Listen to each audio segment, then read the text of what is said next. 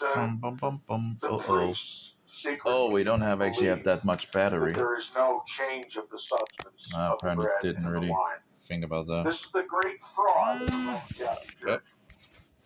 Now, we continue with subsection 20 on page 198 if you're following along.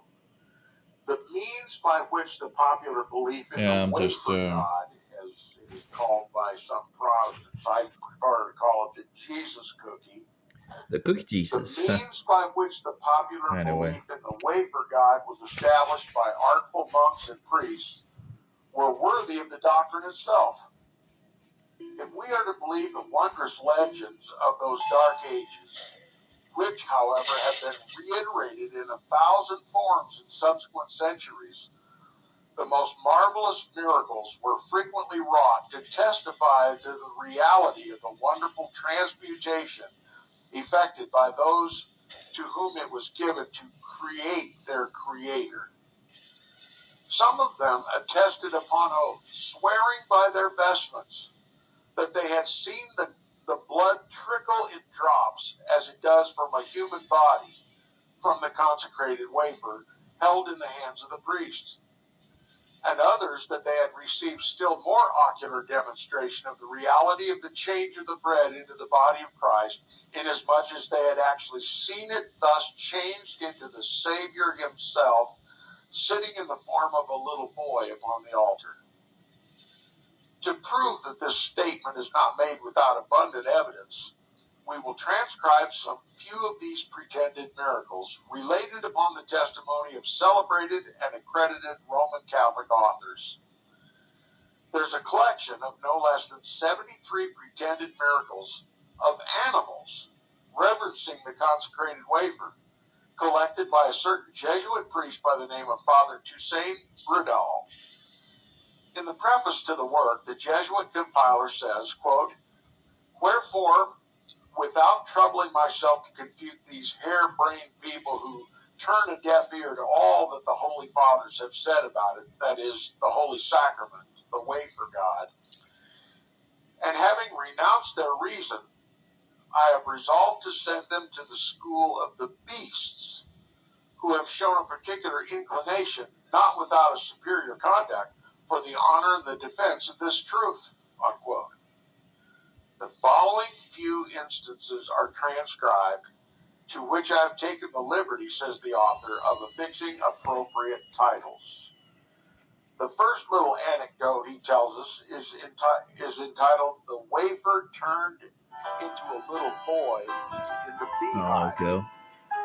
It's We had found in a work by we have the Petrus hiccup here. Cluniac, So I'm just and it goes like trying this. to sort out in regards of I have two of these and there's some issues on both sides. So I'm fixing the issues, and that was one of them.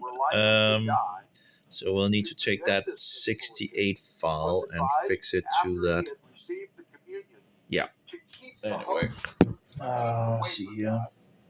And to blow it into one of his hives. And all of a sudden, all the bees 68, right? out of their hives and ranking themselves in good order, lifted the host up from the ground and carrying it in upon their wings, placed it among the combs. So 68 After here. this, the man went out about his business, and at his Should be return, around found here. that this advice had succeeded contrary to his expectation, for all of his deeds were dead.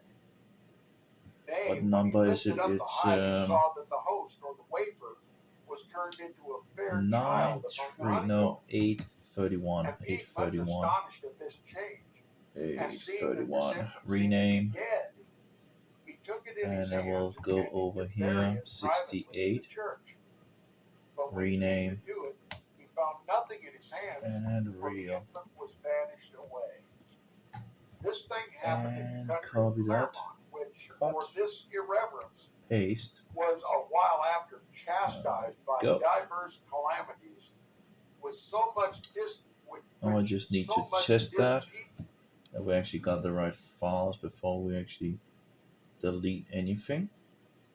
Take this one, take that one, just check if it's If they are the same, then we'll delete the smaller file, and then we have that sorted out. That's nice. Takes a good amount of time to sort these things. I used pretty much the whole day yesterday on sorting things out and didn't get as far as I hoped for. Takes a lot of time. Let's see here. See if we get it. Good morning, everyone. Welcome to another edition of Inquisition. Good morning, everyone. Welcome to Another another edition of edition. today's update on my rest, and I'll be your host, for the next hour. First Amendment Radio.com. Thanks for tuning in. We'll continue where we left off yesterday. The History of Romanism by John Dowling. We were talking about transubstantiation, that anti-Christ doctrine of the Roman Catholic Church, that dog of the Roman Catholic Church says that the priest is literally the creator, that he can, upon the utterance of a few dismal Latin words. Oh, it seems to be the same, but apparently can't hit the synchronization here. Oh, there we go. There we go. Now Now, it was a subject that was wrangled over Great. from the So that early works. 9th century, that is 800 AD, until finally it was made Let's a dogma delete of the this Roman one. There we Catholic go. Church in 1215 AD. And that's sorted. And it had one outspoken, however pitiful Right. opponent. One more hit on the road in some sense sorted out. So that was 68. So it should be bit 67 and this one.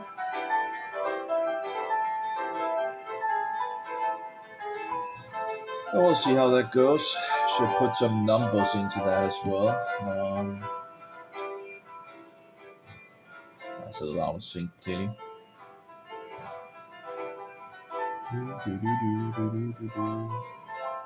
A little by little we're moving forward. So that's good. Yep. Mm-hmm. Good morning, everyone. Welcome to There we go. another edition of Inquisition Let's Update. see if that's the same. My name is Tom Press, and I'll be your I think it host is. for the next hour. You're listening to First Amendment Radio.com. Thanks for tuning in, everyone.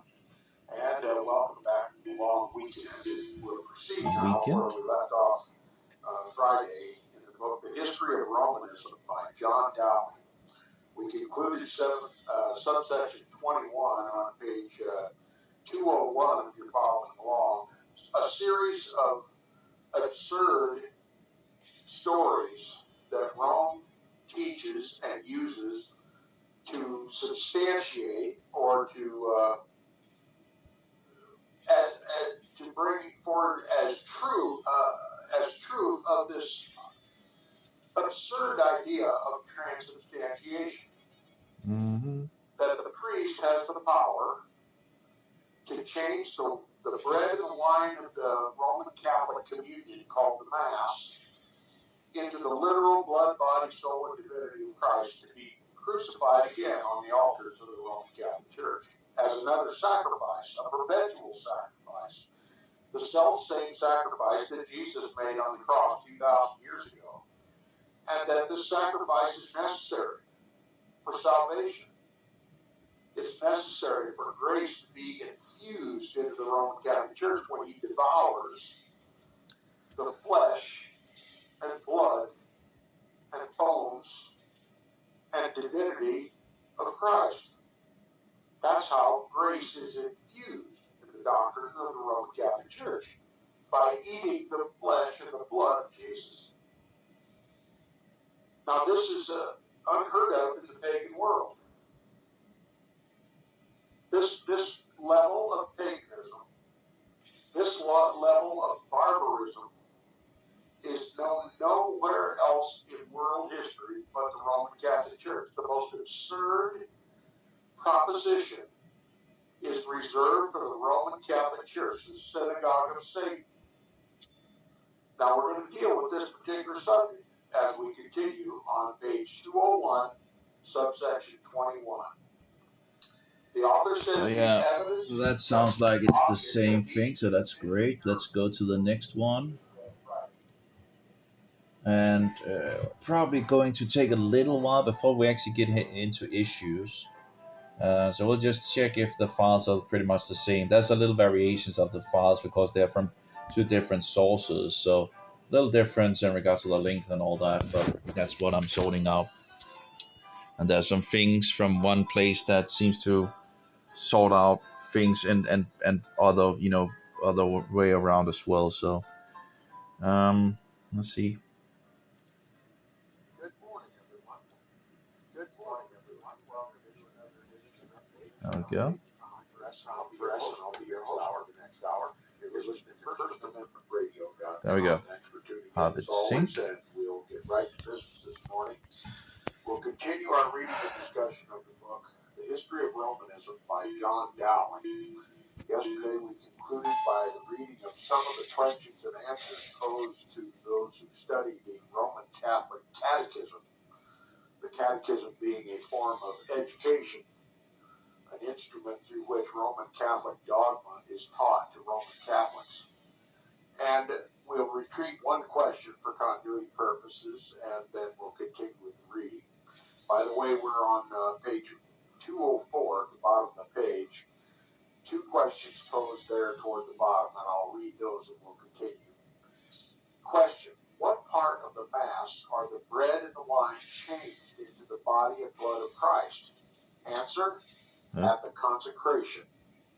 This is when the priest elevates the bread or the cup and pronounces these 4 or 5 incoherent Latin words. Hoc est corpus meus. Hocus This pocus. is where we get the derogatory term hocus pocus. Oh yeah, hocus pocus. You didn't know.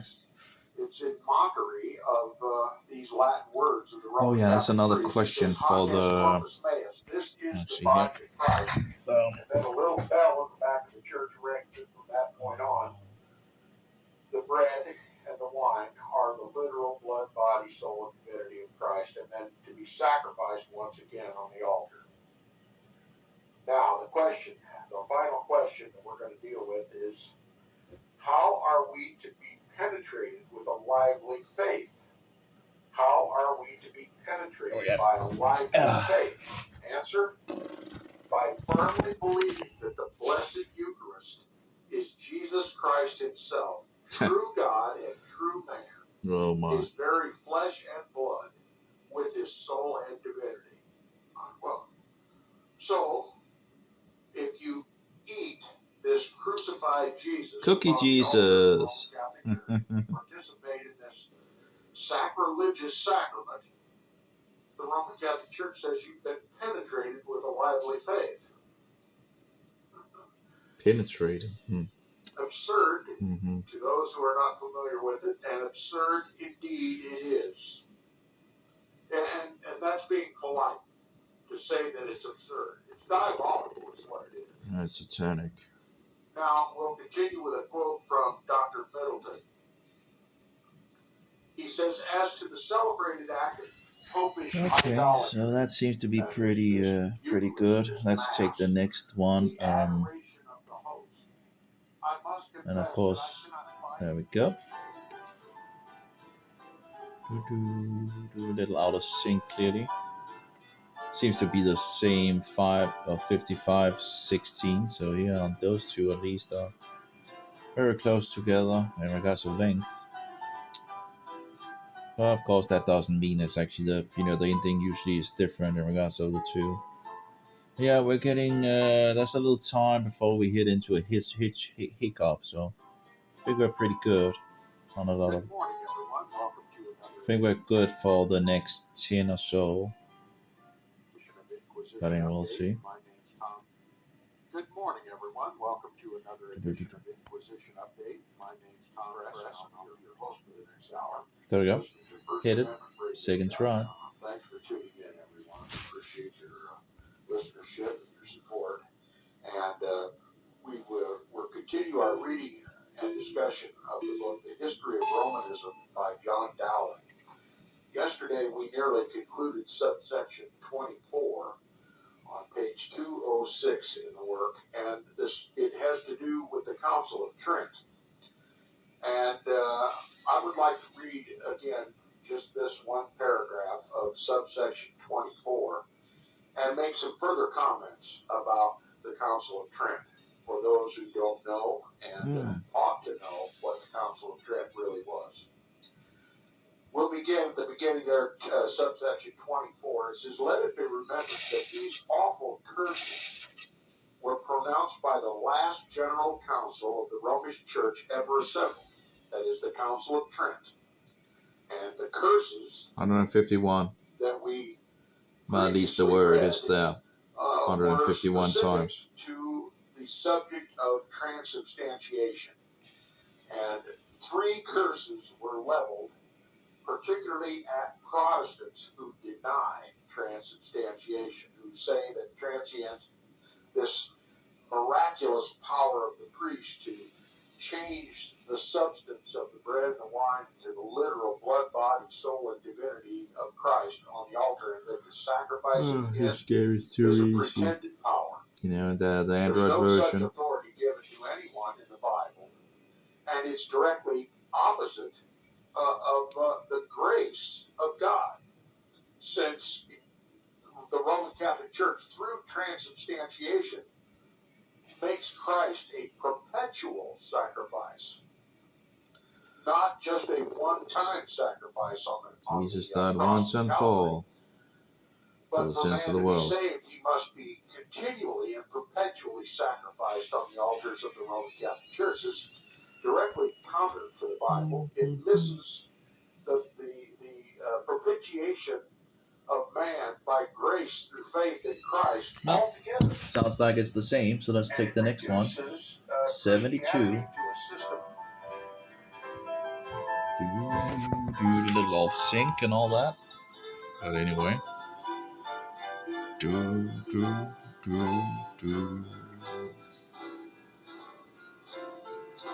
Dun, da, da, da, da. I still wonder what, it seems to be he says it seems like the melody is from a Christian song, but I'm not entirely sure. Good morning, everyone. Welcome to another edition update. My name is Tom Press. I'm the host for the next hour. You're listening to the First Amendment Radio. Yesterday, we began our discussion of the baptism of the bell. Disgusting, ridiculous customs of the Roman Catholic Church. And I use the term advise ridiculous. The definition of the word is that which is worthy of ridicule. Okay, sometimes my ministry here at radio to read books about the history of the Roman Catholic Church. I'm obliged to things that are hideous and disgusting. And I really don't want to do it. My job obliges me to do it. To inform my listeners about what we're really dealing with the Roman Catholic Church. And this portion of the book and subsequent portions are those types of readings. Didn't get it. But I want you, despite the disgusting, ridiculous nature of reading, stay tuned and listen and learn.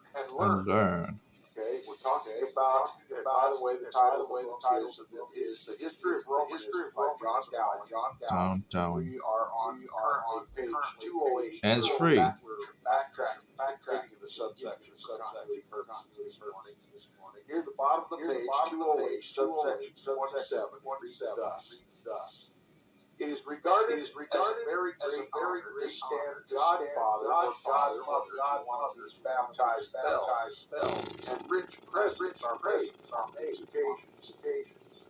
On another occasion, which took place in the same city only a year or two ago, according to the public journal of that city. Anyway, sounds like it's the same one, pretty much, Cost no less than the sum of Oops. $2,000 back in the day, the early 1800s. There we go. That was a lot of money, and that's what they spent to clothe Yeah, this well, that's bell, pretty much the same. this baptized bell. Baptized bell. He says this is understood That's to be next the one. Okay, it's a little off sync as well as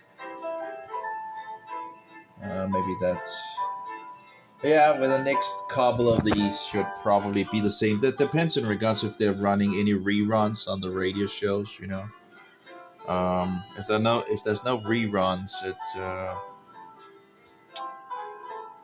we just need to put the numbers on the next couple of files here and there. Good morning, everyone. Welcome. Good morning, everyone. Welcome to another. My name is Tom Press, another edition of Interest Hour. You're listening to FirstAmendmentRadio.com. That's the edition update. My name is Tom Press, and I'll be your host for the next hour. And that you're listening to FirstAmendmentRadio.com. Thanks for tuning in, everyone. And we'll get right to the business at hand, and that is this wonderful Protestant book, the History of Romanism, by John Dowling. This is history that your pastors and priesters have hidden from you. Historical evidence that makes all the difference in your understanding of Bible prophecy. We're told specifically in the Bible who the Antichrist is. There we go. And we have history to It sounds like it's the same. That's the history that we're studying. Yesterday, we finished our discussion about the profligate life of some of the popes. One in particular, John the Tenth. Pope John the Tenth, or more correctly, Antichrist John the Tenth. Now, this pope was elevated to the papacy by his prostitute, Theodora. Now, you got to wait. Now, wait a minute, Tom. You got to be kidding me. A prostitute elevated the Pope to the papacy? How in the world does that happen? How in the world does a prostitute gain so much power and influence as to elevate one of her customers to the papacy? Well, the answer is fairly easy if you stop and think about it. What is most valuable to a prostitute after she's been paid and after she's spent the money? Her power of blackmail. That's right. The power of blackmail is more powerful and worth more in terms of wealth than is the money she earned performing her services. So it was the power of blackmail whereby Theodora could elevate John to the papacy. Now, you telling me, Tom, that she had power of blackmail? Who would she blackmail? How about the College of Cardinals? Theodora was a very popular prostitute among the Roman Catholic hierarchy. And Theodora wanted John elevated to the papacy. And do you think she made enough money being a prostitute to buy his papacy? There's no mention at all of her use of money to That elevate John seems to the to papacy. be pretty good as well. Next one.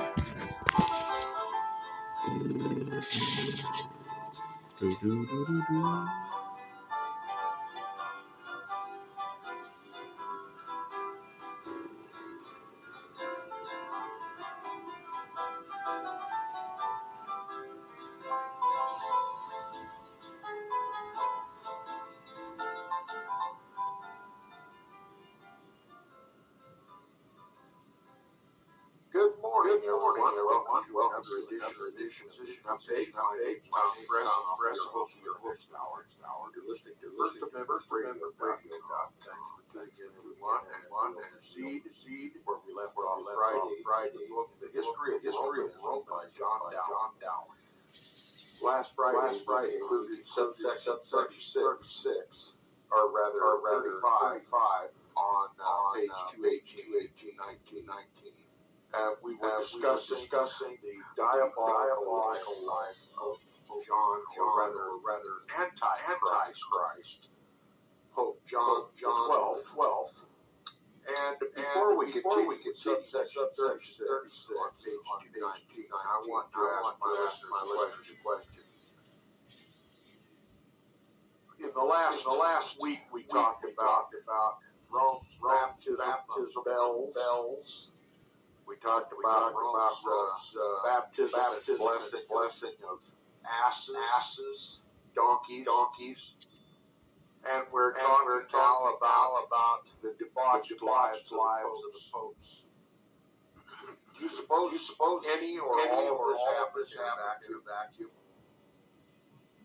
Most of Europe and the so-called Christian world was steeped in ignorance at this time. Illiteracy. The midnight of the world, as regarded history. Interesting. Midnight of the world. And the popes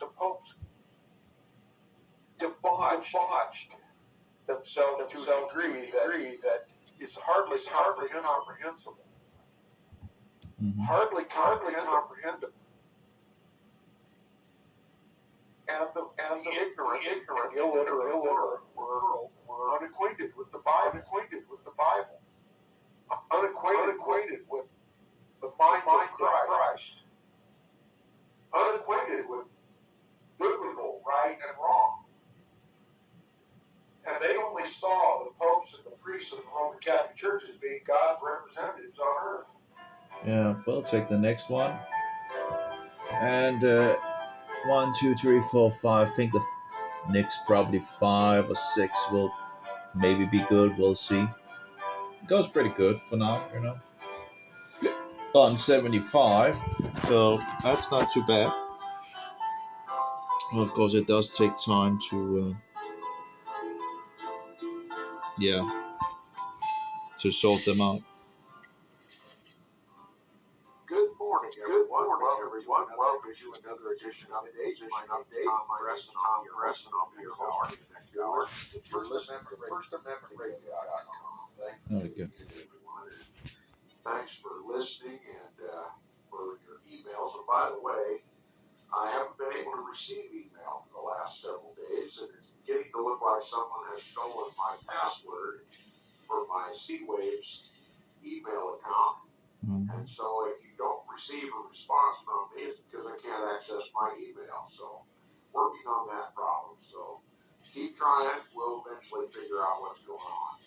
Now, we're going to return to the book, The History of Romanism by John Gowen. Yesterday, we concluded with subsection 38 on page 221 of the book, where we've been discussing some of the notorious lives of the popes. Now, trust me, in this book, we only briefly touch on the diabolical lives of the popes. Listen, there are whole books written on the subject. You can read those books that I've mentioned many times.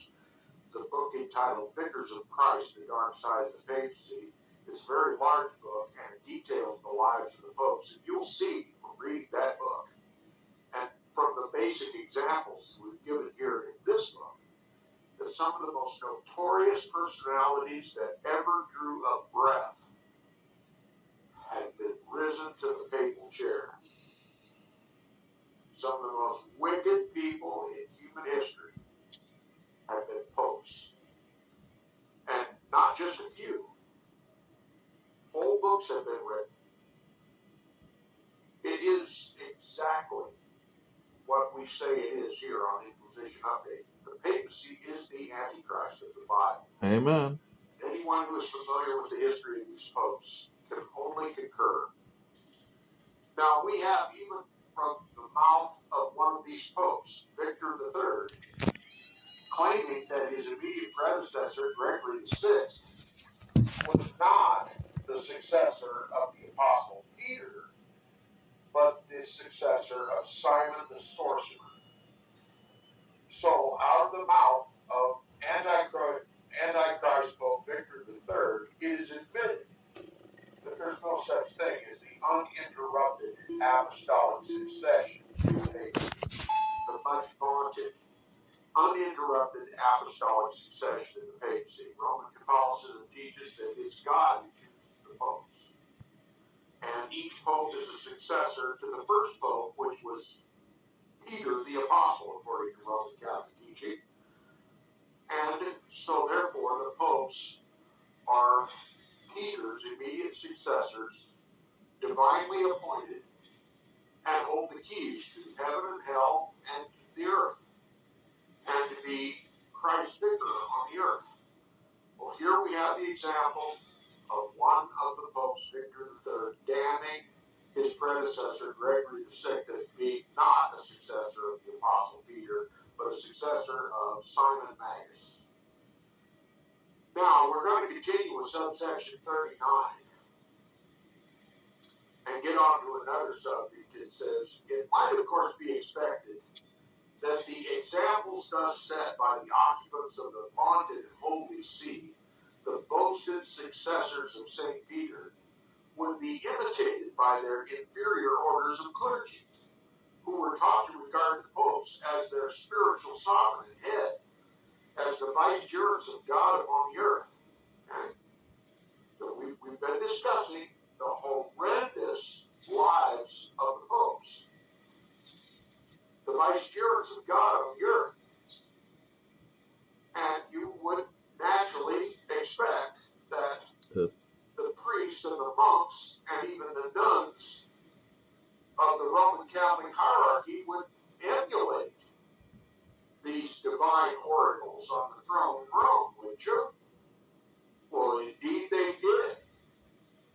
That's why it is what I call the synagogue of Satan. Amen. It's not just the popes who live Indeed it is so. Hear, hear. immoral lives. It's the lives of his entire hierarchy.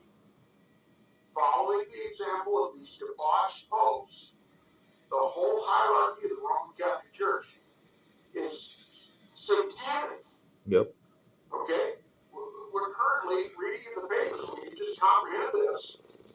In just the most recent account in Pennsylvania, there are 1,000 victims of pedophilia? pedophile. Yeah, I thought so. And I found another new case as well in regards of pedophilia. I was apparently a documentary came out in what was that nation? Can't remember, but that was another one where actually the poop was going there. Oh, what was that? I can't remember which nation it was, but apparently, yeah, it would have been interesting to get a hold of the.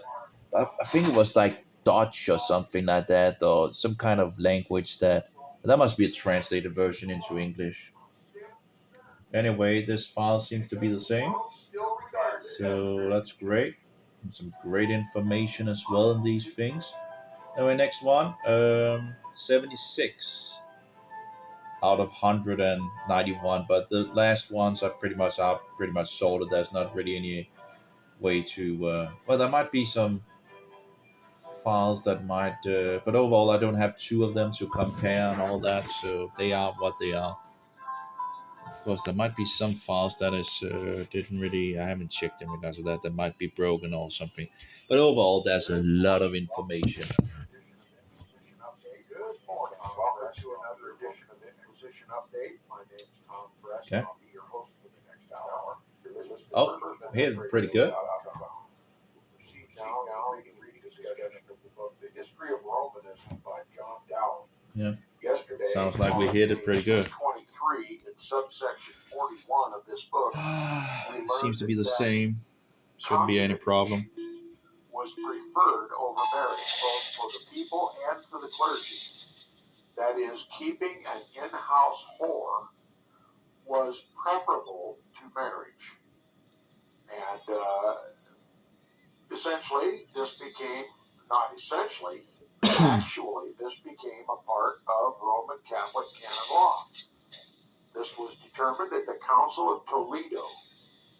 Okay, the Council of Toledo determined that it was better to keep a whore or a whole harem than it was to marry. That it was a far lesser sin to have an in-house prostitute, to keep an in-house prostitute as a concubine, than to marry. It was a grievous sin to marry. Now, this This applied both to the clergy and to the laity. Okay, this is Spain we're speaking about. And this was where it was established in Roman Catholic canon law that concubinage, that is adultery, according to God's law, is lawful. Or legal, rather, is the correct term of it. And as many of you are regular listeners, you know that it's been my desire for a long time to show God's 10 Commandments and go by them one at a time and show how institutionally the Roman Catholic Church overturns all 10 of the commandments. Now, we're all familiar with the commandments that says, thou shalt not commit adultery. That's God's law. Okay? And now we know that the Bible prophecy, which says that the doctrine of demons will forbid marriage and make concubinage legal. Okay? So this is speaking specifically of the Roman Catholic Church. I mean, it's one of the identifying characteristics of the Roman Catholic Church, and it's spoken of in the New Testament. Yeah, sounds pretty good. Well, let's check the next one. It would do us no good.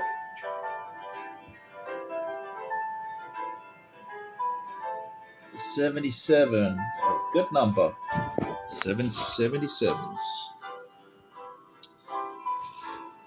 Yeah, it's getting closer to the hiccup that we probably will have. That will be interesting. It will be interesting to see if we actually have the missing files from the other one, the radio stations or the shows.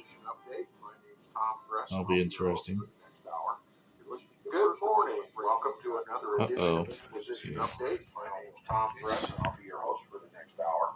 You're listening to FirstAmendmentRadio.com. Thank you for joining us, and now we'll continue with our reading and discussion of the history of Romanism by John Dowling. We are in what is this, page 25 of the book, as this is subsection, if I can find it, 43. On page 225, we're about halfway through that subsection, and what the subject of our discussion is the celebrated decretal epistles, or the pseudo-Isidorian decretals, or the Isidorian decretals, or the papal decrees. You hear them referenced by several different names, and I'll have to be careful as I use the different names by which these decretals are known to explain to my listeners what we're talking about. There is the dogmatic statement by the Roman Catholic Church that the popes are the immediate successors of the Apostle Peter. That there's an unbroken succession from the Apostle Peter all the way to the current pope. Every one of them passed down the authority of the Apostle Peter to each successor. And they go so far as to say that the Pope is the Apostle Peter, no matter which Pope of which age. And this is to justify the Pope's continued claim to power, as if Peter had any power in the church by Christ. Look, Jesus is the rock and foundation of the church, not Peter. So the very foundation upon which the papal succession is built is faulty, to say the least. It's pretension from the get-go. But the papacy had a problem. Each time it was challenged to prove the unbroken line of succession, pope after pope after pope, from Peter right down to the present, there was a gap in the record. They couldn't prove it. This was an embarrassment to the Roman Catholic Church and the papacy. The papacy couldn't uphold its assertions and its powerful claims unless it could fill the record with the names and the decrees So that seems to be also pretty good. So check the next one, I think. Went to the great length of we're getting closer and closer. There's actually not that many issues overall. That was pretty good. So that's 78, and 81 is the where we begin to get some issues probably. That's fine. See if we can sort it out. Good morning, everyone. Welcome to another edition of Inquisition Update. Good morning, everyone. Welcome to another edition of Inquisition Update. My name's Tom Press, and I'll be your host for the next hour. You're listening to First Amendment Radio. First Amendment Radio, everyone, and we'll proceed where we left off Friday. History of Romanism by John Dowd. Last Friday, we concluded subsection 36, or rather 35, on page 218 and 219. We were discussing the diabolical life of John, or rather Antichrist, Pope John the 12th. And before we continue with subsection 36 on page 219, I want to ask my listeners a question. In the last week, we talked about Rome's baptism of bells. We talked about Rome's baptism and blessing of asses, donkeys. And we're talking now about the debauched lives of the popes. Do you suppose any or all of this happened in a vacuum? Didn't we actually hear that? Most of Europe. Wait a minute. This vacuum thing, didn't we actually have one of the other where he actually says vacuum? Illiteracy. The midnight of the world. Yeah, the midnight of the world. There seems to be a duplicate, There seems to be a duplicate here because we've heard this before. Debauched. Yeah, that's a duplicate. There must be a duplicate. And apparently it's on both sides, so there's this duplicate. Hardly comprehensible. Yeah, that's fair enough. It's easy to make a mistake like that, I guess. The ignorant and illiterate world. But yeah, there's a duplicate here. So let's see. Unacquainted with the mind of Christ. 1819. Unacquainted with biblical right and wrong. And they only saw the popes and the priests of the Roman Catholic Church as being God's representatives on earth. That's all they had. 1819. And if they were to have any faith at all in quote-unquote Christianity, it came through the popes and the priests. They didn't seek truth because they couldn't read the truth that they had. But is all of this crime and criminality in the Roman Catholic Church, is it all contained in a vacuum, or did God's people know about it? Why did I call it real? I maintain that God's people were literate because they were able to read the Bible. And if they were able to read the Bible, they could certainly read the accounts of the criminality that is the Roman Catholic papacy. And like I've said over and over and over, it bears repeating once again that in this generation, like all other generations, including our own, God has revealed to the plain common sense of the people the wickedness of the papacy, so that no one can be deceived. Why did I call that real? The true Bible-believing Christians were confirmed in their earliest teaching that power which would replace the Caesars would be the man of sin. That the Caesars of the old pagan Roman Empire were the only ones standing in the way. I don't know,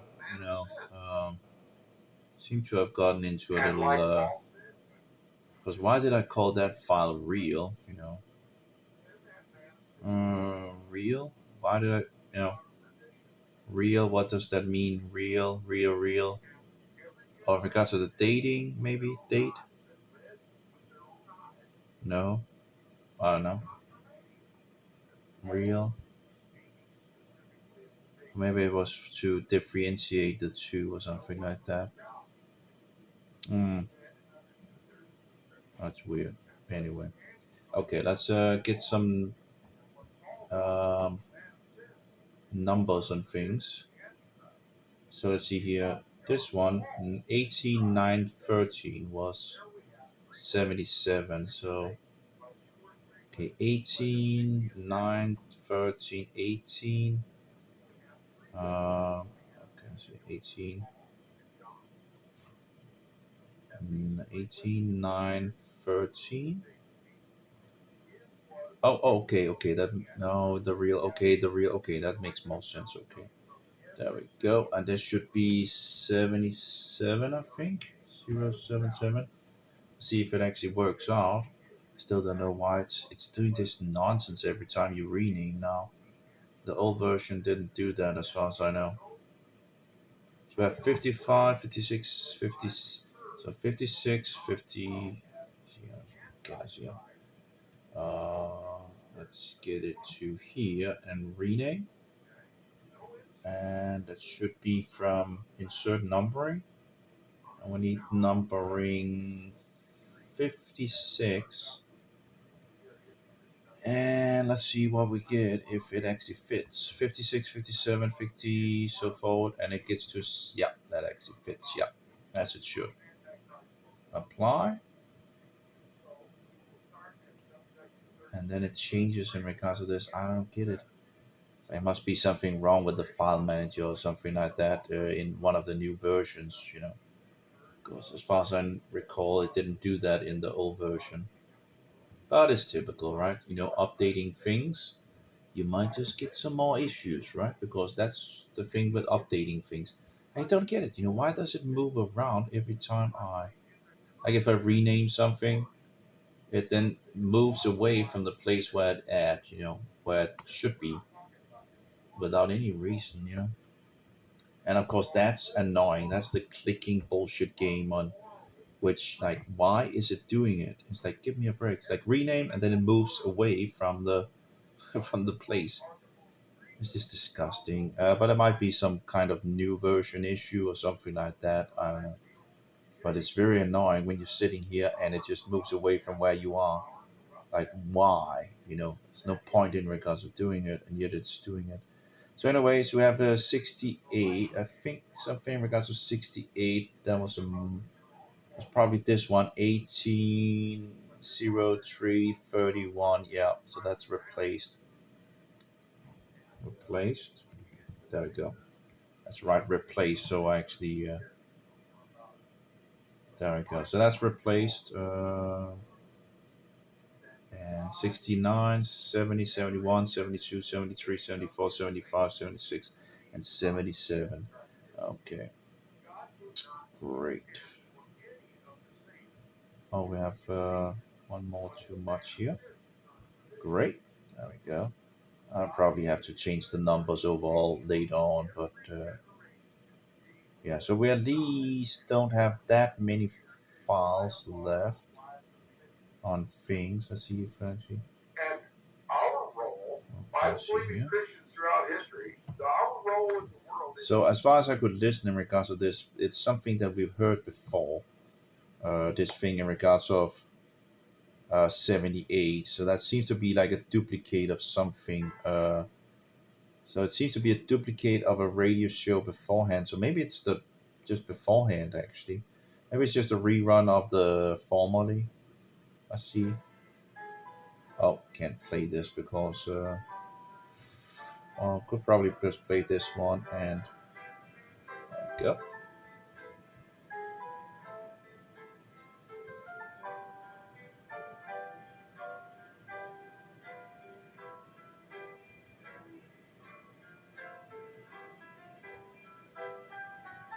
Oh, it's getting closer for sure. Still a lot of files left, but it's closing the gap, little by little. Good So morning. let's see here. Welcome to another edition of Inquisition Update. My 77. name's Tom Press, and I'll be your host for the next hour. You're listening to FirstAmendmentRadio.com. Thanks for tuning in. I wonder if it's just a rerun. We'll continue with our reading and discussion of the book, The John Dowling. We are in, page 225 of the book, and this is subsection, if I can find it, 43 on page 225. We're about halfway through that subsection, and the subject of our discussion is the celebrated decretal epistles, or the pseudo-Isidorian decretals, or the Isidorian decretals, or the papal decrees. You hear them referenced by several different names, and I'll have to be careful as I use the different names by which these decretals are known to explain to my listeners what we're talking about. There is the dogmatic statement by the Roman Catholic Church. Yes, it must be a rerun from one of them.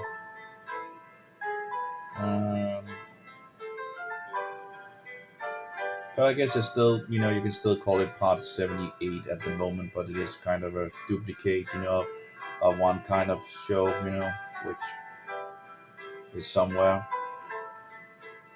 So that was ruining the perfection of things in some sense, Let's see what we have here. Good morning. Welcome to another edition of Inquisition Update. My name's Tom Press, and I'll be your host for the next hour. You're listening to FirstAmendmentRadio.com. We'll proceed now in the reading and discussion of the book, The History of Romanism by John Dowling. Yesterday, on page 223, in subsection 41 of this book, we learned that concubinage was preferred over marriage, both for the people and for the clergy. That is, keeping an in-house whore was preferable to marriage. And essentially, this became... Anyway, let's just take the... Actually, this became a part of 77. Let's just move forward in some sense.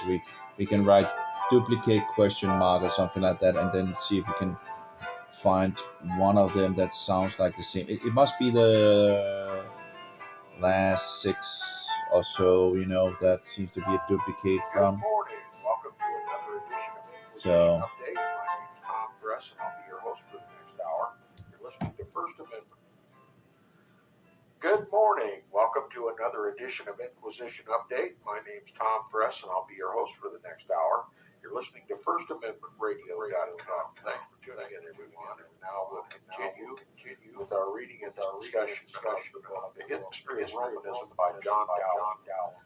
We are in, page 225 of the book, and this is subsection, if I can find it, 43 on page 225. We're about halfway through that subsection. The subject of our discussion is the celebrated decretal epistles, or the pseudo-Isidorian decretals, or the Isidorian decretals, or the papal decrees.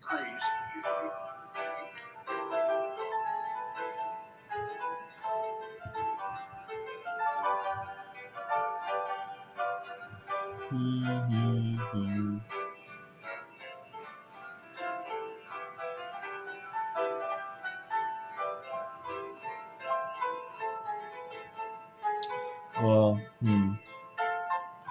Oops, where did it go? Did I close it down? Oh no, it closed it down. Good morning, apparently. everyone. Welcome to another edition of Inquisition Update. My name's Tom Press, and I'll be your host for the next hour. You're listening to FirstAmendmentRadio.com. Thanks for tuning in, everyone, and we'll proceed where we left off Friday in the book, The History of Romanism by John Dowling. History of Dowling. Let's have the other one here. Do about John Dowling.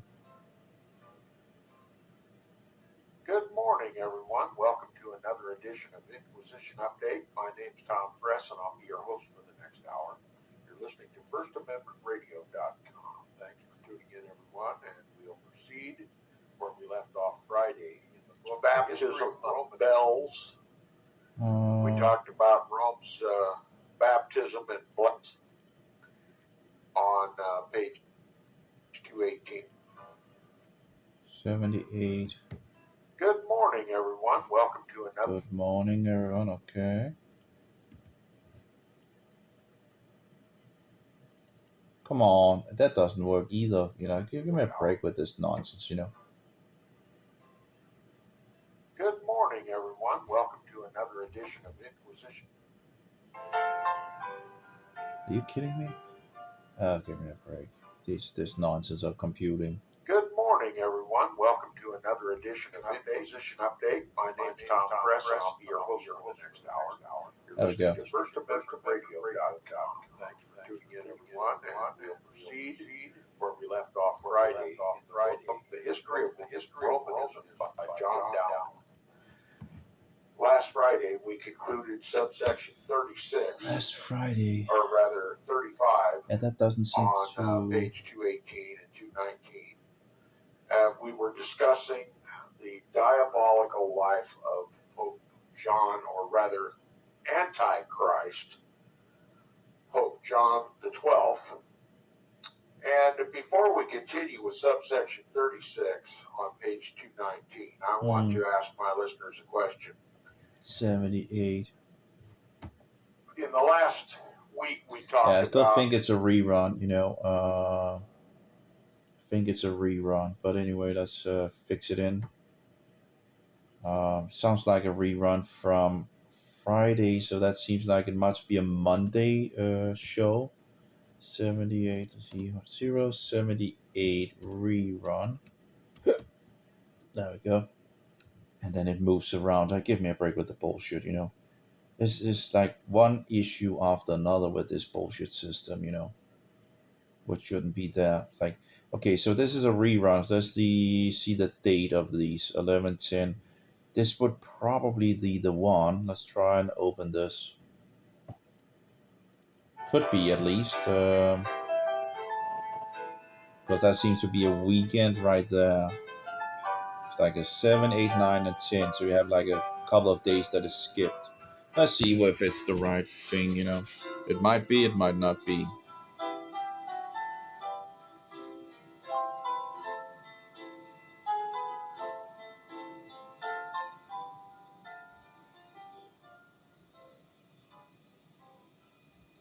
Good morning, everyone. Welcome to another edition of Inquisition Update. My name's Tom Press, and I'll be your host for the next hour. You're listening to FirstAmendmentRadio.com. Thanks for tuning in, everyone, and we'll proceed where we left off Friday with the book, The History of Romanism there we are. by John Dowland. So it's a rerun. Friday, we concluded subsection 36, or rather 35, on page 218 and 219. We were discussing the diabolical life of Pope John, or rather Antichrist, Pope John the 12th. Or maybe. And before we continue with subsection 36 on page 219, I want to ask my listeners a question. Yeah, it sounds like it's the same. Yeah. So we'll have to... the last week we talked about... We'll have to check, but it sounds like it's pretty much just a rerun of see here, rerun of let's see here, rerun of 180907. Okay, there we go. So and then it moves around again with it. I'm just sick and tired of it, in regards to the play thing doesn't work as it should, in regards to not always responding to make the video play. And every time I rename something, it moves around. It just moves away from the place where I'm renaming. It's just very annoying. Anyway, typical the devil that. It's like, okay. Anyway, let's take the next one. 180917. That should be 79. So let's go forward with that for now.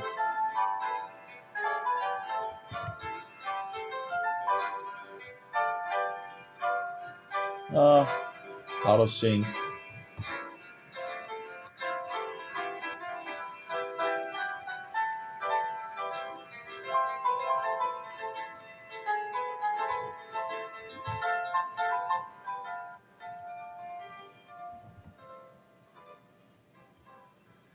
Good morning, everyone. Welcome another edition of Inquisition Update. Tom Press, your host for this hour. You're listening to First Amendment Radio.com.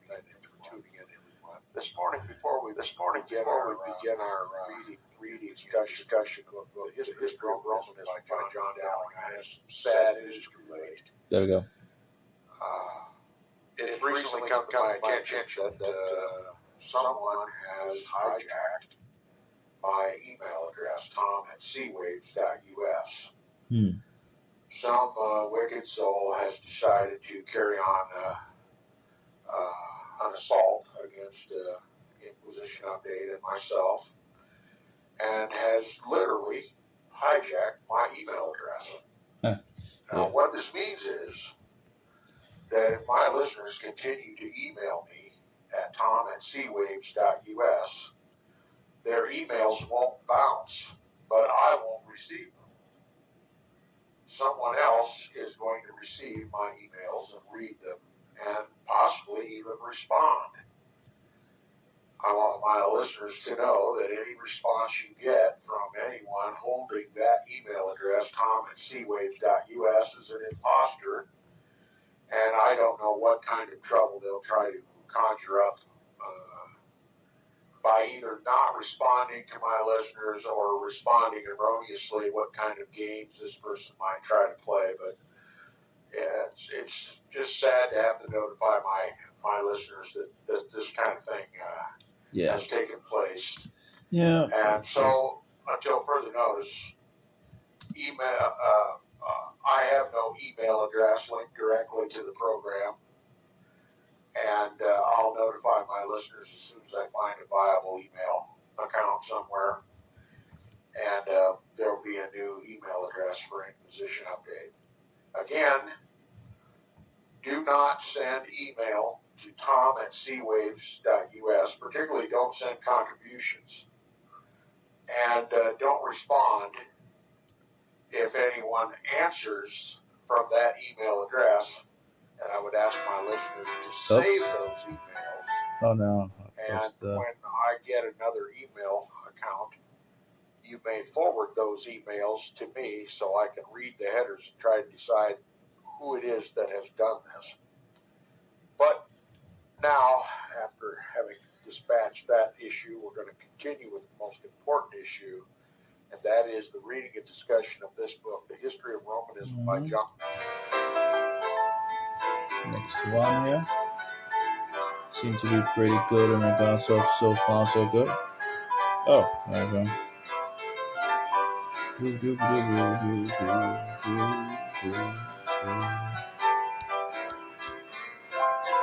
Bum, bum, bum, bum. Should make some coffee, you know.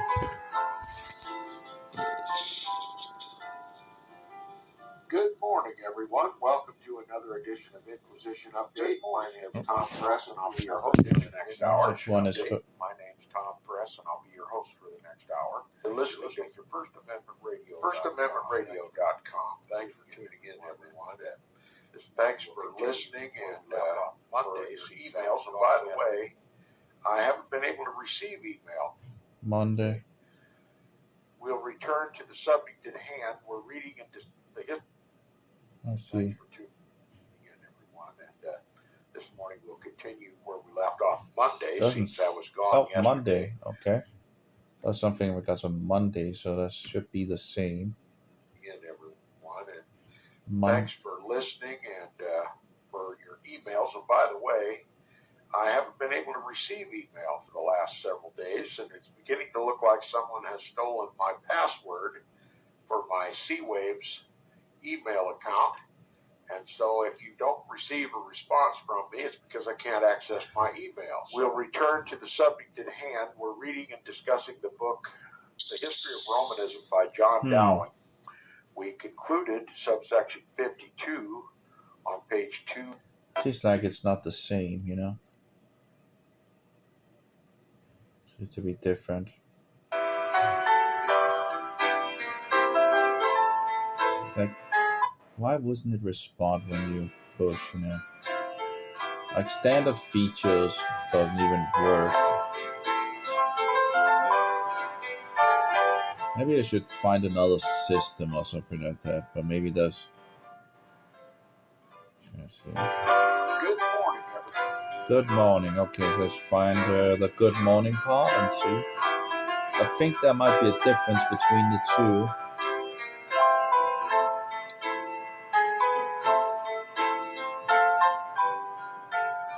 Do do do do do.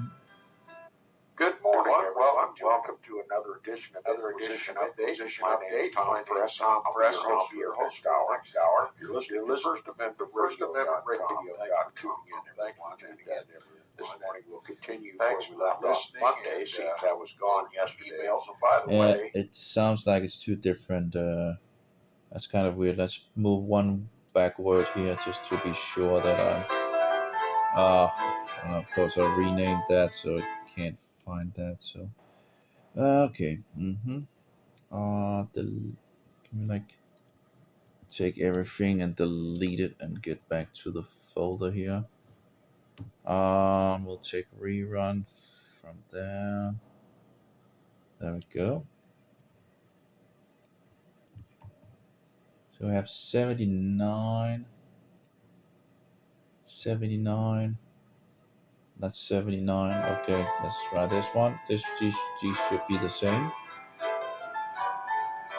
And then the next one apparently seems to be different, I think. But then we also go into the territory of where we might have some issues, you know. It's not easy, you know. good morning, everyone. Welcome.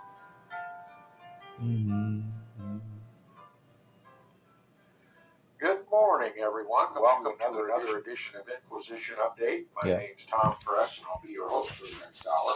You're listening to FirstAmendmentRadio.com. Thanks for tuning in, everyone. This morning, before we begin our reading and discussion of the book, The History of Romanism by John Dowling, I have some sad news to relate. It's recently come to my attention that someone has hijacked my email address, tom@cwaves.us. Some wicked soul has decided to carry on an assault against Inquisition Update and myself, and has literally hijacked my email address.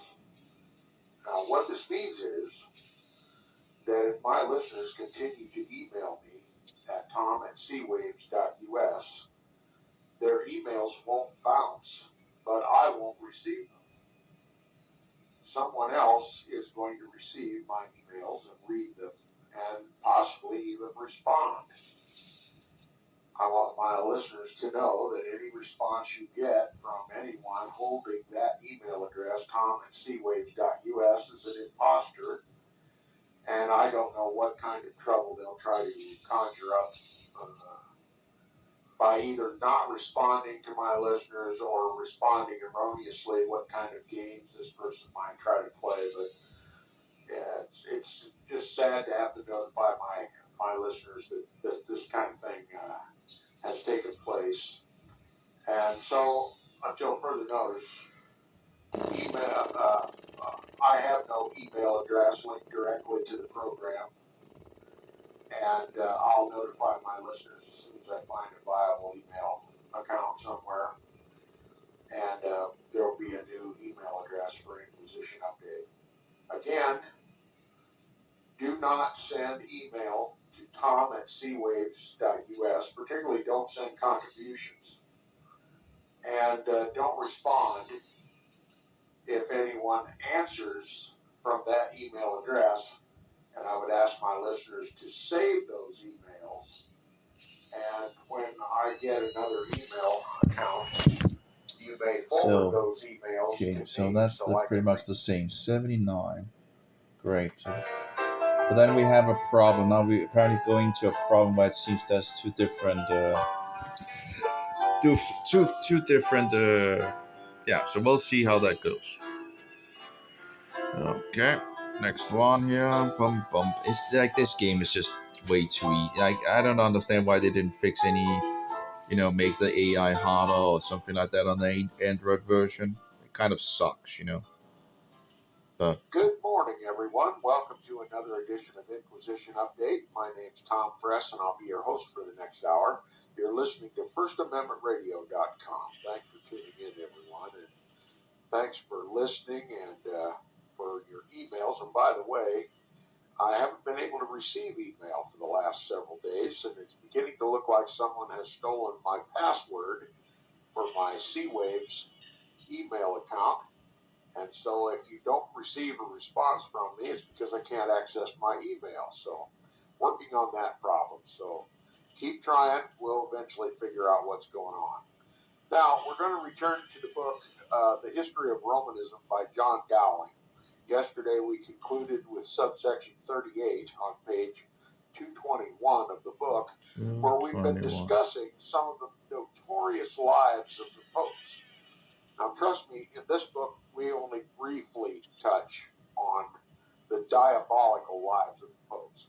Listen, there are whole books written on the subject. You can read those books, and I've mentioned many times the book entitled Vicars of Christ, The Dark Side of the Papacy.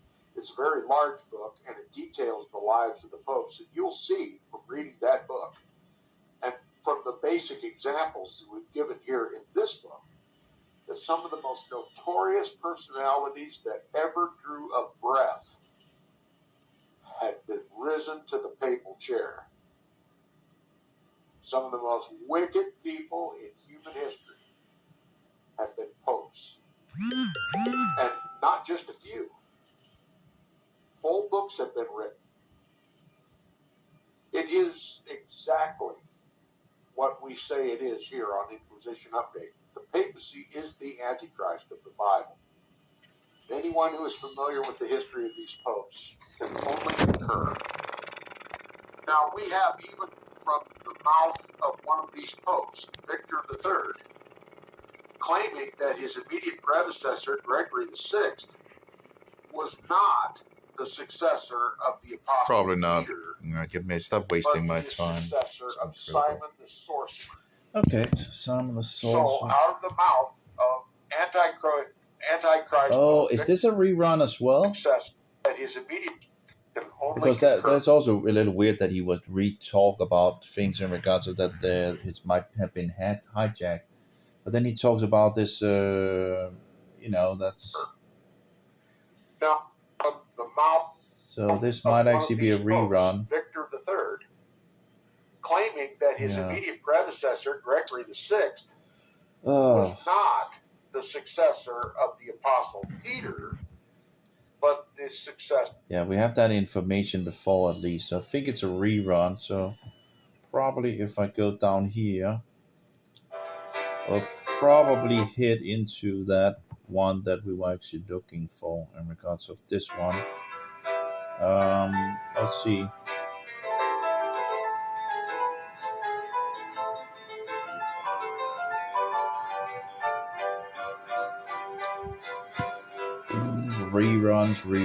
Reruns. Yeah, that doesn't make it easier.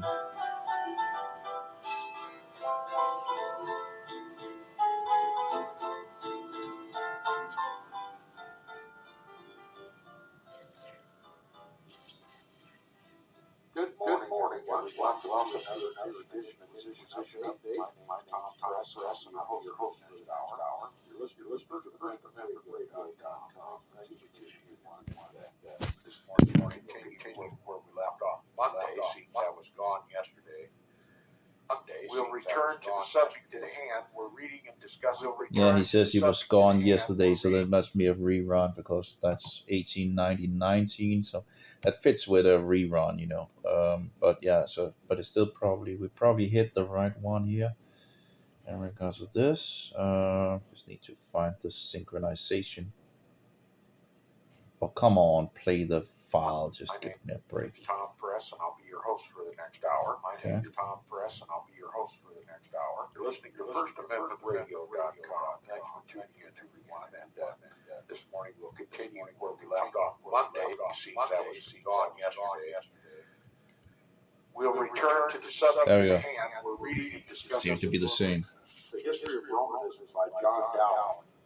We included in subsection 52 on page 232 of the book if you're following along, and we're talking about the time of just before the turn of the first millennium, when Great Britain was Catholicized. It was perverted by the synagogue of Satan through the person of the so-called Saint Dunstan, a Roman Catholic monk who distinguished himself as a great wonder worker of the Roman Catholic Church, and that he supposedly had a bout with Satan himself and pulled his nose with a pair of red-hot tongs. He elevated himself to the stature of a sage, a saint in the Roman Catholic Church and in Great Britain.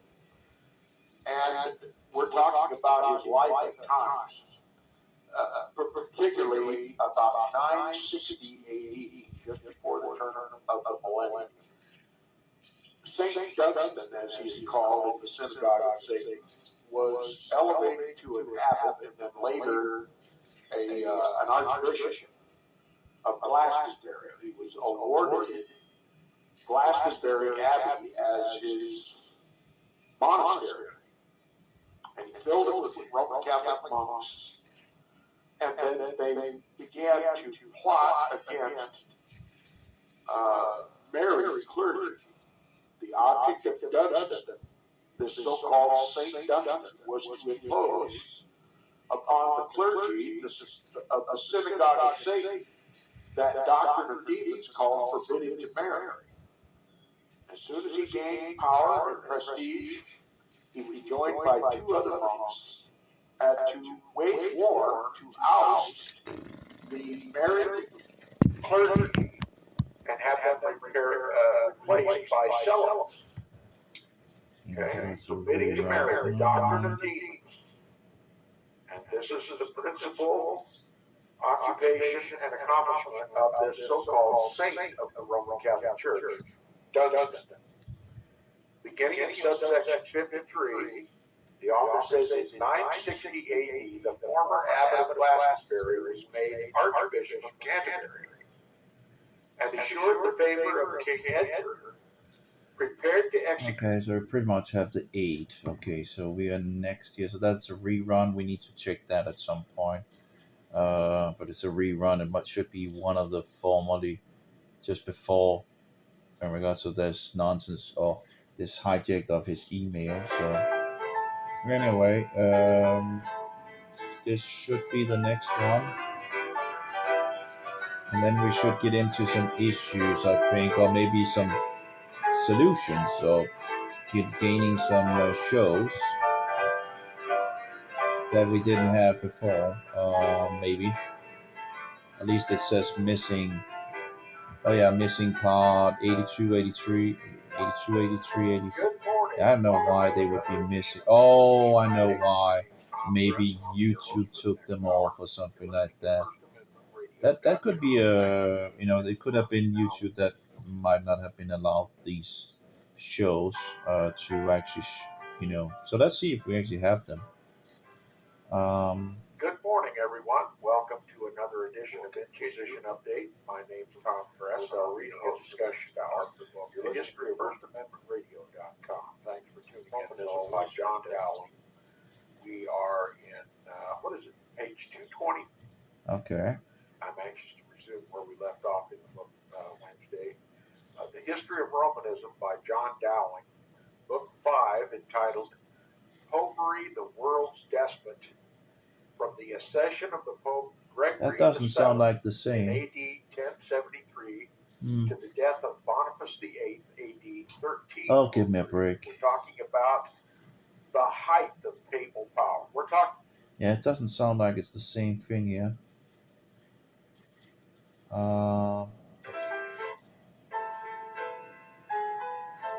Well, we had the 80, 71, then a rerun, then this one. That was like, I can't find that at the moment because I've renamed it, of course.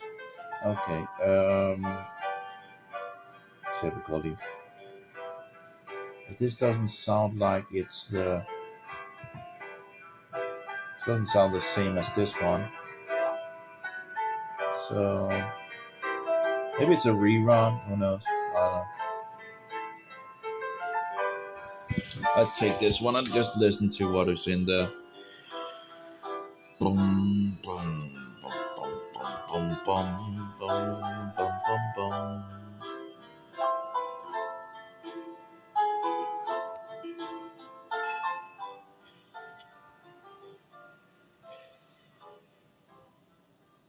Good morning, everyone. Welcome to another edition of Inquisition Update. My name's Tom Press, and I'll be your host for the next hour.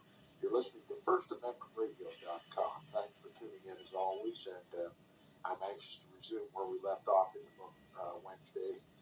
The History of Romanism by John Dowling, Book 5, entitled Book 5. Popery, the World's Despot, from the accession of the Pope Gregory VII in AD 1073 to the death of Boniface VIII, AD 1303. We're talking about the height of papal power. We're talking about one of the most diabolical popes that ever ruled from St. Peter's in Rome. We're talking about the Antichrist, the epitome of the Antichrist, Pope Gregory VII. Hildebrand was his name, and it might be informative of my listeners to know that this diabolical pope, this so-called Saint Gregory VII, is celebrated in the halls of power in this country. In the Capitol building of the United States of America are busts, figurines of the most celebrated lawmakers in world history. The principal one of which is, of course, Moses. Okay? And right along with the bust of Moses, God's lawgiver, is a bust of this so-called Saint Gregory VII, the Antichrist of history, a pope of the Roman Catholic Church. Side by side, in the same building, are a bust of Moses and Saint Gregory VII, Hildebrand, a Roman Catholic pope, the Antichrist of his time.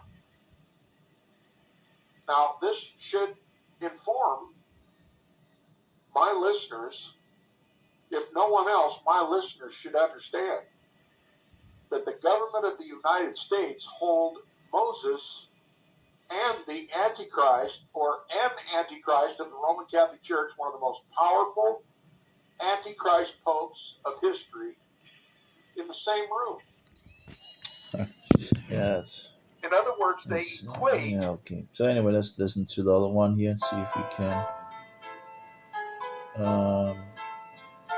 see if we hear the same thing. I don't think we do, and that's a problem, of course. Anyway. Good morning. Welcome to another edition of Inquisition Update. My name's Tom Press, and I'll be your host for the next hour. You're listening to FirstAmendmentRadio.com. Thanks for tuning in, everyone. And now we'll continue with our reading and discussion of the book, The History of Romanism by John Dowling.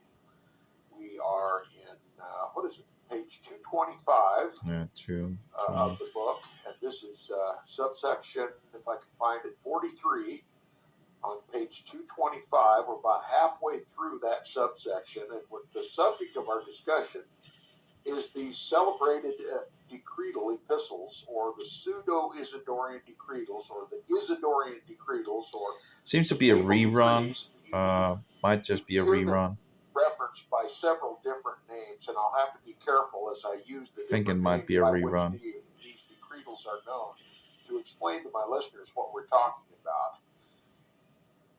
There is the dogmatic statement by the Roman Catholic Church that the popes are the immediate successors of the Apostle Peter, that there's an unbroken succession from the Apostle Peter all the way to the current pope.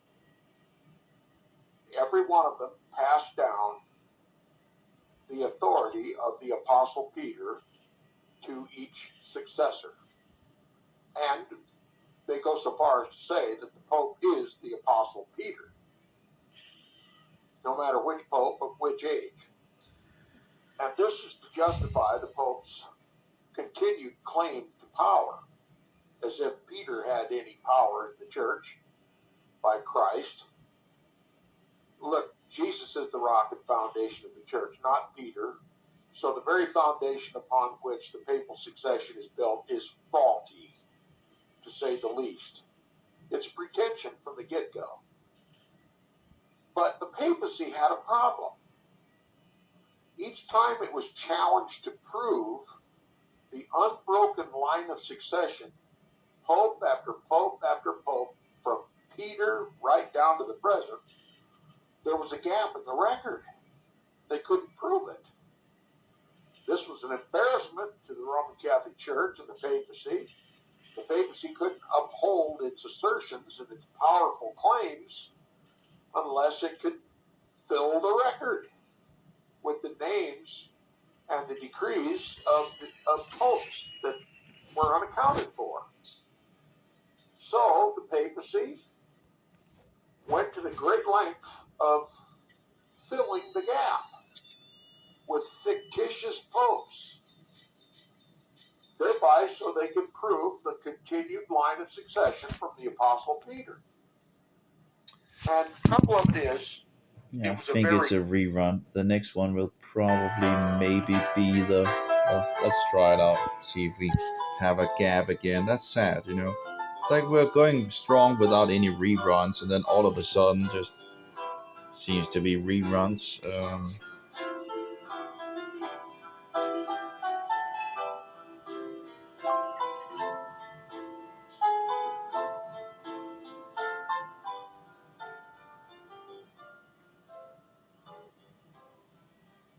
Good morning, everyone. Welcome to another edition of Inquisition Update. My name's Tom Press, and I'll be your host for the next hour. You're listening to FirstAmendmentRadio.com. Thanks for tuning in this morning, and we're anxious to resume our study of the book, The History of Romanism by John Dowling. Last week, before the weekend, we began our reading of Book 5 in this Book 5. of Mentioned at least. John Dowling. It's a very voluminous book, but it's chock full of information that is critical for our understanding today. Who rules this world? Is it God or is it the Pope? We're going to find out that... Well, it did mention like Book 5, but I don't think it was the same. But let's try to... Oh, wait a minute. There we go. Good morning, everyone. Welcome to another edition of Inquisition Update. My name's Tom Press, and I'll be your host for the next hour. You're listening to FirstAmendmentRadio.com. Thanks for tuning in as always, and I'm anxious to resume where we left off in the book Wednesday. The History of Romanism by John it's the same. Dowling. Book 5, entitled Popery, the World's Despot, from the accession of the Pope Gregory VII. Okay, let's see if we can hit if it's the same. Like, sounds like it's the same. So see if we can hit it.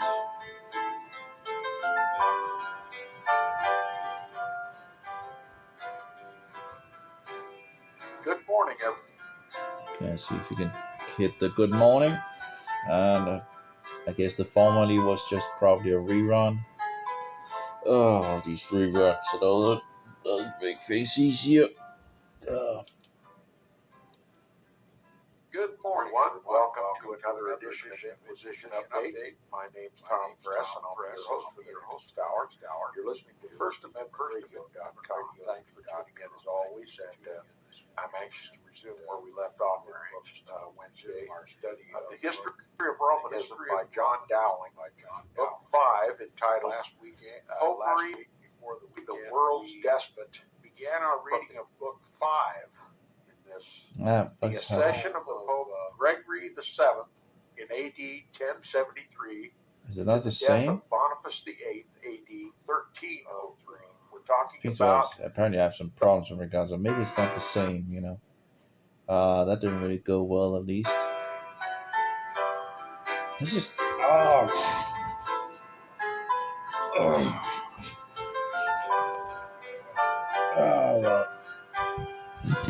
At least we're in book 5, you know. So far, so good. I guess.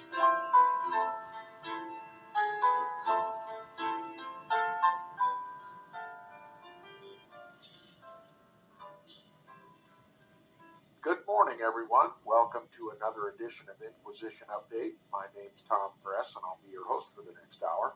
You're listening to FirstAmendmentRadio.com. Thanks for tuning in as always, and I'm anxious to resume where we left off in the book Wednesday. The History of Romanism by John Dowling, Book 5, entitled Popery, the World's Despot. Okay, book 5. Let's try the other one here. Book 5, the World Despot. I'm gonna see if he says that.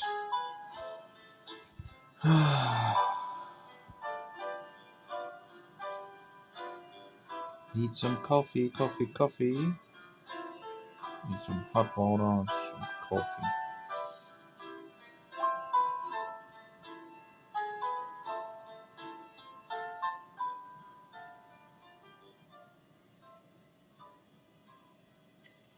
Good morning, everyone. Welcome to another edition of This Inquisition is an Update. update.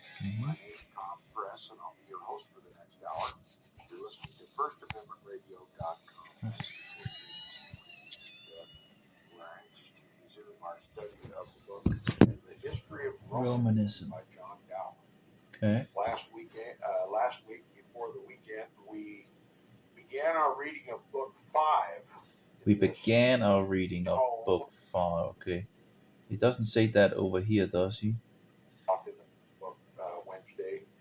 The History of Romanism by John Dowling. Book 5. Yeah, book 5. Thanks for tuning in as always. And Doesn't seem to be the same, you know. It seems to have some problems here already in regards of not sure exactly what's going on, but we have like the 80 thing. If we take from number 80, we have a rerun probably, and we check this one, and we'll move down here. It's not that many files, you know, but still a good amount of work for sure. Okay, so we have this. Why are they actually on the same side? No, okay. Okay, so we have P 080. And P 080 is pretty much up there. So I guess we can delete the other ones here just to make it not totally, but delete the. Oh, that's interesting. We actually don't have that many files on the left. We're actually getting, you know, emptying them out, but we still have on the other side, we still have a good amount of files that still have a scroll bar, but the other side doesn't have a scroll bar anymore. So that's interesting. Oh, we have these two as well we can delete. So 80, 81, and then a jump of 280. So clearly there's a good amount of extra files here actually, which kind of doesn't make it easy.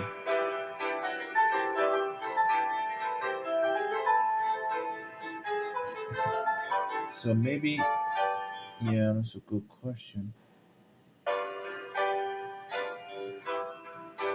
I guess if we can find this one, that would be helpful. So to see what it was about. It's like something in regards to the 5 book. Well, maybe we can like, let's listen to the next one and see what we get.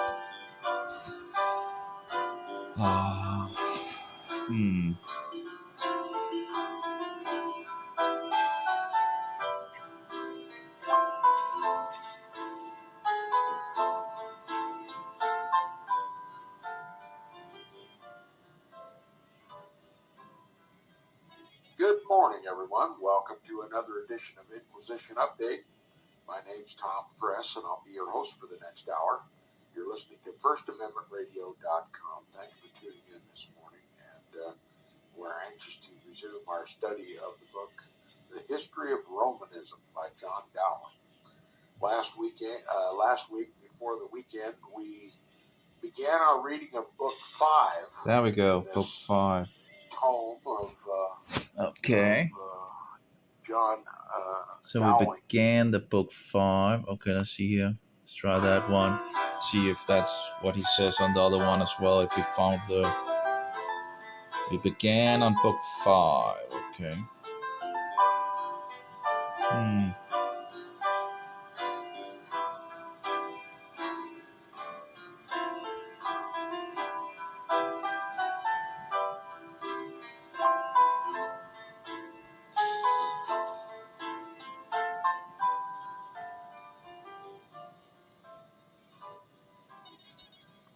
Good morning, everyone. Welcome to another edition of Inquisition Update. My name's Tom Press, and I'll be your host for the next hour. You're listening to FirstAmendmentRadio.com. Thanks for tuning in as always, and I'm anxious to resume where we left off in the book Wednesday. The History of Romanism by John Dowling, Book 5, entitled Popery, the World. It's a very voluminous book, but it's chock full. The accession of the Pope Gregory VII in AD 1073 to the death of Boniface VIII, AD 1303. We're talking about the height of papal power. We're talking about one of the most diabolical popes that ever ruled from St. Peter's in Rome. We're talking about the Antichrist, the epitome of the Antichrist, Pope Gregory VII. Hildebrand was his name, and it might be informative of my listeners to know that this diabolical pope, this so-called Saint Gregory VII, is celebrated in the halls of power in this country. Yeah, I don't get it, you know. Apparently it doesn't seem to be the same file either in regards to this. Let's try 25. Is this one? Well, the date anyway.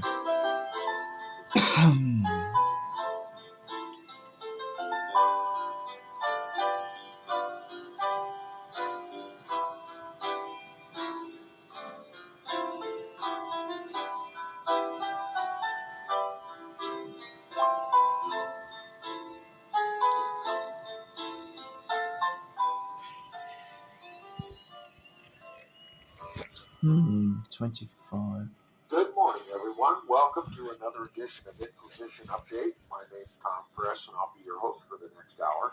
You're listening to FirstAmendmentRadio.com. Thanks for tuning in, everyone, and we'll proceed where we left off yesterday in the book, The History of Romanism by John Dowling. We had just concluded subsection 1 of Book 5 with the controversy Concluded Book between 5. King Henry and Ferdinand of Spain contending for the rightful throne of Henry III, that is, the title Emperor, and the Pope was appealed to make the decision. This was an effort by the papacy to demonstrate its power over the kings of the earth.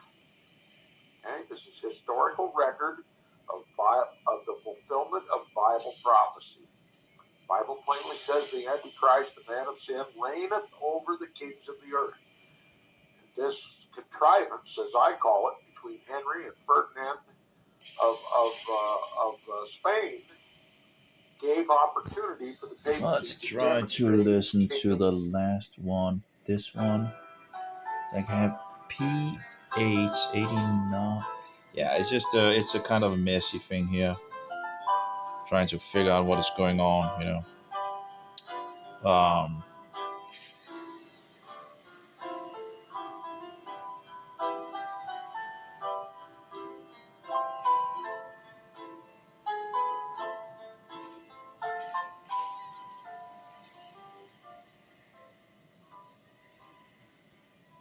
Good morning, everyone. Welcome to another edition of Inquisition Update. My name's Tom Press, and I'll be your host for the next hour.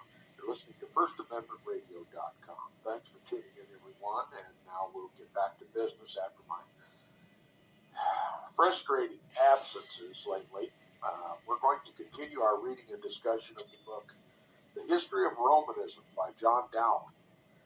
We're talking about the life and times of Antichrist Pope Gregory VII. Gregory the Great of the Roman Catholic Church. So here I have something with Gregory the Seventh. First established the precedent, the papal precedent, which is in effect even today, of being King of Kings. The Pope is the King of Kings in the world. Just like Satan offered Jesus in his temptations 40 days. He said, see all the kingdoms of the earth and the glory of them. To them I will give you if you will just bow down and worship me. Jesus refused that offer from Satan. But Satan didn't stop there. After Jesus walked away, Satan made that same offer. So let's see if we can find this one. So we have something with Gregory the 13th, but it's probably going to be, to see, 7. It could be long down the line, pretty much. Let's try this one. Just take one out. Whatever. This is not going to be easy, clearly, Didn't expect to get into issues already in regards of P8081. Oh well.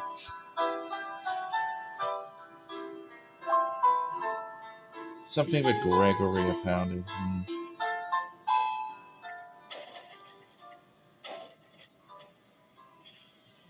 Good morning, everyone. Welcome to another edition of Inquisition Update. My name's Tom Press, and I'll be your host for the next hour. You're listening to FirstAmendmentRadio.com. Thanks for tuning in, everyone, and we'll continue where we left off yesterday in the book entitled The History of Romanism by John Dowling. We're talking about this imperious Pope Hildebrand. That's Hildebrand still. Gregory the Seventh, as his papal name. Style. Pope Gregory VII. Antichrist Pope Gregory VII. Oh my. And now he tried to elevate the papacy and nearly succeeded in elevating the papacy. Like incredible. Okay, so we still have. Okay, let's try again because we'll go back to the foundation here. Foundation, this one.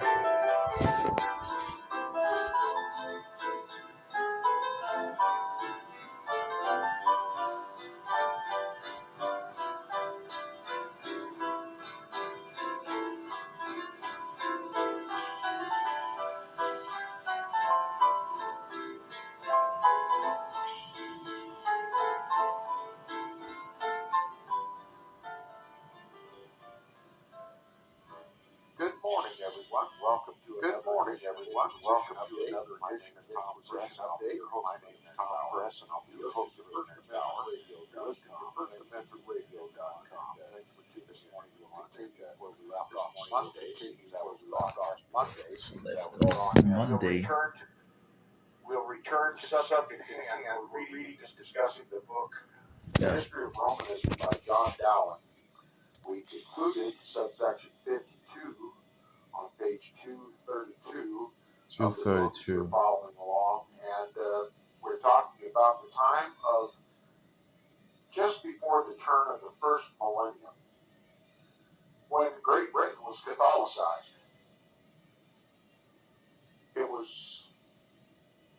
perverted by the synagogue of Satan through the person of the so-called Saint Dunstan, a Roman Catholic monk who distinguished himself as a great wonder worker of the Roman Catholic Church, and that he supposedly that's actually interesting, because I remember there was something, maybe there's some more history in regards to that episode I was reading about.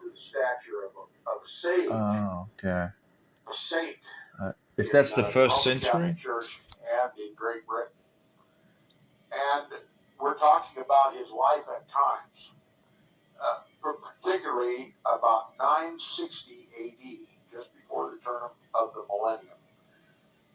Saint Dunstan, as he is called in the synagogue of Satan, was elevated to an abbot and then later an archbishop of Glastonbury. He was awarded Glastonbury Abbey as his monastery. And he filled it with Roman Catholic monks.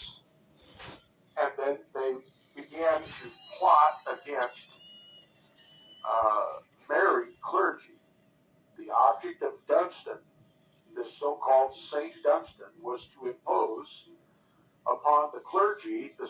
of the synagogue of Satan, that doctrine of demons called forbidding to marry.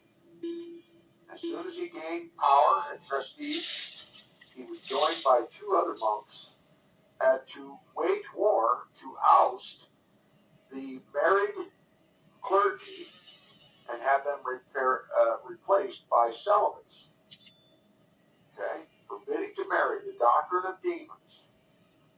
And this is the principal occupation and accomplishment of this so-called saint of the Roman Catholic Church, Dunstan.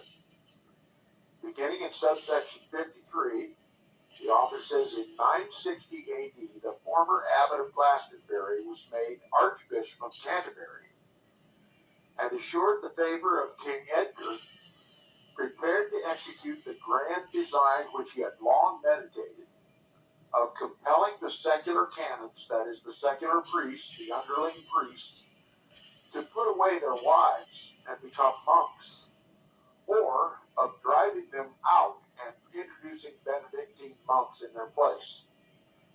With this view, he procured the promotion of his intimate friend Oswald to the see of Worcester, and of Ethelwald to that of Winchester, two prelates who were themselves monks, that means they were celibate, and animated with the most ardent zeal for the advancement of their order. Okay? He's going to advance the order of the Benedictine monks among the clergy. This is an order of monks that are going to completely take over the priesthood in Great Britain. And they're all going to be celibate, according to Dunstan and his cohorts. He says this trio of bishops, the three great champions of the monks and enemies of the married clergy, now proceeded by every possible method of fraud or force to drive the married clergy out of all the monasteries or compel them to put away their wives and children. Rather than consent to the latter, that is, putting away their wives and children, by far the greatest number of those became beggars and vagabonds, for which the monkish historians give them the most appropriate names. In other words, they would not put away their wives and children. They would not submit to the doctrine of demons. And so they were ousted from their positions as priests and literally became beggars and vagabonds. They had to beg for their food. Okay?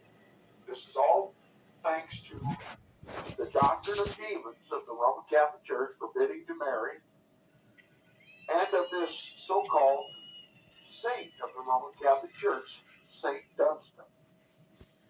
Maybe it was something else, but anyway, that's like 8. Not sure if it's a rerun or what, but like, did he have some? Oh, now it's like, oh, give me a break with the nonsense. There we go. Okay, well, let's try to listen to one and then to listen to the other one, and there's something clearly is wrong. Clearly,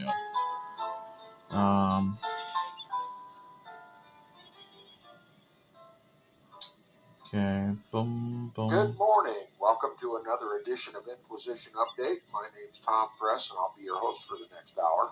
You're listening to FirstAmendmentRadio.com. Thanks for tuning in, everyone. And now we'll continue with our reading and discussion of the book, The History of Romanism by John Dowling. We are in, page 225.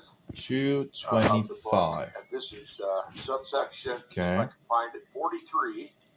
On page 225, we're about halfway through that subsection, and what's the subject of our discussion. So let's try the other one. I think 225. Okay. See if he gives a page number on the other one. 225.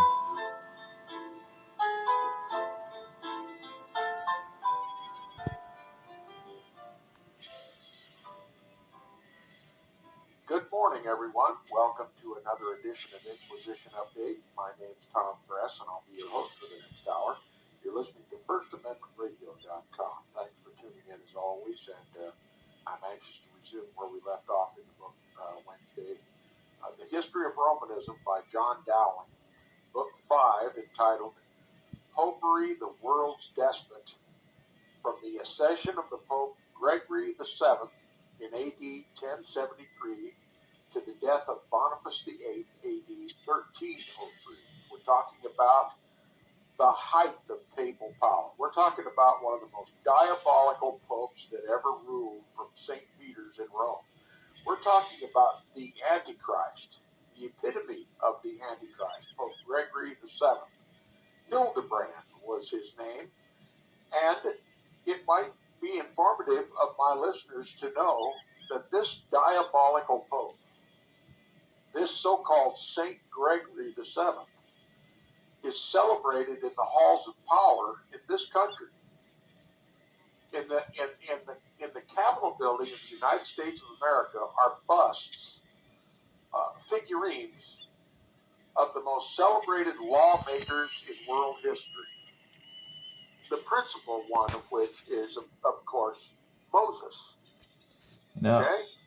I remember Right in along with regards of seeing Moses, in regards to this video where they were talking about things, but I think they forgot to tell that there was actually a poop as well. In that video where they were like talking about that, that the U.S. is Christian and this and that, they were using all the arguments.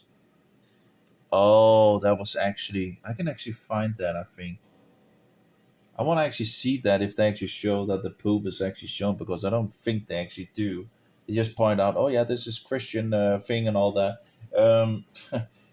But because you have all that paganism mixed with it, right? um, yeah, I think that was in regards of Freemasonry. One of the last from Billy Crome. So you have Billy Crome, Freemasonry. I can't remember his website.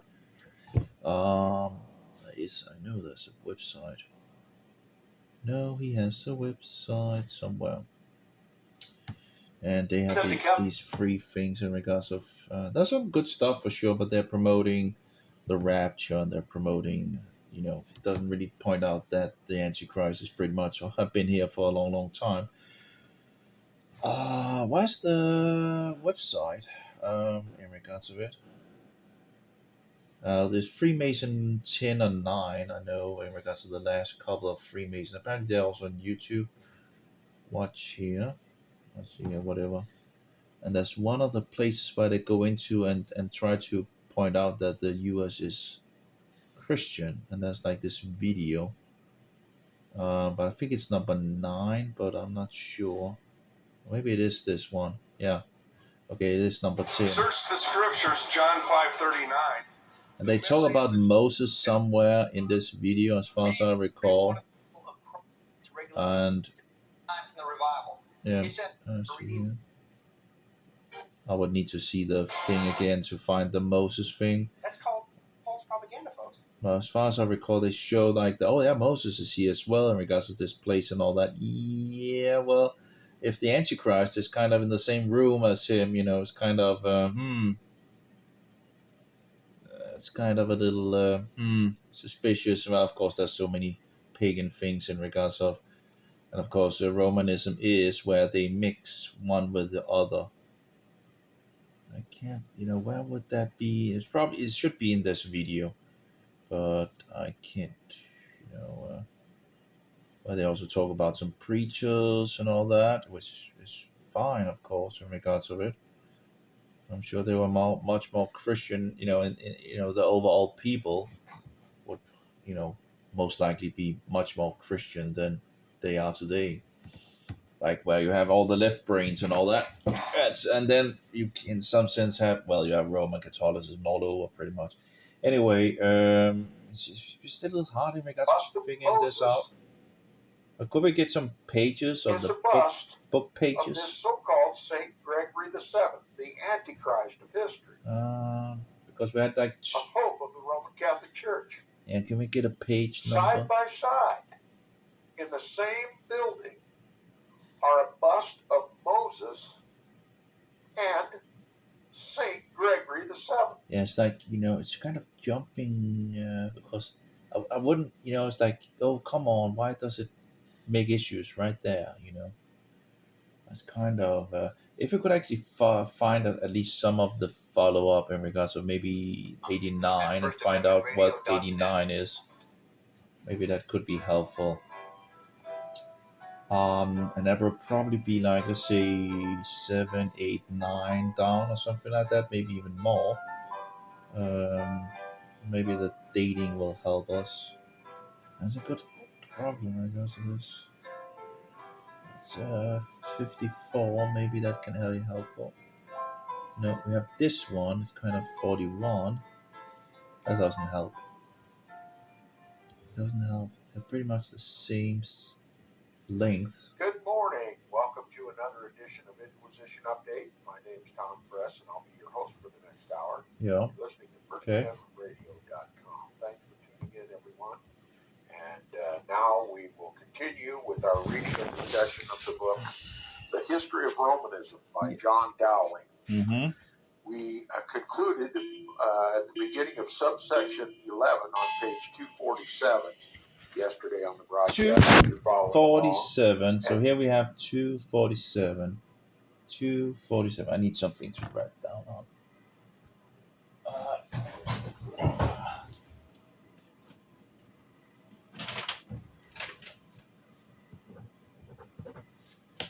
There we go, 247, and we'll need to see if we can find something that. Let's try this one.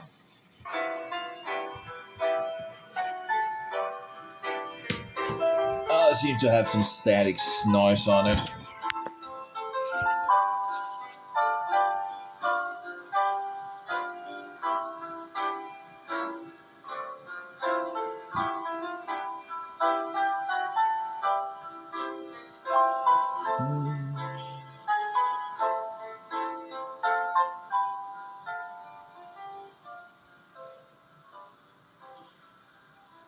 Good morning, everyone. Welcome to another edition of Inquisition Update. My name's Tom Press, and I'll be your host for the next hour. You're listening to FirstAmendmentRadio.com. Thanks for tuning in, everyone, and now we'll get back to business after my frustrating absences lately. We're going to continue our reading and discussion of the book, The History of Romanism by John Dowling. We're talking about the life and times of Antichrist Pope Gregory the Seventh. Mm-hmm. Gregory the Great, Page of the Roman what? Catholic Church. He was the one who first established the precedent, the papal precedent, which is in effect even today, of being King of Kings. The Pope is the King of Kings in the world. Just like Satan offered Jesus in his temptations 40 days, he said, "See all the kingdoms of the earth and the glory of them. To them I will give you if you will just bow down and worship me." No page number. Jesus refused that offer from Satan. But Satan didn't stop there. After Jesus walked away, Satan made that same offer to someone else. The prophet Daniel called him the little horn. Paul and John, the apostles and prophets of the Lord, called him the beast, the Antichrist, the son of perdition. It's the papacy. No other institution in the history of mankind has ever ruled and reigned over the kings of the earth but the papacy. Give me a page number. No institution, no single man, no group of men, no world of men has ever claimed the prerogative of God on earth, nor King of Kings and Lord of Lords. There's only one. That's the papacy. And the epitome of papal power came in the life and times of Gregory the Seventh, who overthrew and unseated the Emperor Henry IV. And that's what we've been discussing. The establishment of the papal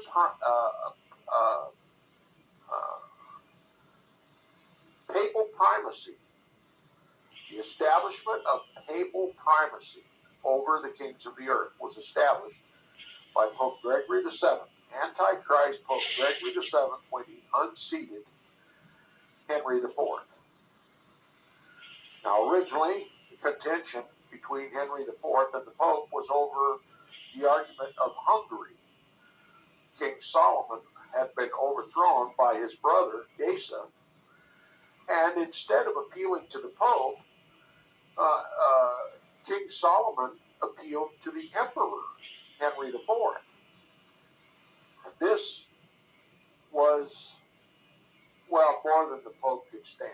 If he was going to hold the title King of Kings, then Solomon should have come to Gregory VII for help in his quest to regain his crown of Hungary. But instead, he went to Henry. Now, any contention between the Pope and Henry over the throne of Hungary would have led to possibly war, possibly embarrassment, possibly failure on the part of Gregory VII. So instead, Gregory VII took the issue of appointing bishops as the bone of contention between the Pope and the Emperor. Investiture, it's called. Investiture. Could we get some page number? The power of appointing and seating and unseating bishops. Does it belong to the Pope? I'm still waiting for it. Or does it belong to the Emperor? Well, the emperors for a long time enjoyed the power of investiture. And the papacy challenged Emperor Henry IV on that issue, knowing that he would succeed. And over the controversy of investiture, the Pope unseated Henry IV.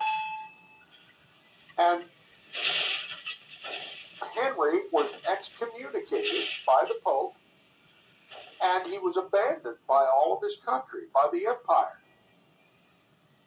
The Pope had won. Now, Emperor Henry IV could either pick up his books and go away, or he could go to Canossa on his knees and beg forgiveness of the Pope and hope that the Pope would put him back on his throne. If he could somehow signify that he would submit to papal authority, then possibly he might regain his throne. So the Emperor Henry IV made a trip in the dead of winter over the Alps to grovel at the feet of the Antichrist. The Emperor, it says, in the bottom of page 244, if you're following along, it says the Emperor was admitted 244, to the castle of Canossa, where the Pope was holed up ready to meet him. So that's actually before that. So we actually have that one is actually a lot later. That's incredible. Like there's must be a either there was a lot of reruns or something is so we have 244. That's 181004. That's still 3 pages before the one that we're looking for in regards to P8089. So the P809 apparently is still further down and probably either this one or I would think maybe this one. Let's try this one, see if we can find it. So if I could just get a little, structure on it in some sense, would be nice. But that could be the one.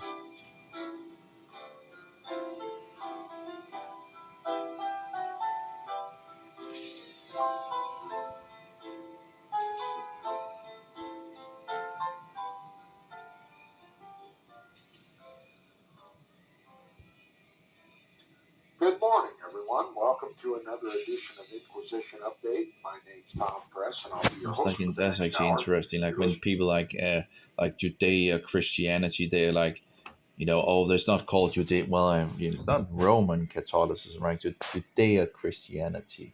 Yeah, Judea, but they don't like that. Probably the Romanists that don't like that because they want like Roman Catholicism. We want Judean Christianity. Or they want, so-called Roman Christianity. Or you could also call it Judean Catholicism in some sense. Because in regards of just universalism, in regards of what it means, so in regards of, although in our days when we say Catholic, we of course means usually papist and all that, but Catholicism could, as far as I know, just be used by Christians in regards of universalism, in regards of that Christians are coming from all over the world. It's like, have Christians in Denmark, Germany, India, Japan, North Korea. You have Christians all over the world. So in that sense, it would be Catholic, I guess, in regards of universal, in regards of from many different nations. It depends on. I need to look up the word further in regards of it. But usually today, when we talk about Catholic, we talk about Roman Catholicism. It usually is specified as Roman Catholicism. That might be sort of a mistake, that we're kind of just, because universalism, yeah. Anyway, Muslim as well, in regards of Muslims are not really Muslims. They are, those that call themselves Muslims are Mohammedans. If a Muslim is someone that submits to God, and that would be the real God, well, these Muslims are not Muslims, right? So-called Muslims are Mohammedans. They're stinking Satanists. They're not Muslims then. They're just stinking Mohammedans. Who would be the real Muslims in regards to the true living God and submitting to Him and all that? Well, that would be the Christians. So you can play around with the words in regards to what their meaning. If you can establish that meaning, if you can establish that Muslims actually mean submitting to the one true God, well, then the one true God, of course, that would be the Christians that is submitting to that. So anyway, let's run this one. The First Amendment radio. Oh, wait a minute. Well, And we'll go right 18 back tracks. where we left off Friday on the broadcast. Okay. Chapter 2 of the great book by John Dowling entitled The History of Romanism. Page what? We recently concluded our Page what? study and discussion about Henry IV, the papist, and now we're going to continue our discussion about Pope Hildebrand, that is Gregory VII, and how he, once having destroyed and proven himself to be the King of Kings and Lord of Lords, once he had destroyed Henry IV, the Emperor, he continued to increase his power and influence over the other kings of the earth. This is subsection 13. It begins on page 249 if you're following along. 249. This is Oh, the wait life a minute. of Gregory VII continued. 249. We have a problem. Of his tyranny. We're too far. Like, this is like 249. Well, that's 18. Let's see, 1810 08. So we clearly 249. That's two. So it must be this one then. And that actually seems to be kind of broke. We only have 41 minutes. So Radio.net. So that might be broke. Let's try that. But it should be that, I guess. So I guess I can replace that one if that's the case. Seems to at least be missing 15 minutes or so, So there's a lot of files above that,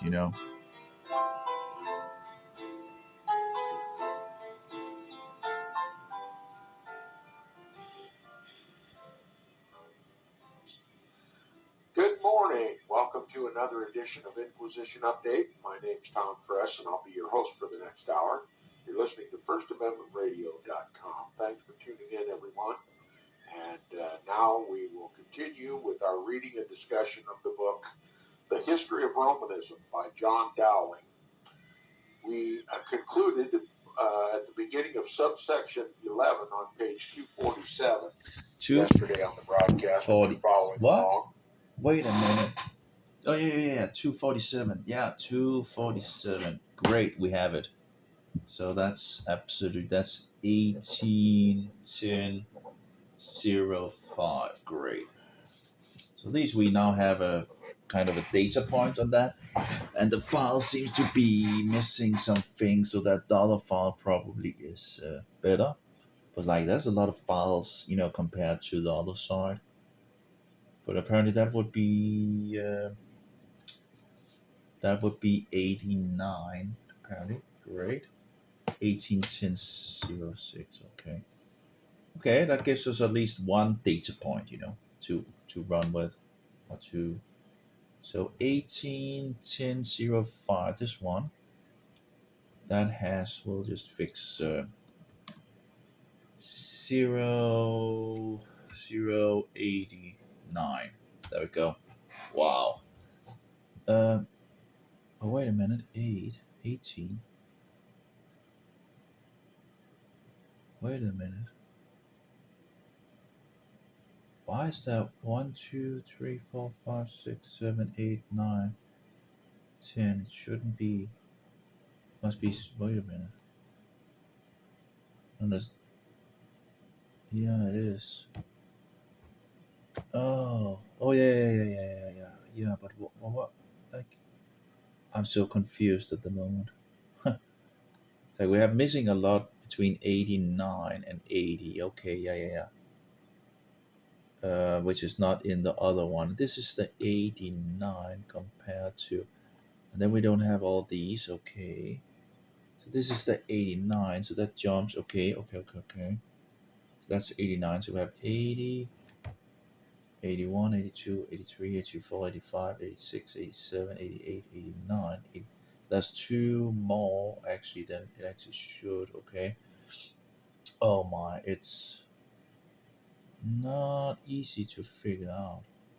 But anyway, that should be 80, 89. So the next ones should follow in that step. Let's try to see if we can get those sorted out in some sense, and then go back to things in some sense. But yeah, it's a Oh, and maybe I actually also should have written the page number as well. Let's just write the page number as well. 0, and then we'll page P 247. There we go. So we kind of know if it's one way or the other in regards to things. But yeah, it's a kind of confusion. Apparently, Tom also talks about that he's not totally there, so there must have had some reruns as well. Anyway, let's run this. Okay, see if we hit them.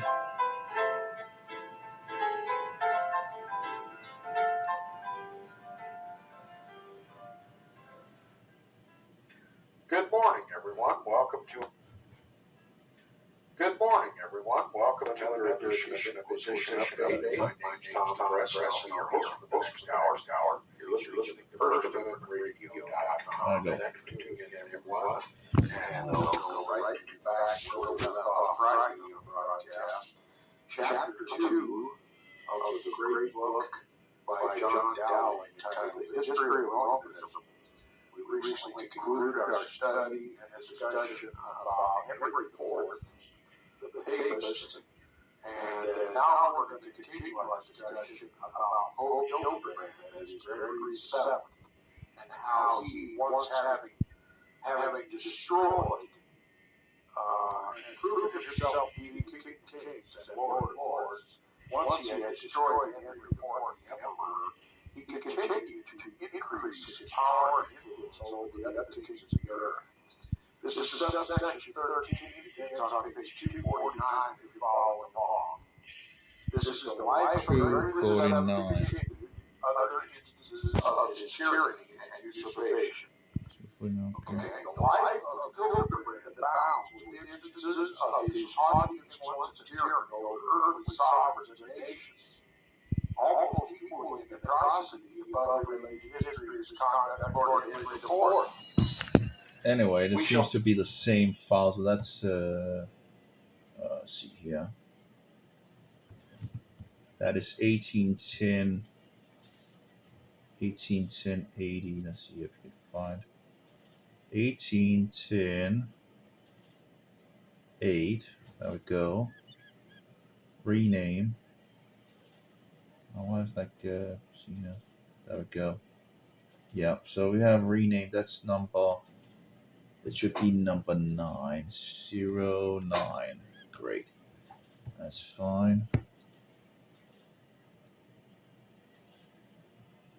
Yeah. Then we have 91. It should continue in regards to that, but who knows? So let's try the next one as well.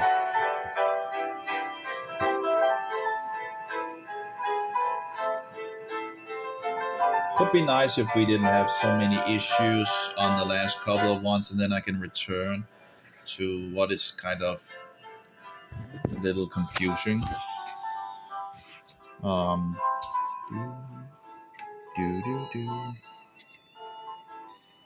But it's, we're getting closer for sure, but little by little. Good morning, everyone. Welcome to another edition of Inquisition. Another edition of Inquisition.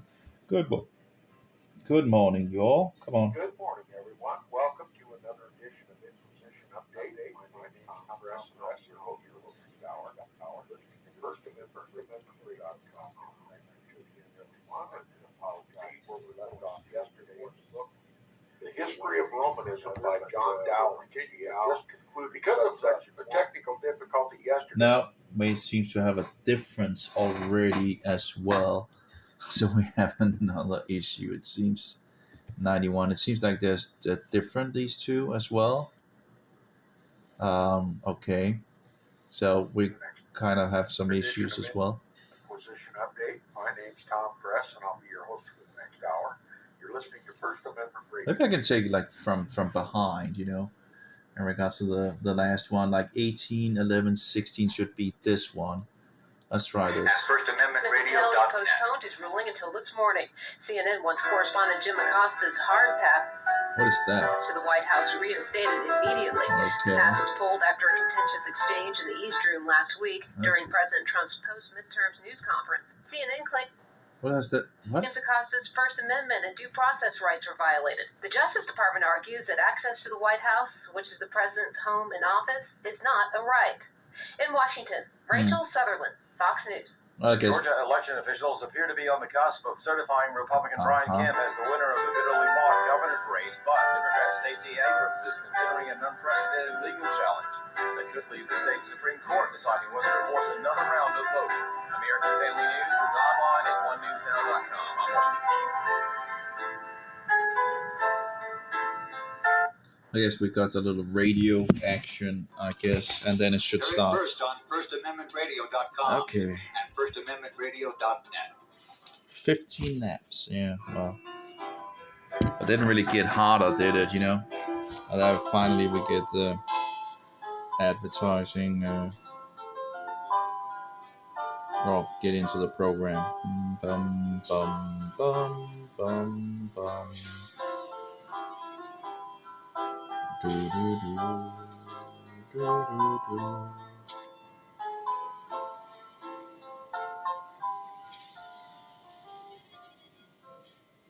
Okay.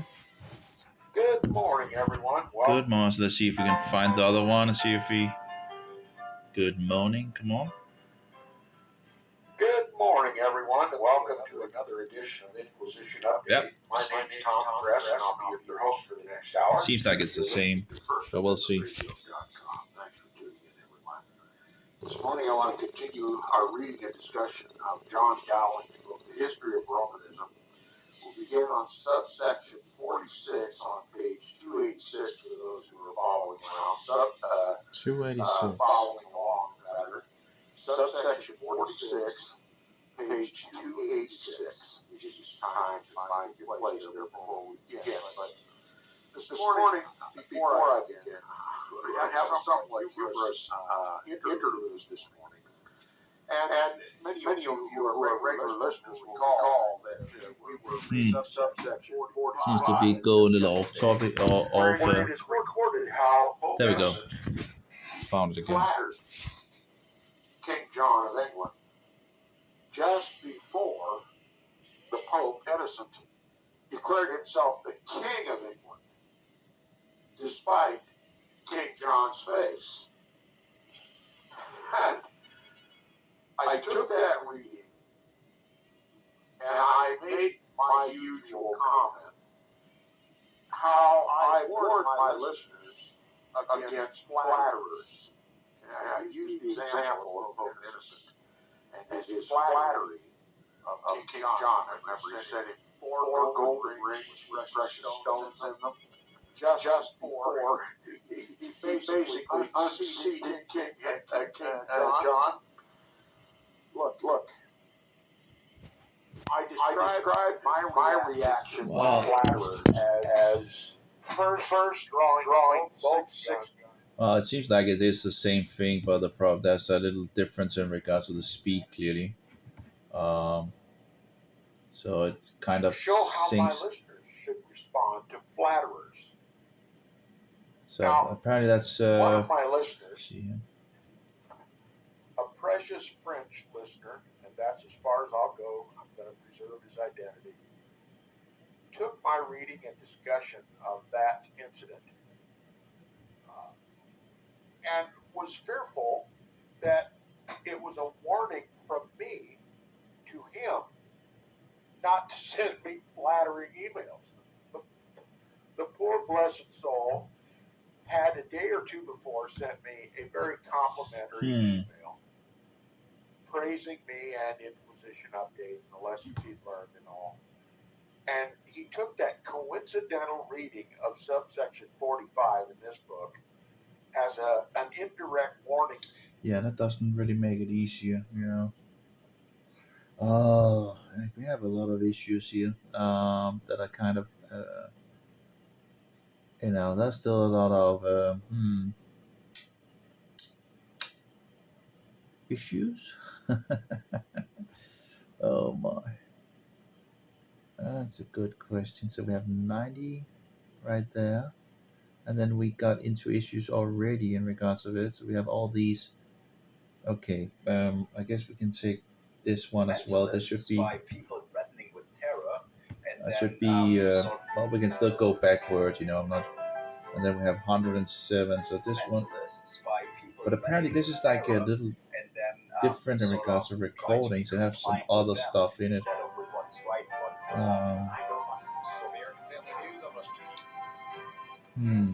Years ahead of the dominant media. FirstAmendmentRadio.com and FirstAmendmentRadio.net. I guess they are a little different, these files. I wonder where he got those files from compared to the others. Good morning, everyone. Welcome to another edition of Inquisition Update. My name is Tom Gress, and I'll be your host for the next hour. Okay. Next hour, let's see here.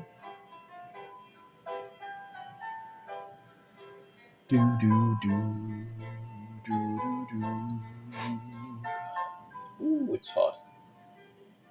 I really didn't really. Should really try that. Good morning, everyone. Welcome to another edition of Inquisition Update. My name is Tom Gress, and I'm your host for the next hour.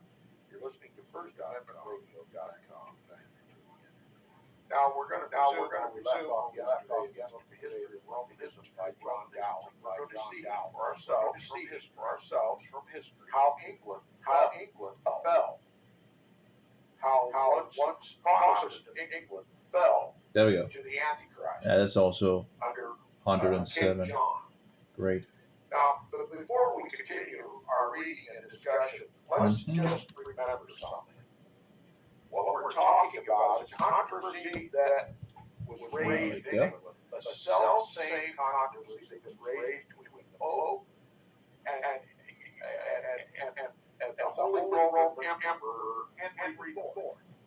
Okay? This was all about investiture as power to elect and appoint church officials. And again, we have some issues with the synchronization of it. But it is, clearly it is the same file, but it's different speed. If you got any of this food at home,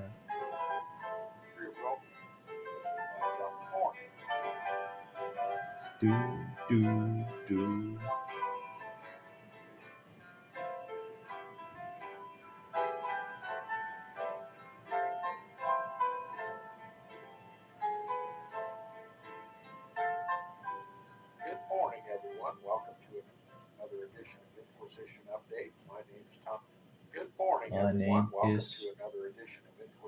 My name. Tom Press.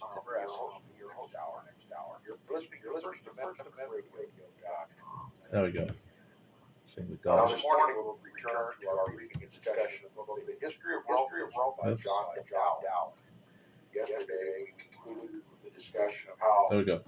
Pope, rather King Richard of England, Seems to be the same one as well. or maybe not so subtly, tried to remove or diminish the power of the see of the Archbishop of England in Canterbury, and the Archbishop of Canterbury, who had previously had sole responsibility to elect new church officials. When one of the prelates of the Roman Catholic Church died, it was up to the seat of power in England, Canterbury Cathedral, to elect replacements. Okay. So the seat of power in England was Canterbury. All the power of the Pope was vested in the Archbishop of Canterbury, and Rome controlled the election of all church officials, the dignitaries of the church. And it was left to Canterbury, the seat of power. So that's pretty much also okay. So that's 106. Great. Question is, which version should we actually use? One or the other.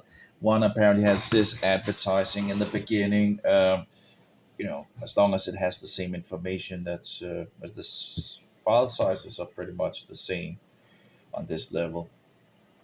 Apparently. So probably maybe I should take those I have from the other one and fix them over. Copy them over.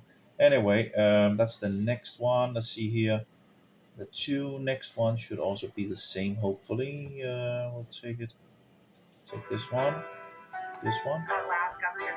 Yeah, and we still have this advertising in the beginning. It's kind of, I don't know what this advertising is. Let's see. Go onto her property without permission, snoop around, find a few loose, unmarked stones, and declare those stones grave stones, and declare the area a grave site, and then threaten her with massive fines if she didn't open up her private property, her private farm, to the public to come view these stones 7 days a week during all daylight hours. Rosenick went to state court but was told her case was not yet ready to be heard. A federal court later told her that your case should be heard in state court. That's based on a 33-year-old U.S. Supreme Court ruling in Williamson County Regional Planning Commission versus Hamilton Bank. Nick and her attorneys went to the U.S. Supreme Court in early October to argue for her to get her day in court. A date has not yet been set for the case to be re-argued. According to Martin, most experts speculate that the U.S. Supreme Court rescheduled the case because the justices were deadlocked and need Justice Brett Kavanaugh, who had not yet been confirmed when Rosenick's case was argued, to break the tie. Another possibility is that the court is still deciding upon the best theory for overturning the decade-old precedent that Martin says has so far robbed Miss Nick of justice. I'm Chris Woodward. The public has less than 2 months to express their view on a proposed rule change for Obamacare. Charlie Butts reports. Obamacare included a mechanism by which a person wanting abortion coverage in insurance exchanges, except in states adopted out of it, a person was to make a separate payment for the coverage, and companies would pay for abortion out of that money. Jennifer Popovic of the National Right to Life Committee tells AFN, the Obama administration issued regulations to make sure it didn't happen, but the Trump administration has a proposed rule to correct that. And it's instructions to ensure that you do legitimately have to collect a separate payment. It has to be larger than $1. It has to be given to you separately by the person in that state. And then they have to separately account for that money on their end and only pay for abortion services out of that money. So, if adopted, people who oppose abortion coverage won't have to be paying for abortions for others. We're very supportive of what the administration is trying to do here. They're trying to enforce what the law gave us, which was at least separate accounting. And we're really hopeful that Americans see this and go, wow, I don't want to be paying for abortion coverage. I don't need it, and I don't want to do it, and I object to it, and that they contact their insurers. Public comment ends in early January of next year, and finalization of the regulation will come later. I'm Charlie Butts. 3 different dog foods, all getting recalled because of the same problem. Jill Nato explains. Natural Life Chicken and Potato, Nutrisca Chicken and Chickpea, Orlando Grain-Free Chicken and Chickpea. All three dry dog foods getting recalled because of high levels of vitamin D. All that D can make a dog sick. You could see vomiting, drooling, weight loss, or worse. Oh my. Several dogs reported to be impacted. If you've got any of this food at home, the Food and Drug Administration says throw it out or take it back to where you got it. Oh yeah, vitamin D. Oh yeah, that's just terrible, right? And oil prices are falling again. Are you This time kidding helped me? Lower by a tweet from President Donald Trump. Oh, these The presidential bullshitters. tweet Monday was in response to news that OPEC, led by Saudi Arabia, Vitamin might be D. willing to consider production cuts to stem a 6-week slide in crude prices. For American Family News, I'm Rusty P. It's always vitamins, right? FirstAmendmentRadio.com. Always vitamins that they attack. FirstAmendmentRadio.net. Interesting how all these other things they don't attack, right? You know, but vitamins and minerals and all that, it's so dangerous. It's so dangerous. It's like good. But in regards to all the bullshit that they, all the drugs and all that, that's okay. Just go get them, right? Because that must be so healthy for you. So get lots of drugs, I gotta be kidding me. What an evil, stinking, filthy world. How can people even, trust these guys? Good morning, everyone. Welcome to another edition of Inquisition Update. That was an interesting ad, I must say, in regards of, the dog food, because there was too much vitamin D in it. Are you kidding me? Like, it's just, I'll be your host for the next oh my, too much vitamin D. Okay. Anyway, let's see if we can get the other one. Yeah, there's like nearly 4 minutes of advertising before the show actually started. Not sure where he got those recordings from, but interesting advertising. Sickening world we live in. Good morning, everyone. Welcome to another edition of Inquisition Okay, Update. see ya. My name's Tom, where I left off yesterday. I think that doesn't seem to be the same. He sounds different. That's weird. Reading and discussion of the book, The History of Romanism. Sister of Roman. For the next hour. You're listening to First Amendment by John Dowling. This morning we'll continue where we left off yesterday in the broadcast of reading and discussion of the book, The History of Romanism by John Dowling. We were talking about this great contest between the King of England and the Pope. It does seem to be the same. And Okay. the man wielding the sword of the Pope was the Archbishop of Canterbury, Thomas Becket. This all had to do with the King's attempt to bring to trial for civil crimes of the Roman Catholic priests, one of which was a murderer, a rapist, and a murderer. Thomas Becket was the Archbishop of Canterbury and took the position that he would protect this murderous priest because the priest belonged to the Pope and should submit to his justice and not the King's. All right. Eventually, this controversy escalated to a division on the one side of the current reigning Pope at the time and Thomas Becket versus the King and all of his court and even the rest of the ecclesiastics in Britain, the church. They wanted Thomas Becket out. And they wanted to bring this murderous trial. But Becket was issued a bull, relieving him of any obligation or any oath that he swore to make himself subservient to the king, which made him the sole vassal of the Pope, and under the Pope's control. And the king had no authority over it. All right. The story as it evolved, and I've done a little research on my own. Apparently, in in company with some members of his court, King Henry II let drop from his lips words to the effect, "Who will relieve me of this pestilent priest?" Speaking of Becket. And some of his knights took that as a signal to assassinate Thomas Becket. And they did so. In Canterbury Cathedral, the seat of his episcopal authority. Right in his own church. They came in with swords and killed him right in his own church. And as a result, the Roman Catholic Church deified Thomas Becket as a saint, and also that his relics and his bones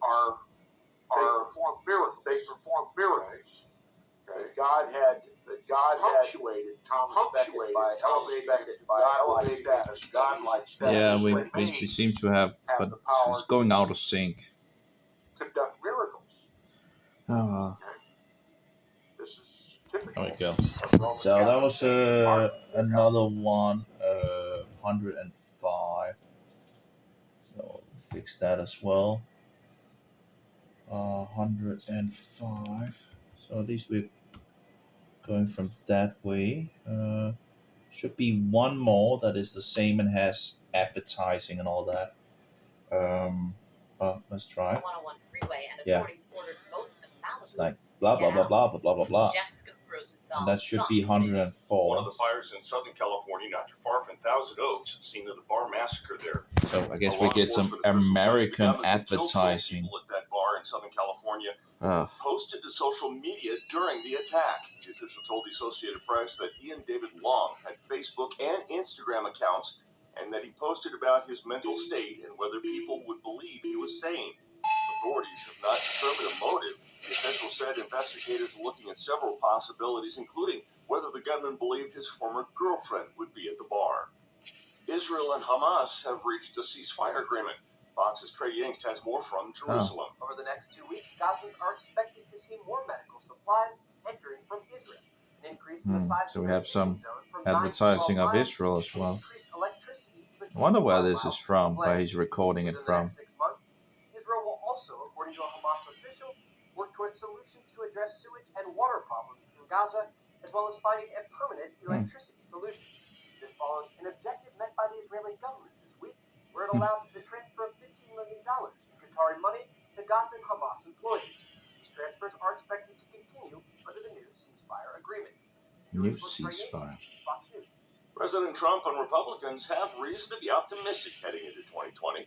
FN's Chad Groening tells us why. In the wake of the 2018 midterms, Republicans are licking their wounds over losing the House of Representatives to the Democrats for the first time since 2008.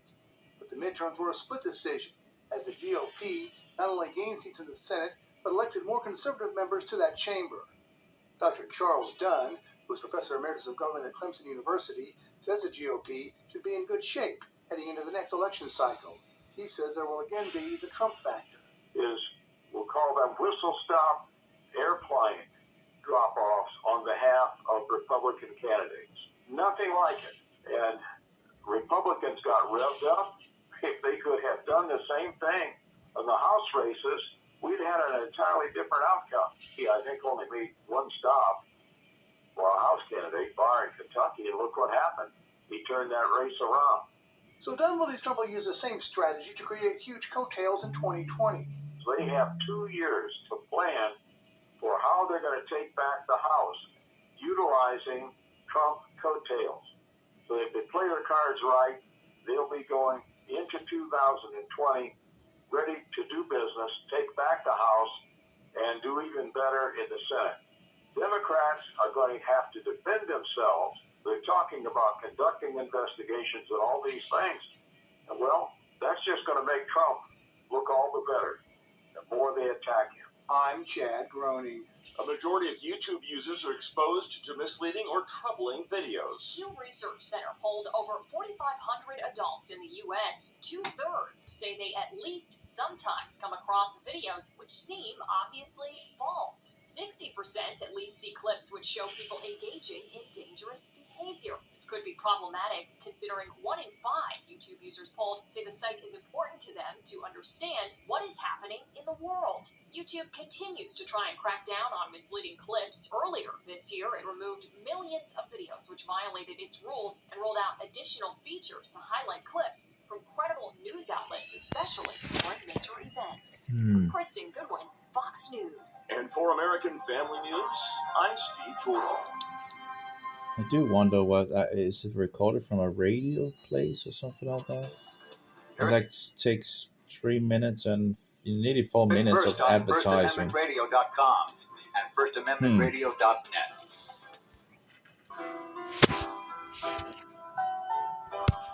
Oh, interesting how the mobile is still sort of getting hot in regards of. I wonder how hot it is. Yeah, well, anyway, whatever. So now it starts, and then we'll check the other one, I guess.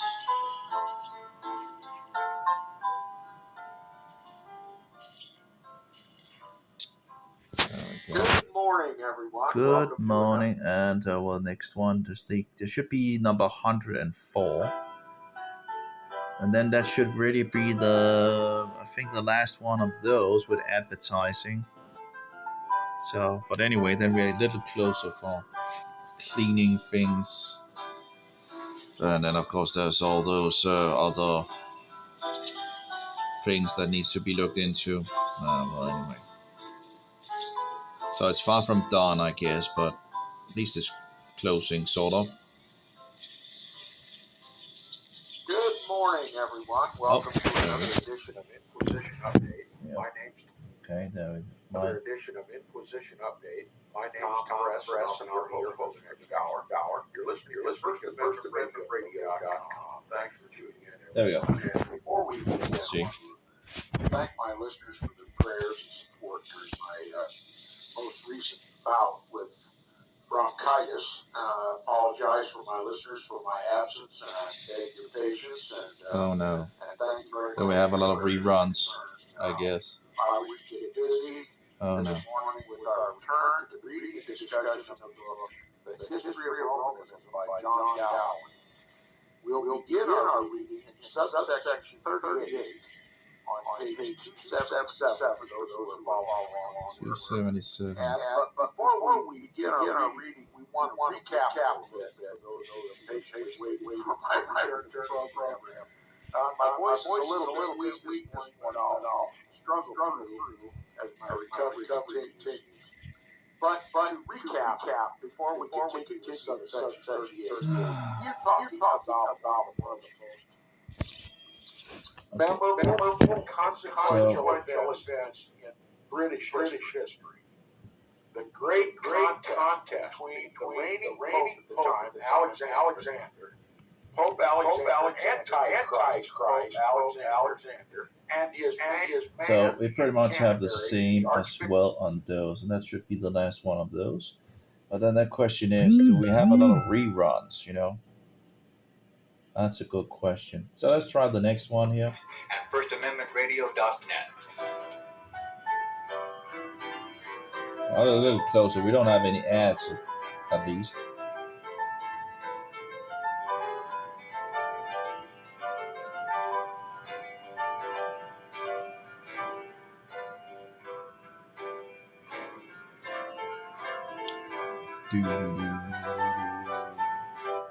Guess I have to find that melody, you know, see what it really is, what it's coming from, you know.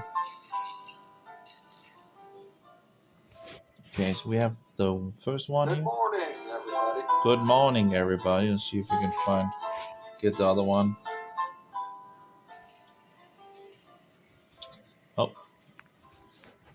Good morning, everyone. Welcome to another edition of Inquisition Update. My name is Tom Press, and I'll be your host for the next hour. You're listening to There we go. FirstAmendmentRadio.com.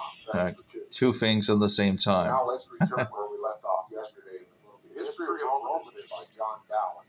The history yesterday of we Uh-oh. that on the 9th of September, Nope, it's not the same. God in the city of Westminster, the legate of the history of while Two different ones. was out of the country. I think this is by John Dowling, highly recommended. So, the legate of the yeah, Pope, great.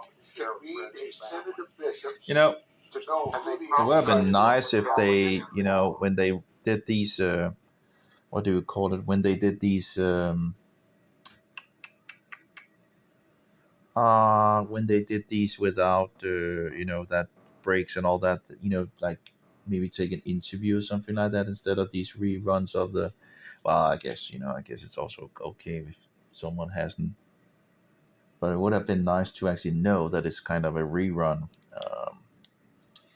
But yeah, so we have 104 to 108. That is pretty much solidified, and we can remove those. Although I would like to actually maybe delete those with advertising, and keep the other ones instead. That's really the only thing I could, you know, think about. Let's see here, rename, cancel. Let's see, 108. Rename and no ads. Well, at least in the beginning. I'll fix this one as well. Or called. Oh, wait a minute. Oh, need to have rename. There we go. Take 107 and no ads. Oops, that was a. And we'll decide later on in regards to which one we want to keep. But anyway, 106. There we go. No ads. 105. Fix this one. No ads. And the last one, 104. And no ads. There we go. Great. 1, 2, 3, 4, 5. And we'll copy those over here. Cut. And fix those over here. There we go. Yeah. Oh, wait a minute. Yeah. Okay. Why is it actually not? That's weird. Yeah, it's doing weird things anyway. No ads. So I have those files and they're nearly the same size. Those with ads are a little bigger, but that's also probably the ones that we're going to delete. So we don't have the ads. That's an interesting American ads, I guess, you know. So they are sorted out, but then of course we still have a good amount of files to still sort out, pretty much. That is still kind of, I guess we sorted these ones out, 55, 56, 57, and all that, and 61, 62, we could probably pretty much delete those, up to 68. Yeah, okay, let's just 60 and up to 78, 79. At least, yeah, I guess we can at least take it from here and to 79 and delete those. Move to trash. So that's a little. Okay, so kind of have a lot less files now. And of course, in regards to PA 80, that's where we're starting from pretty much here. And we pretty much can take these off as well because they're kind of sorted out as well. What was like 104. So 104, there we go. We can delete those. Okay, so now we have less files, or we still have a mess, you know. What was that? That was 18, 11, 12. I'll be this one down there. I'll delete those. Okay, so that's less files. Great.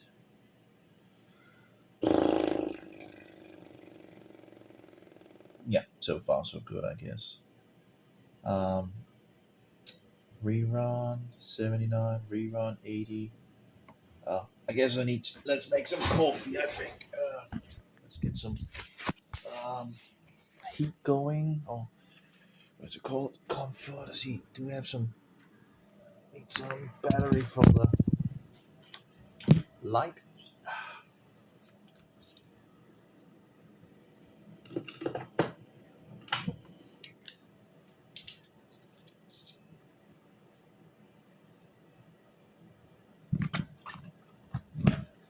Let's get some coffee.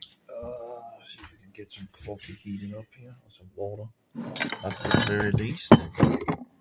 Oh my, all these flies and all that. I should fix things a little better.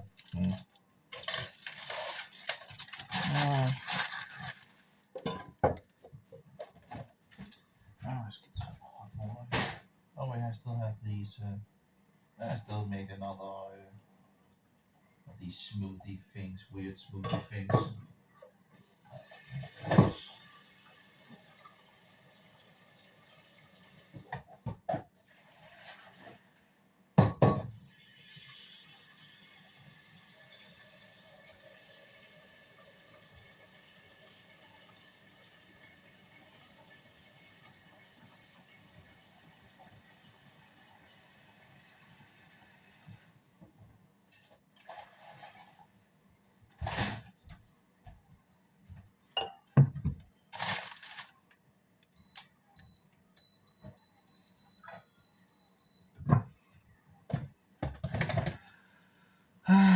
Well, hot water on the way, I guess. On my poor brain. Oh, there we go. Okay, so far so good.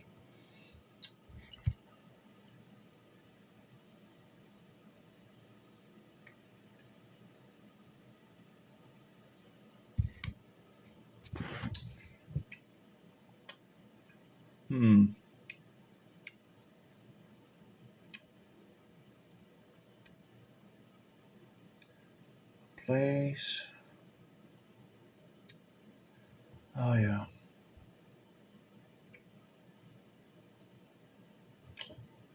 Yeah, we still have huge amount of. Yeah, it's kind of problematic. We have number 80. We know the 80 thing here, and then it begins. This 80 and 80 is the same. The rest are not. That's like where to even begin. Didn't we actually have? Didn't we actually find the 89? I think we did. I think we need to delete these and load them up again from number 80.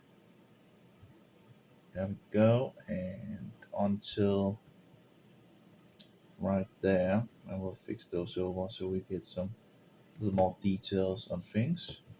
I already need some coffee, so my okay, 80, and we have 89, so 89 is right down there. We have also 90, and I guess maybe it already made issues on 90, in regards to 91 and all that. At least there's also a lot more files, or a good amount of more files than. So between 80 and 89, there's a good amount of files, which 80, and we should have 81, but I'm not sure where 81 is, because we couldn't find that 88. We have an 88. It actually should be this one. Could be actually, that could be interesting if actually maybe we can establish the 88 as well. That could be nice. That would be one more to establish, one less, of issues. Let's try that and see if we can establish 88 as well. And we have 88, 89, and 90.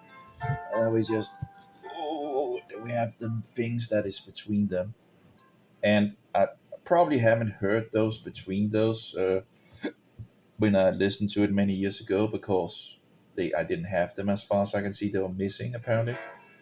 I don't know if YouTube took them down or something like that. Why I don't have those? I don't know, but I'm thinking that YouTube probably took them down, or I don't know. But maybe we have them here. Could look like it. Mm. Good morning, everyone. Welcome to another edition of Inquisition Update. My name's Tom Press, and I'll be your host for the next hour. You're listening to FirstAmendmentRadio.com. Thanks for tuning in, everyone, and now we'll get back to business after my frustrating absences lately. We're going to... Oh, here he talks about abscesses again. Didn't we already hear about that, abscesses, in one of the other shows?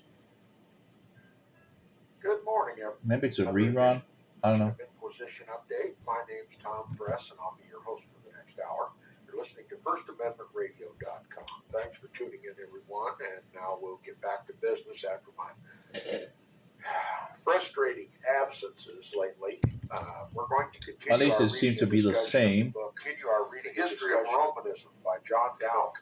The history of Romanism. About the life and times of we're talking about the life and times of Antichrist, Pope Gregory the Seventh, Gregory the Great, Roman Catholic of the Roman Catholic Church. He was the one first established the precedent. There we go. The papal precedent. Yeah, so that's the same. Which is in effect even today 88. of being King of Kings. The Pope is the King of Kings in the world. Just like Satan offered Jesus in his temptations 40 days. So one more. He said, "See all the kingdoms of the earth and the glory of them. To them I will give you." I just think we have listened to that, but maybe I listened to it and yeah, well, whatever. My brain is kind of. But then where is 81? It's like because 81 doesn't seem to be.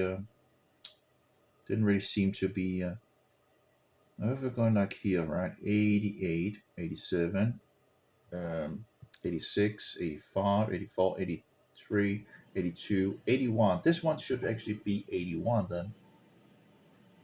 But it's probably not. So 80, 81, okay. At least there's 2 reruns, it seems. There must be 2 reruns. So let's see here. So 82, 88, 80. So let's try this one.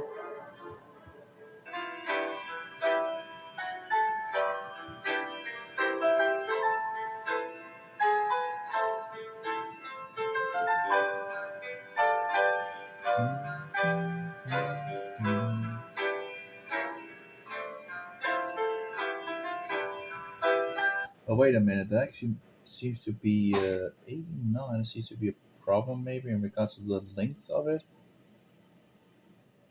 So that might actually need to be replaced actually. Okay. That's like only 41 minutes. Anyway, let's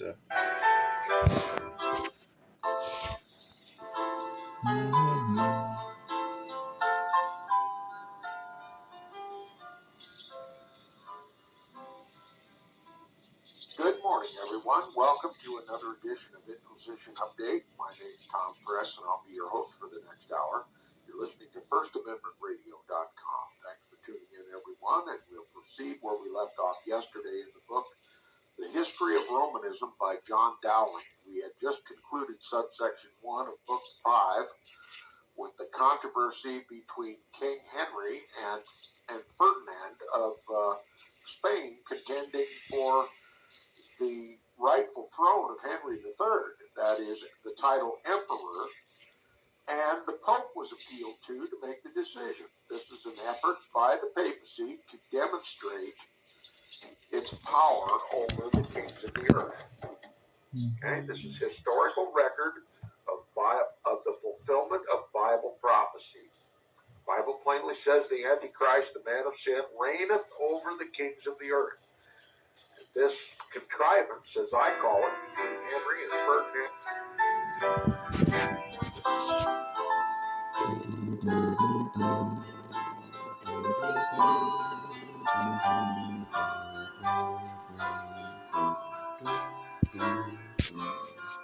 Some coffee. Oh, coffee.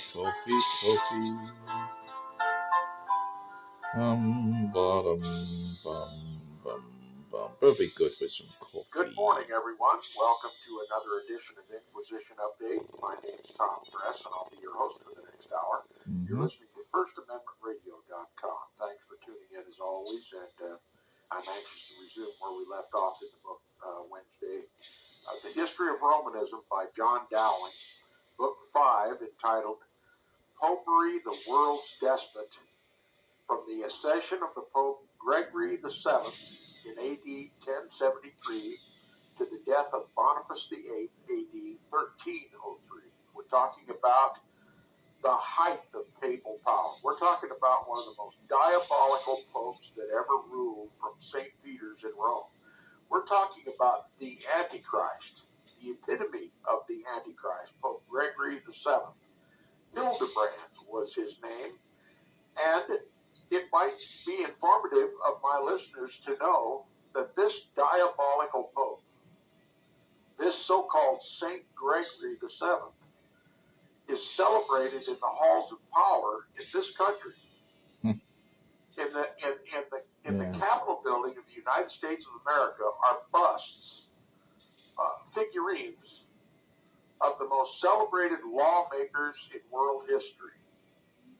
The principal one of which is, of course, Moses. Okay? And right along with the bust of Moses, God's lawgiver, is a bust of this so-called Saint Gregory VII, the Antichrist of history, a pope of the Roman Catholic Church. Side by side, in the same building, are a bust of Moses and Saint Gregory VII, Hildebrand, a Roman Catholic pope, the Antichrist of his time. Now, this should inform my listeners, if no one else, my listeners should understand that the government of the United States hold Moses and the Antichrist, or an Antichrist of the Roman Catholic Church, one of the most powerful Antichrist popes of history, in the same room.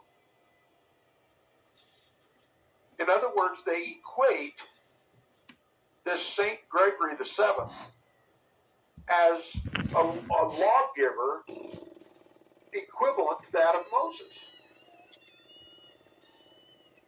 Now ask yourself the question, can Congress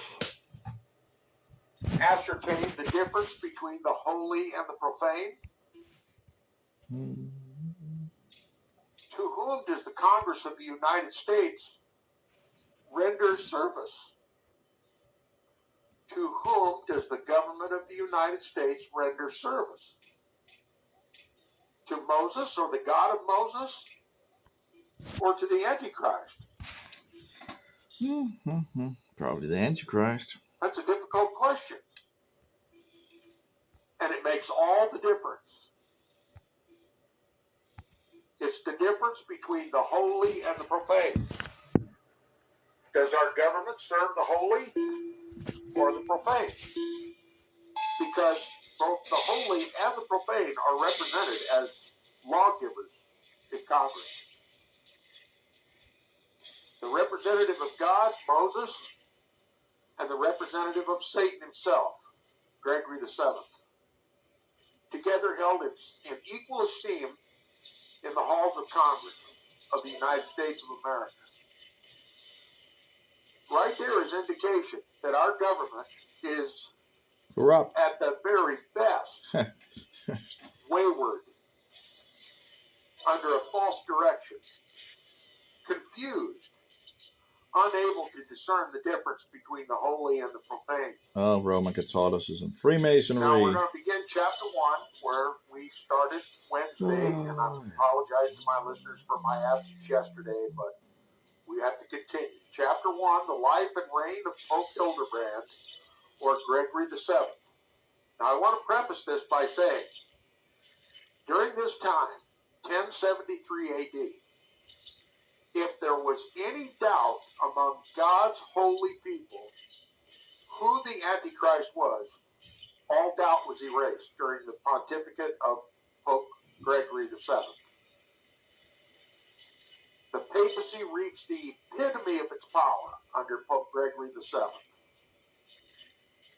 And here's how it happened. So one of the most extraordinary characters on the page of history, and probably the most conspicuous person in the history of the 11th century, was the famous monk, the Roman Catholic monk Hildebrand, now reverenced by papists as Saint Gregory VII, who ascended the papal throne in 1073 AD and who carried the assumptions of the papacy to a height never before known, claimed supreme dominion over all the governments of the world.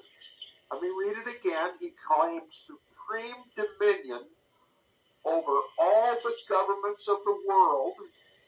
Now that might indicate to you why there is a bust of this diabolical pope in the halls of Congress, and attempted to bring all emperors, kings, and other earthly rulers under his authority as his vassals and dependents. Okay? What does our Bible say about the Antichrist, the man of sin, the little horn, the beast? He reigneth over the kings of the earth. That's what the Bible says. Do we trust our Bible? Then we have a positive, irrefutable, positive identity of who the Antichrist is. That's like I said, if there was any doubt during the turn of the first millennium who the Antichrist is, was, and always will be, that controversy was ended in 1073. Under Pope Hildebrand, Pope Gregory VII. He openly claimed supreme dominion over all the governments of the world. So that's, but how does it end? Because it doesn't seem like, let's see here, if it cuts off. Oh, it actually ends, okay, correctly. That this would be it seems. This is weird, so I guess it was a little shorter show this time. Let's see here. Yeah, it does seem to... Revelation says the spirit of prophecy is... Well, at least he ends it there, at the very least. I guess it doesn't mean there isn't more, but... Even today. And if you don't believe it, you don't believe your Bible. Okay, let's see here.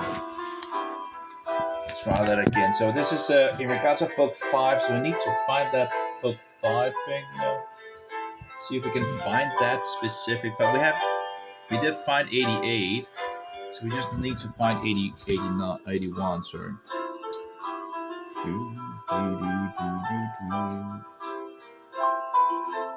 What's the point of this? You know, just fixing more and more labs instead of just making the difficulty harder, you know? Does you know? Good morning, everyone. Welcome to another edition of Inquisition Update. It's just easy peasy, you know. Host for the next hour. You're listening to FirstAmendmentRadio.com. Thanks for tuning in as always, and I'm anxious to resume where we left off in the book Wednesday. The History of Romanism by John Dowling, Book 5, entitled Popery, the World's Despot, from the accession of the Pope Gregory VII in AD 1073 to the death of Boniface VIII, AD 1303. We're talking about the height of papal power. He didn't really say any page number, did he? But he said book 5, at least. We're talking about the Antichrist. Book 5, okay. So let's see here. We had 80, but that didn't seem to be the one. Oh, let's try that.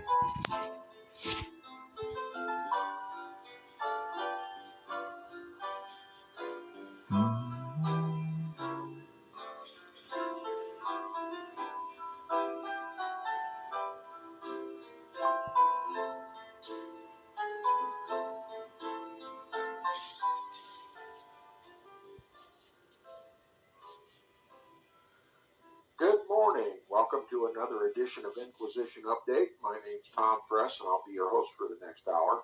You're listening to FirstAmendmentRadio.com. Thanks for tuning in, everyone. And now we'll continue with our reading and discussion of the book, The History of Romanism by John Dowling. We are in, page 225 of the book. This is subsection, if I can find it, 43. Are in, page 225 of the book. And this is subsection, if I can find it, 43. On page 225, we're about halfway through that subsection, and the subject of our discussion is the celebrated decretal epistles, or the pseudo-Isidorian decretal. Let's check the next one and see if we have anything. Oops, that was close. So 225.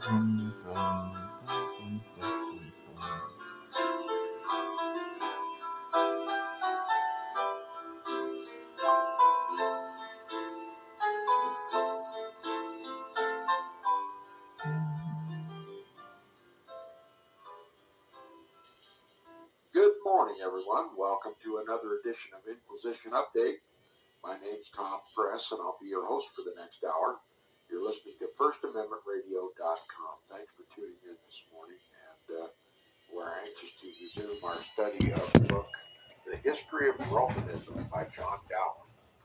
Last week, before the weekend, we began our reading of Book 5 in this tome of John Dowling. It's a very voluminous book, but it's chock full of information that is critical for our understanding today. Who rules this world? Is it God, or is it the Pope? We're going to find out that, especially during the life and times of Pope Gregory VII, and a period of history between 1073 AD until the pontificate of Pope Boniface VIII in 1303, the papal power grew to a stature previously unknown. The popes ruled over the kings of Europe, styled themselves King of Kings and Lord of Lords. The papacy maintained its spiritual authority over the kings of the earth by the power of excommunication and interdict, and by the same power extended his realm of sovereignty and jurisdiction over earthly things. Okay? This is the growing attempt of the papacy to achieve the status of King of Kings, in other words, King of all the kings of the earth, to make all the kings of the earth his vassals, and to be Lord of Lords, the spiritual leader of all the churches. Okay? This is a role that we would expect Christ to take, right? And this is Christ's rightful jurisdiction. But never did he transfer his power and authority and sovereignty, his King of Kings and Lord of Lords status, to a mere man. Okay?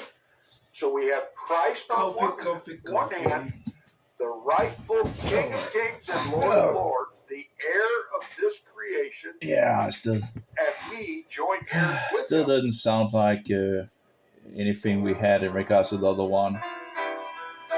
So it's kind of we have some numbers missing: 82, 83, 84, 85, 86, 87.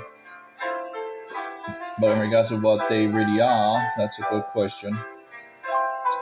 We have 1, 2, 3, 4, 5, 6, 7, 8, 9, 10 files. Yeah, there must be some reruns or something like that. And yet we can't find the 81 apparently. Update. My name's Tom Press, and I'll be your host for the next hour. Yeah. Listening to FirstAmendmentRadio.com.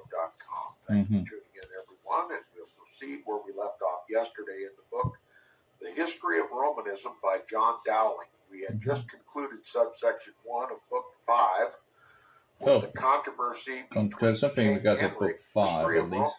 Romanism by John Dowling. We had just concluded subsection 1 of book 5. Subsection 1 of book 5. With the controversy between King Henry and Ferdinand. So that must be close. Contending I don't know. for the rightful throne of Henry III, that is, the title Emperor, and the Pope was appealed to make the decision. This was an effort by the papacy to demonstrate its power over the kings of the earth. Oh, it's that. Okay, this is historical record of the fulfillment of Bible prophecy. Bible plainly says the Antichrist, the man of sin, reigneth over the kings of the earth. This contrivance, as I call it, between Henry and Ferdinand of Spain, gave opportunity for the papacy to demonstrate its King of Kings status, to set a precedent in the world, and to put all kings in the world on notice. It is I, the Pope in Rome, who rules over the kings of the earth. Okay? So, radio.net. It's just, it's very problematic in regards to these. Let's try again. 80. I have 80 here from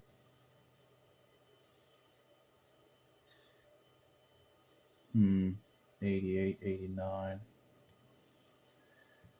And we have those. Yep. Okay.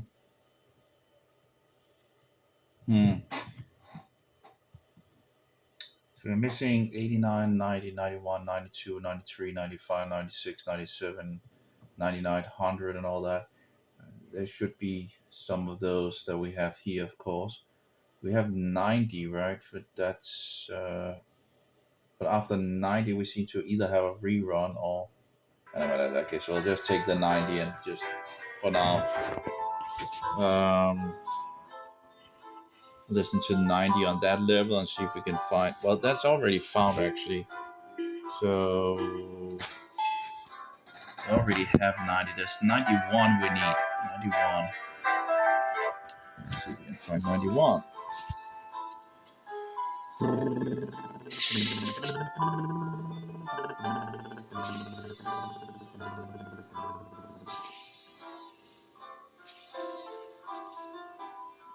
It's in labs of what, there's no resistance. The difficulty is lousy, and like it's beyond, easy, it's like easy mode, Good morning, everyone. Welcome to another edition of Inquisition Update. My name's Tom Press, and I'll be your host for the next hour.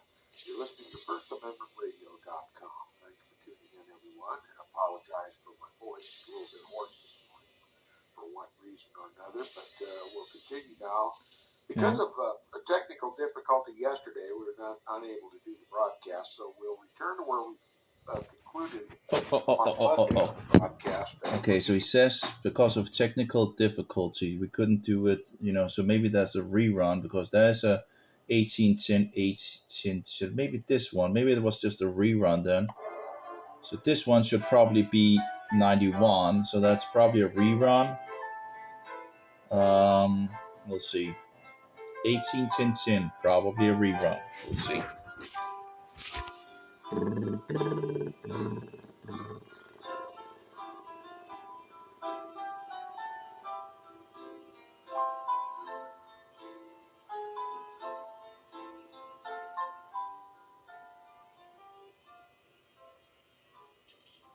Good morning, everyone. Welcome to another edition of Inquisition Update. My name's Tom Press, and I'll be your host for the next hour. You're listening to FirstAmendmentRadio.com. Thanks for tuning in, everyone, and apologize for my voice. It's a little bit hoarse. Yeah, that seems to be correct. Because of a technical difficulty yesterday, we were not unable to do the broadcast, so we'll return to where we concluded on Monday on the broadcast. We'll begin in subsection 16 on page 252 of the wonderful Protestant book entitled History of Romanism by John Dowling. There we go. For those of you who are following along with the reading, we're on page 252, subsection 16, and that's just concluded with a brief 91. Okay. a brief account of how the papacy, that is Antichrist Pope Gregory VII, tried to make William the Conqueror of England his vassal.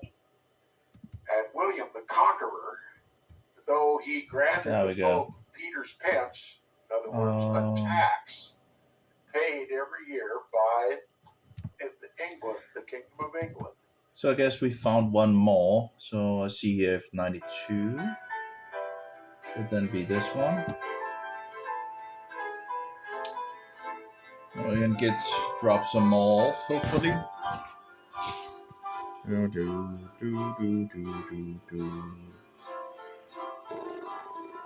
A little closer for the finish line, right? Yeah.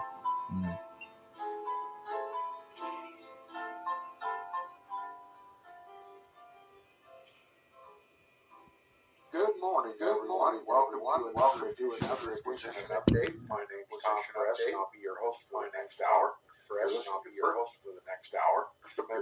First Amendment Radio.com. Thank you for tuning in, everyone. Oh, yeah. We'll continue now our reading and discussion of the book, The History of Romanism by John Dowling. Yesterday we concluded subsection 17 on page 254, which was concluded by the evidence that Washington, D.C., being a vassal of the Holy Roman See, celebrates every year on the 25th of May the anniversary, or rather the liturgical calendar holiday known as the Feast of St. Gregory VII. Okay? And one of the most diabolical popes in the history of the Roman Catholic Church, the very Antichrist of Scripture, history, and prophecy, is honored on the 25th of May. And many people just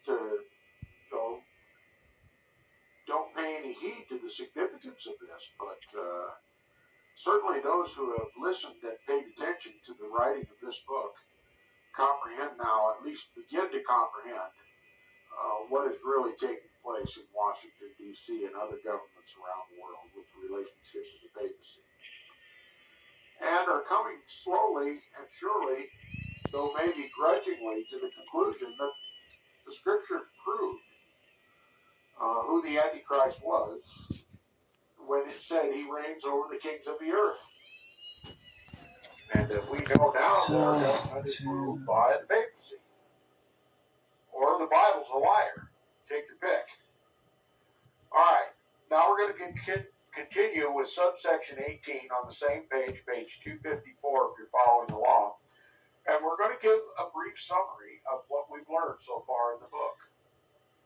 The author says we have now traced the march of priestly and popish usurpation from the early attempts of ambitious ecclesiastics to domineer over their brethren and to usurp the prerogatives of him, capital H-I-M, that's Christ, who has said, FirstAmendmentRadio.net.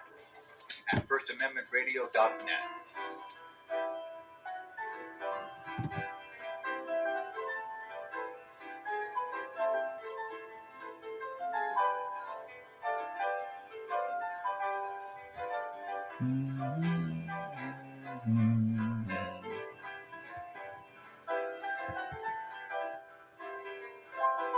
Oh, no, terrible. I think the sound that he chose of the piano thing is terrible, but anyway.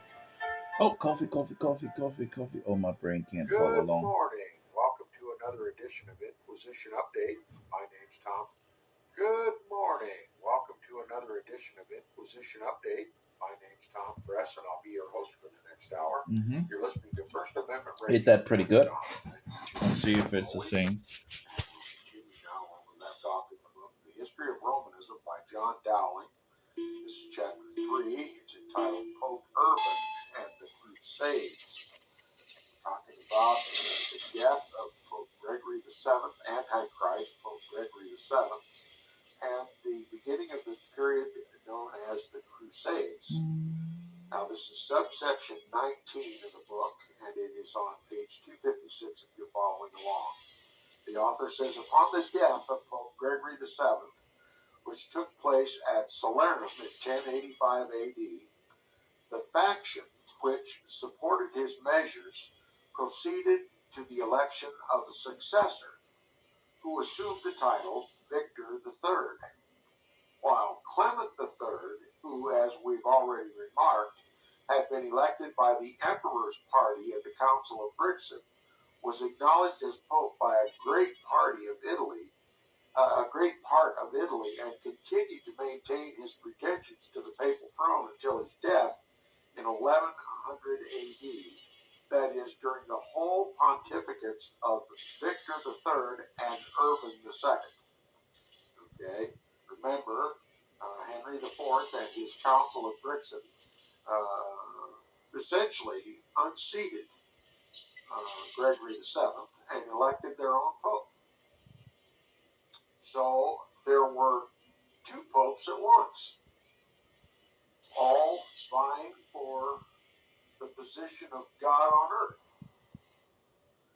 And because these rival popes declared themselves to be the representative of God on earth, they hurled anathemas and damnations at one another, calling one another Antichrist, and as I always like to joke. Okay, so that's also the same. Okay. Yeah. So that's pretty much the next one, like 12, 10, 10, 12, or 18, 18, 10, 12. Yeah, that's pretty much then 93, 093. Good. So that at least, so far so good.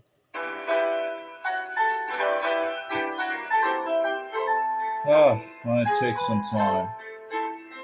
It is getting closer for sure, but there's still, and even if when I empty these, there's other things that I need to go back to and also sort out. But it was better than in the beginning, of course.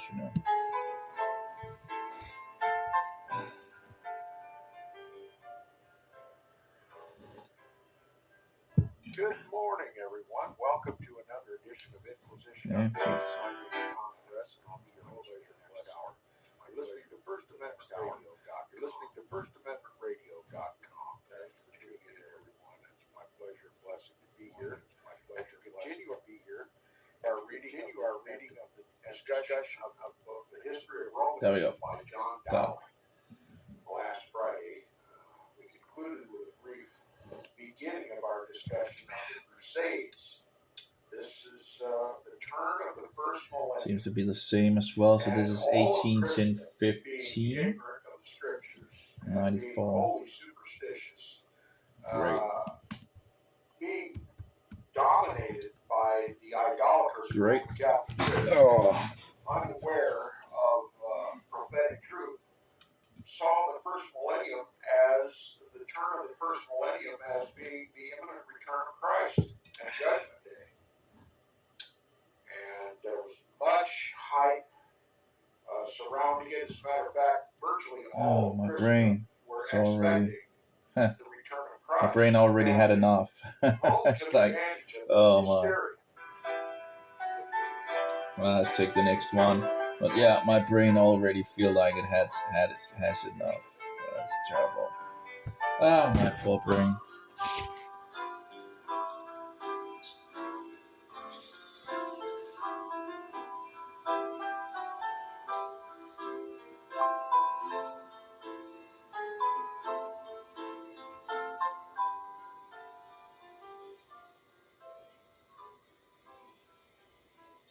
Good morning, everyone. Welcome to another edition of Inquisition Update. My name is Tom Press, and I'll be your host for the next hour.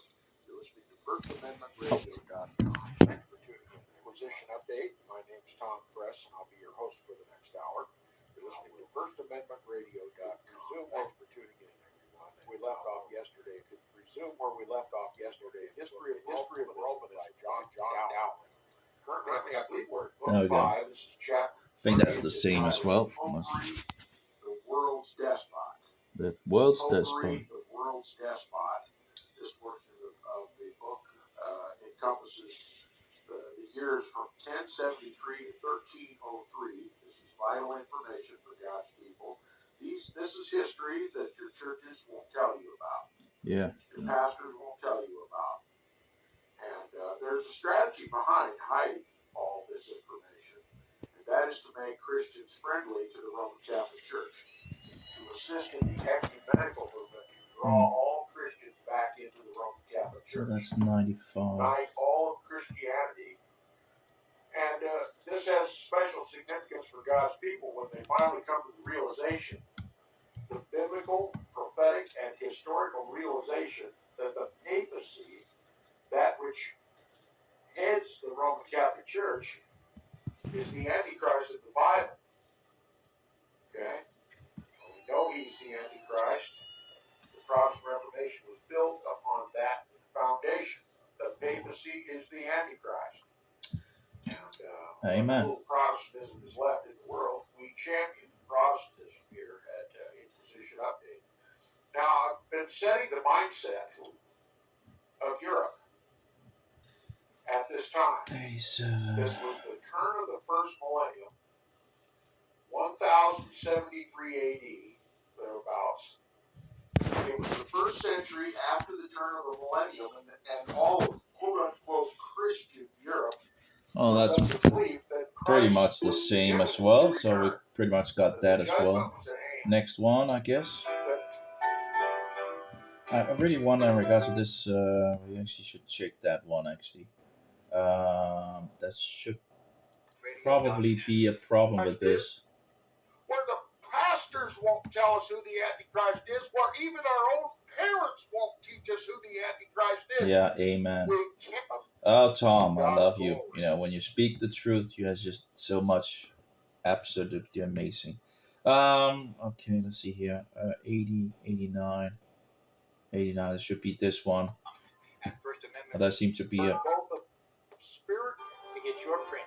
problem. Thereafter, his unnatural son, Henry V, was the ultimate credit, will repay this outrage to love and obey him. But look at the laws that we obey, the authorities that we obey.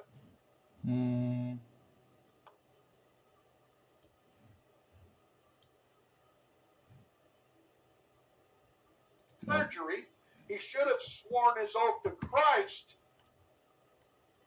for his insolence, his disobedience of the Pope, and for trying to overthrow him. Isn't that what the Pope does to God, to whom Henry IV worships? And ingratitude. Henry IV was ungrateful for the power of his empire by worshiping at the same time the God of glory and the Antichrist of the Bible. For receiving his power and strength from the Pope when he pretended that it was from God. You see, Henry cannot tell the difference. And Henry is being punished for perjury, false swearing, insolence, and ingratitude by the Most High God. This is God's hand of judgment against Henry. He doesn't understand that the very words that came out of his mouth in prayer to God was his own condemnation. Henry false swore to be a Christian, didn't he? He was a papist, he wasn't a Christian. He was a Roman Catholic, he wasn't a Christian. He worshipped two gods, diametrically opposed to one another. The Creator, the God of glory, and the Antichrist of the Bible at the same time. And how greater way to express your ingratitude of the God of glory by giving your power and strength to the Antichrist. Henry IV is self-condemned. Out of his his own mouth he convicts himself, simply because he does not know the difference between Christ and Antichrist. And isn't that the very position each and every one of us are in this world, where the government won't tell us who the Antichrist is, where the schools won't tell us who the Antichrist is, where the pastors won't tell us who the Antichrist is, where even our own parents won't teach us who the Antichrist is. We can't tell the difference between the holy and the profane. We don't know who to swear our oaths to. We're all in the same shape as Henry. And we're seeing Henry punished by his little god in Rome. And we're seeing the same justice coming from God Almighty. You know, it's one thing to anger the Pope, and it's quite another to anger both the Pope and God at the same time. And that's what Henry did. And that's what we did. Right here in the United States of America. A whole nation that can't tell the difference between the holy and the profane. Who praises God out of one side of their mouth and obeys the Pope in the other. Henry was destroyed by his own son. There was no familial love and affection. Because sin abounded, the love of many waxed cold. That's what happens when the Pope reigns and rules. There's no family ties. You can't trust your own parents. When you've been excommunicated by the Pope, when you've been condemned as a heretic by the Pope, not even your parents will defend you. Not your brothers and sisters, not your aunts and uncles, not your grandparents. Everybody will run from you like the plague. Because if they give you any help or succor, any food or even a glass of water, they'd be reduced to the status of a heretic, a schismatic,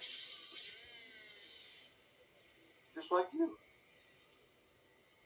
No familial ties exist at that point. And that's what's going to happen in this country. That's what's going to happen in this country. Alright, so that's where it actually stopped. So I wonder why it stopped there. Okay, so let's take the other one and see if we have some more. Come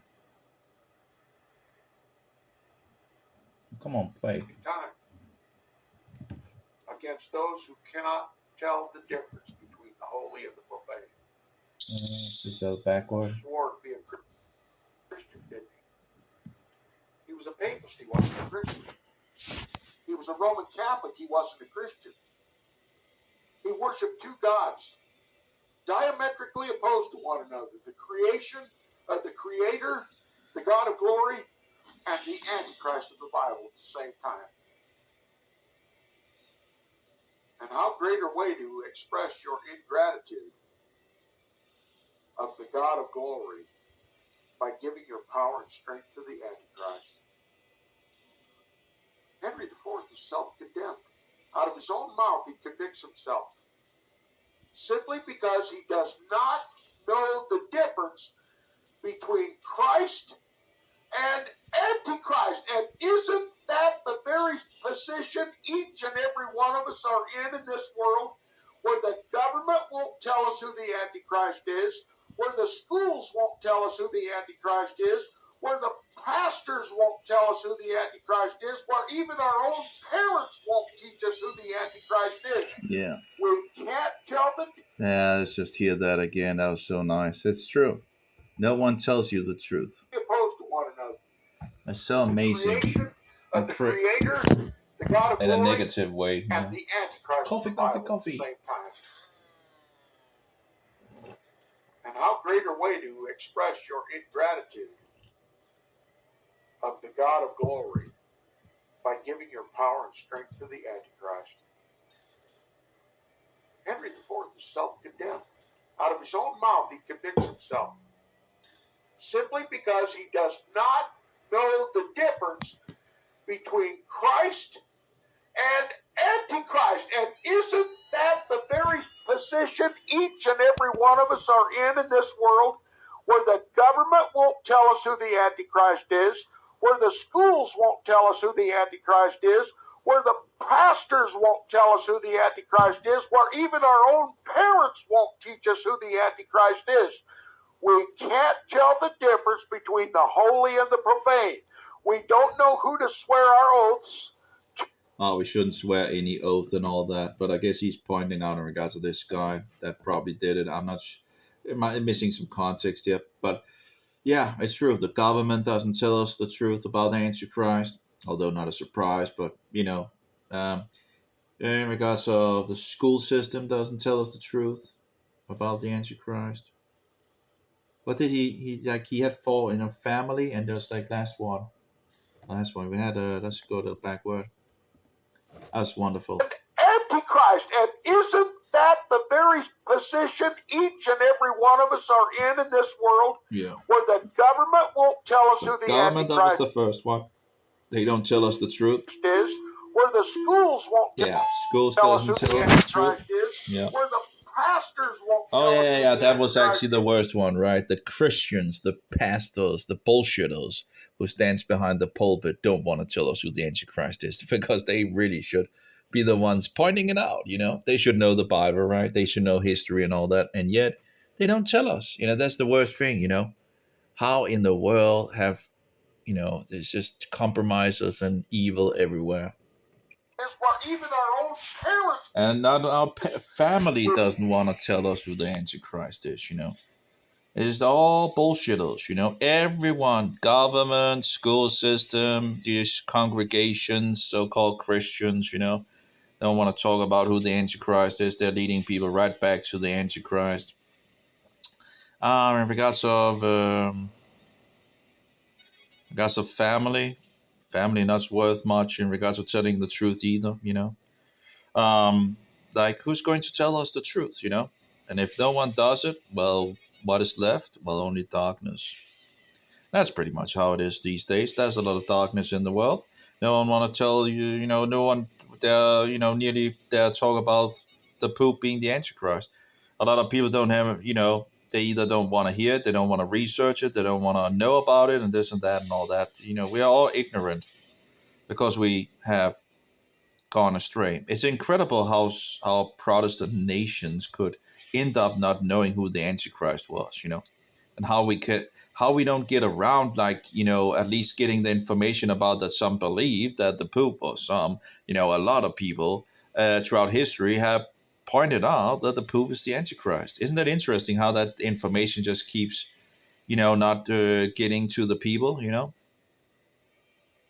I wonder when I first actually, realized that the Pope was the Antichrist and the papacy and all that. I sure had some, I was researching a lot of things in those days. And I sure also did, use some SDA material that pointed it out, at least. The SDA at least points it out. They have other issues and all that, but at least they point out some real Protestant foundational doctrine in regards to biblical and who the Antichrist is and all that. They do have other things that are, when you get deeper into prophecy and all that, that's where the problems comes around. But overall, they do have a lot of foundational standard Christian Protestant prophetic teaching that is correct. But then of course they have some that are less. But you eat the meat and spit out the bones. That's how you do it. There's no one that really has, like, that you can find something you might disagree with. It's very impossible nearly to find people that you totally agree 100% with.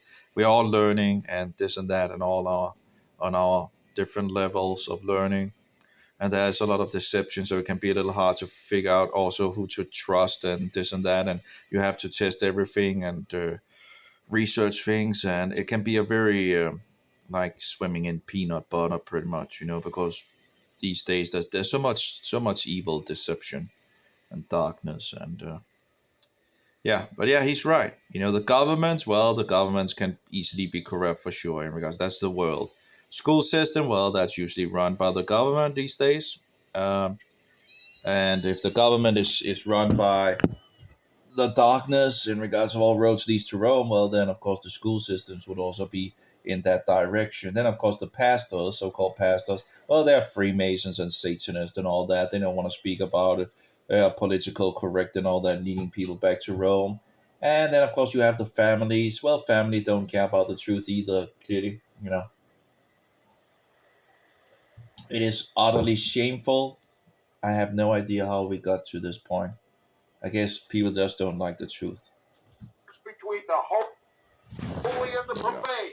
We don't know who to swear our oaths. Oh, we shouldn't swear any oath, but anyway, I guess he's pointing out in regards to this guy.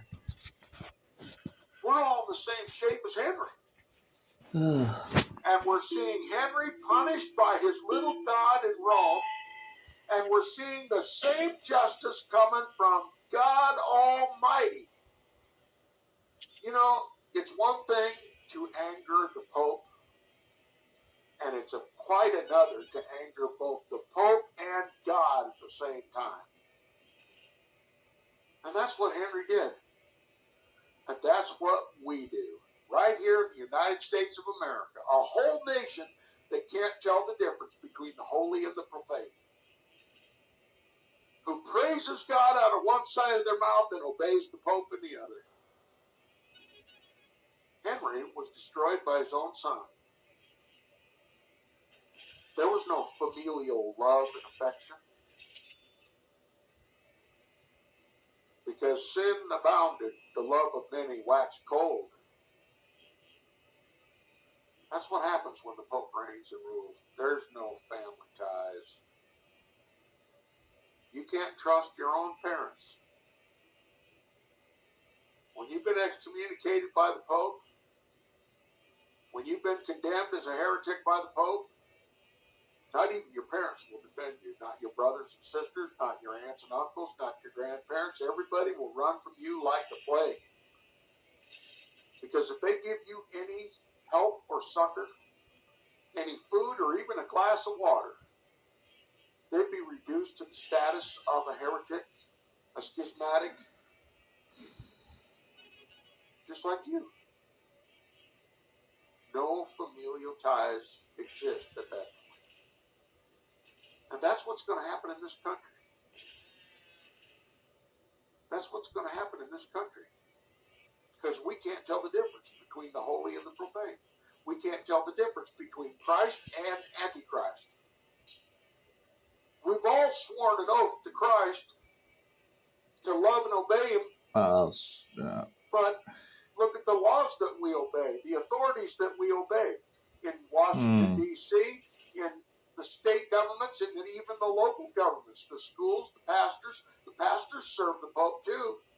Otherwise, they would condemn him as the Antichrist, wouldn't they? Mm-hmm. If they're not against him, they're for him, aren't they? Yeah, seems so. Who are you going to turn to? The truth. When papal justice and divine justice descend at the same time against those who cannot tell the difference between the holy and the profane. Henry is appealing to God. He says, "Great God, thou art the God of vengeance, and wilt repay this outrage. I have sinned, I admit, and merit such shame by the follies of my youth." Wonder where all those flies came from. Henry merited this shame by the follies of his seniority. Interesting how that. He continues pleading to God that thou wilt not fail to punish those traitors for their perjury, insolence, and ingratitude. Who's the traitor here? It's Henry IV. Not that he betrayed the Pope or rebelled against the Pope, but that he betrayed and rebelled against the God of gods. Henry false swore he was insolent and ungrateful to the God of glory by obeying, worshiping, and then rebelling against his little God in Rome, who is the Antichrist of Scripture. Now, no doubt, you can easily see that these papal legates, these archbishops of Cologne and Mentz, represent the Pope, and they're they're dethroning him. But God is overseeing the whole thing. Double justice. You might reel and recoil at my saying that the Pope, in this case the Antichrist of Scripture, history, and the Bible, and the God of glory are on the same side in punishing Henry IV. But now you ought to be able to at least see my point of view.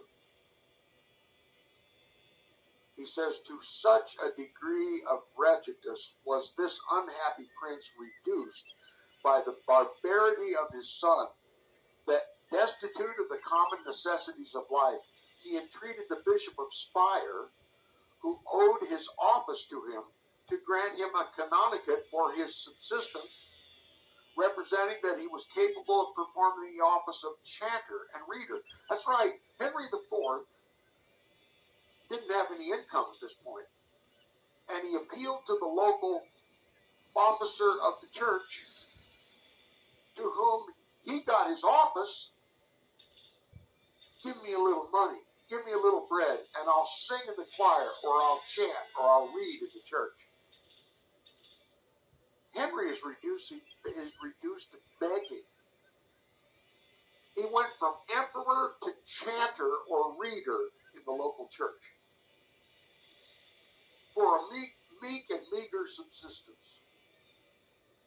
But he was denied even that. He said, being denied that humble request, he shed a flood of tears, and turning to those who were present, said with a deep sigh, quote, my dear friends, at least have pity on my condition, for I am touched by the hand of the Lord, unquote. In other words, have pity on me. I'm under God's influence now. I've sinned. I own. I admit. But now I'm dealing with the Lord. Was it true? Was he really dealing with the Lord? If he was dealing with the Lord, would he have not renounced the papacy as the Antichrist and put Christ back on his rightful throne? There's no example of that in the life of Henry IV. There's no example of Henry IV finally being able to determine the difference between the holy and the profane. He just appeals to the mercy and the pity of the people by saying, I'm under conviction of the Lord. I'm touched by the hand of the Lord. Falls on deaf ears. All right? He says the hand of man at least was heavy upon him, for he was not only in want, but under confinement. Okay?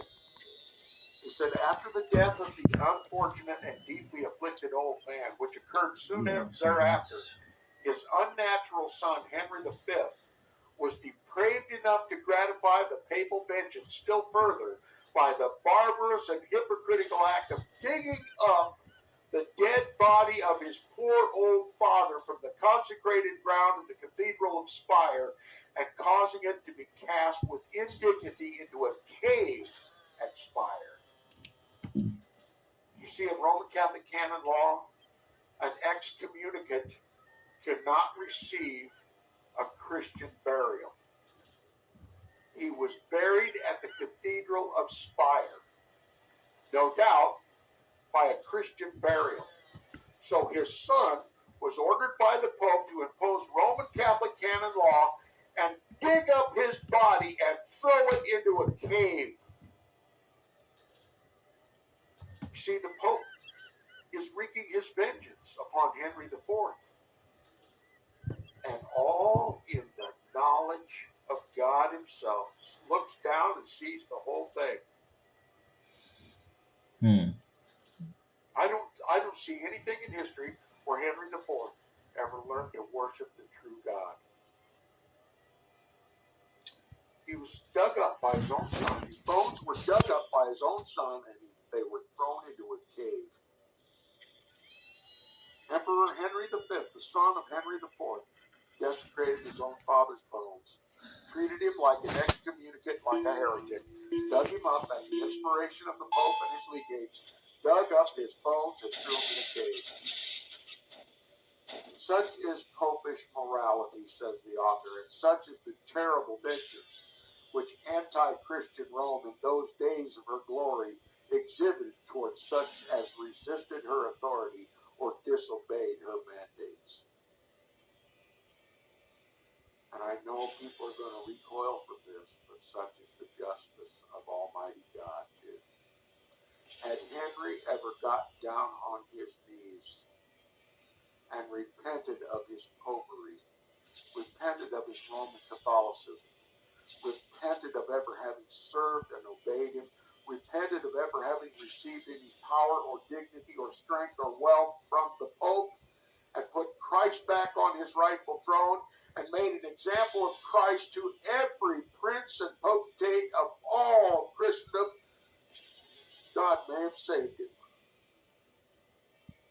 But he never did. I don't see any example in Henry IV's life of true salvation. Your mileage may vary, but we can all agree on this. We can all agree on one thing. There's a consequence for not being able to distinguish between the holy and the profane. And by mixing the holy with the profane, God will not share his throne with the Pope. No more than God will share his throne with Lucifer, with Satan. Our churches, our government, the media, our schools, our parents, all have left out the vital piece of information. Amen. That's true. It helps us distinguish the difference And between discern. the holy and the profane. Yep. So that we not anger God. Well. Okay, chapter 2, life of Gregory VII continued, other instances of his tyranny and usurpation. We put the history of Henry IV aside. We're going to get on to how the Pope further. Yeah, clearly that file is missing some information, so we'll replace that with that one, which is of course okay. So that's another where there was missing some information. Clearly, it's a little weird because it seems to, well, we have had one at least going one way. We have some missing programs also, which I don't know if YouTube censored these videos. Why I wouldn't have those, I can't remember. It's so many years ago. Now, overall, there's a lot of information already. It's like 200 hours nearly of goody information of Roman history and the Antichrist. But it seems like I do have some of those missing ones. I just need to sort them out. But yeah, this one apparently, yeah, we've replaced that one, and we have 90. I can't remember how far we're actually down. Oh, my brain is already. Yeah, I when I woke up, it's like, oh yeah, we're ready for another huge. But I must say, I'm already feel like I'm pretty much done already. It's just not good. It's like anyway, so because I would have liked to kind of get a lot further in regards to it. Yeah, it takes its time. Okay, 80, and then we have these John Dowlings. We have 91, 92, 93, 94, and 95. So I guess we could, in some sense, delete them over at the other one. Maybe we already have. Seems like I might already have deleted them. Okay. So I have 90, 91, 90. No, wait a minute. Oh, no, we haven't deleted them. Okay. So we have 90, 91, 92, 93, 94, 95. So we can delete these, I guess. And we can also delete, no, that's fine. 89, replace that one. 90, 91, 92, 93, 94, 95. We can delete that, move to trash. Great. Okay. So far, so good, 88, pretty much have 88 as well, right?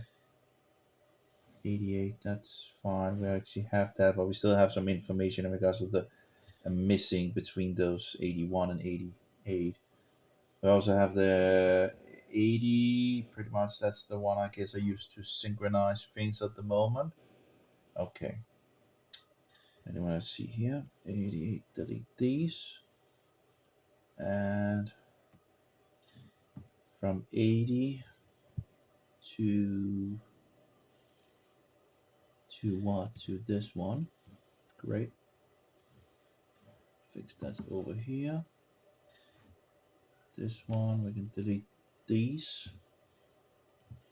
And I have 80 again.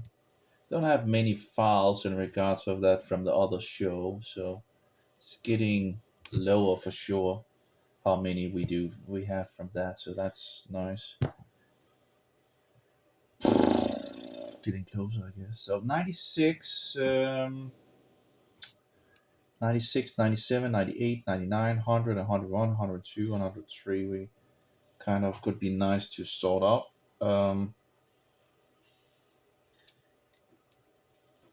Okay, 91, 92, 93, 94, 95, 96.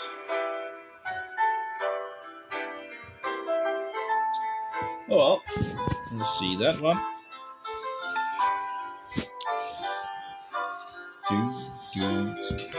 Some more coffee.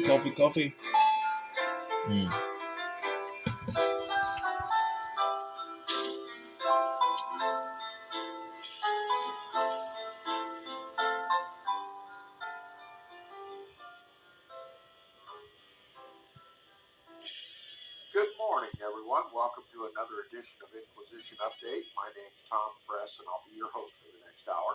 You're listening to FirstAmendmentRadio.com. Thanks for tuning in, as always, and we'll proceed immediately with the continuation, our reading and discussion of the book, The History of Romanism by John Dowling.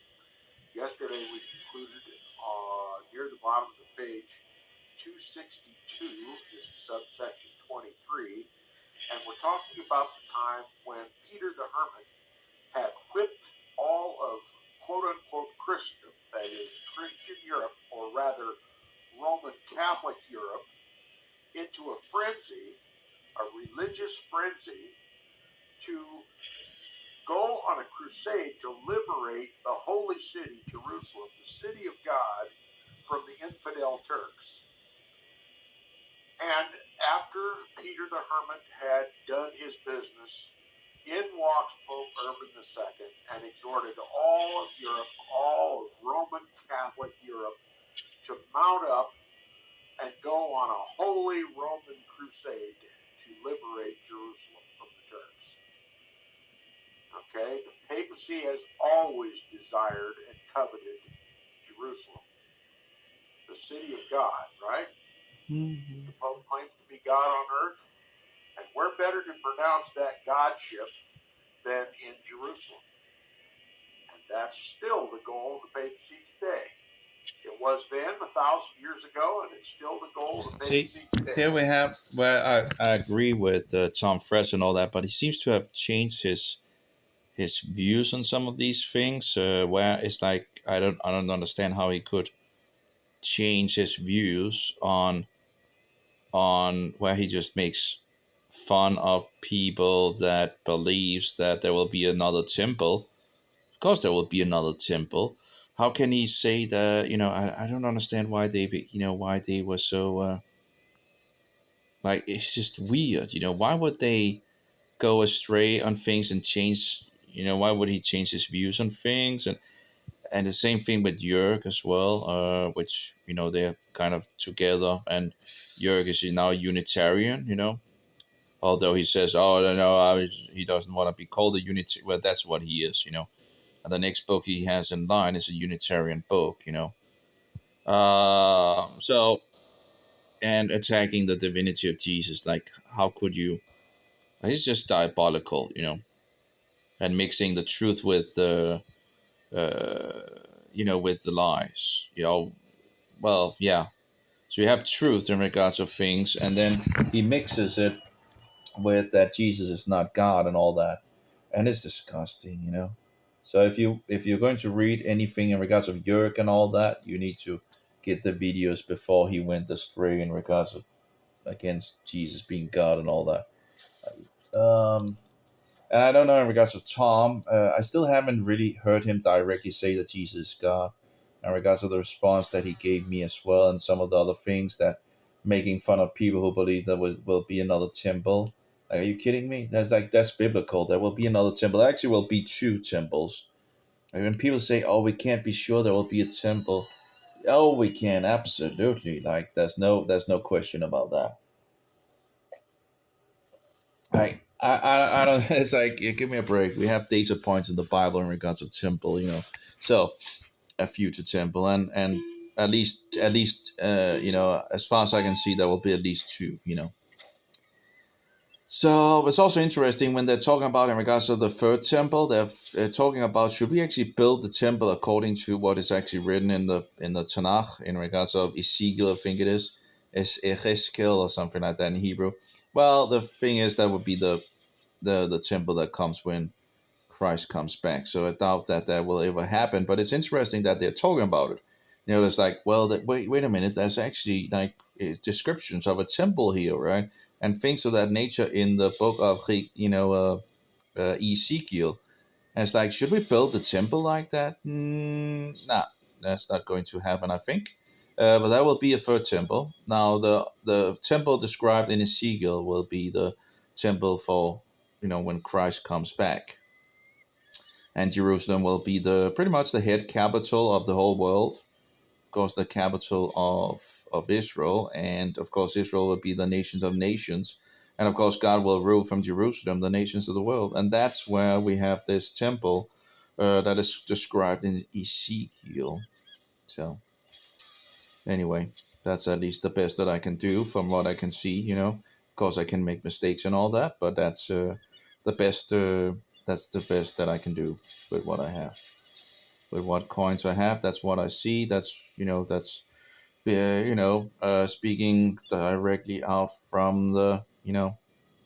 So yeah, but yeah, it's just weird that when Tom came back, how he kind of seemed to have, and of course there was some other things in regards of his views and all that, but overall, mostly there's a lot of good meat in regards of his reading books and all that. So it's like 2,500 hours, and there might be some replays in regards of it, and of course there will be some things that I disagree with and all that. But overall, we don't have many people actually speaking that truth that he's speaking. And I just, if you love truth, you will love the one who speaks it. So yeah. Like you get this wonderful, love, for when someone speaks the truth. It's like, oh, they're so awesome. It's like you're just indwelled in like just this feeling of love. Oh, someone speaking the truth, oh, it's just wonderful, it's just amazing, it's just, oh yeah, that's what we want, right?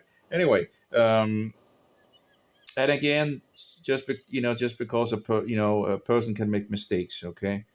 We can all make mistakes, and the question is, of course, if one is trying the best that they can do, or if they are Roman agents, because both are, there are both kinds out there. There are people that are trying the best that they can do, like myself, and then there, of course, are Roman agents that, that you can still get a good amount of information from, but they try to, lead astray. It's very disgusting. So you can still learn a lot from Roman Catholics and all that, it's just, yeah, whatever. So did we finish the? I guess we finished the game in some sense. Just absolute. I have no. It's just disgusting that those programmers wouldn't have made it harder. It's like, oh, let's just put some more laps on it, more laps, more laps, more laps, and even more laps when the computer is like easy. It's like, it's not even easy mode; it's easy peasy mode. is incredible. Of course, you can, if you're listening to something biblical or history or whatever, you can listen to it while you're actually playing it. Just fix down the volume and then listen to things, and yeah, then you get some fun factor from whatever game, whatever, and then you get a lot of truth while actually doing it, in the background. It's But God, in His providence, has. Anyway, so that's 96 in regards to we were actually. I guess I lost it. Yesterday, we concluded Oh well. near the bottom of the page. 96, and we have 96. This is subsection 23. Okay, let's see here if this is. So anyway, yeah, I guess we got finished with this game. Whatever. It's kind of. Uh-oh. One blue. 33. That smells a little like Freemasonry. Although there's actually more degrees than 33 in regards to Freemason. In regards to 30, 30, 31, 32, 33, they should pretty much know that they're worshiping the devil at that point. But there are, what was like 39 degrees of Freemasonry, as far as I recall. Oh, how can I forget that? Like, why is my brain? Oh, it's just, you fill something in and something else goes out. I think it's like 238 level degrees Freemasons, one level 39, and I don't know how many 37. Anyway, and they're of course devil worshippers, It's like, see, achievements 9 of 16. Race in any multiplayer. Well, there's no multiplayer really. Complete the original championship. We pretty much have done that. Mini motor, earn gold in every cup, whatever. Yeah. Money bags. Yeah, we pretty much got that. And we got Satanic Merry Christmas, of course. This typical, this world is full of satanic bullshit and promotion of satanic festivals and all that, right? We got, more, as long as it's said satanic and pagan and all that, then everybody's on it, Come first in any race. Did we get that? I'm not sure. It's like, what does that mean in regards of these? Well, there's a date on it, so I guess I pretty much have them. Collect or purchase, unlock every game in the. Yeah, own, come first in any multiplayer match up. Well, we can't do that because of. And there's some secrets apparently, which I have no idea. But we can, I guess, go into the select. And I guess we can buy every single car, I guess, if everything is. I don't know, because sometimes the game crashes and all that. So the question is that maybe some of these vehicles you might actually have been getting them for while you were actually playing the game, but because it crashed and all that, it's kind of a problem. So there might be some problems with that. And I pretty much have unlocked the whole thing again. But yeah, it tends to crash because it's not Android 14. It's not fixed for Android 14, and apparently there's some problems if. So that has happened twice. So let's see. So we have pretty much sorted that out. Maybe we have sorted that out. Let's see. Maybe if I try to run whatever in regards of. Oh well, why is it? Oh, there we go. Let's just try to take one here. See what happens.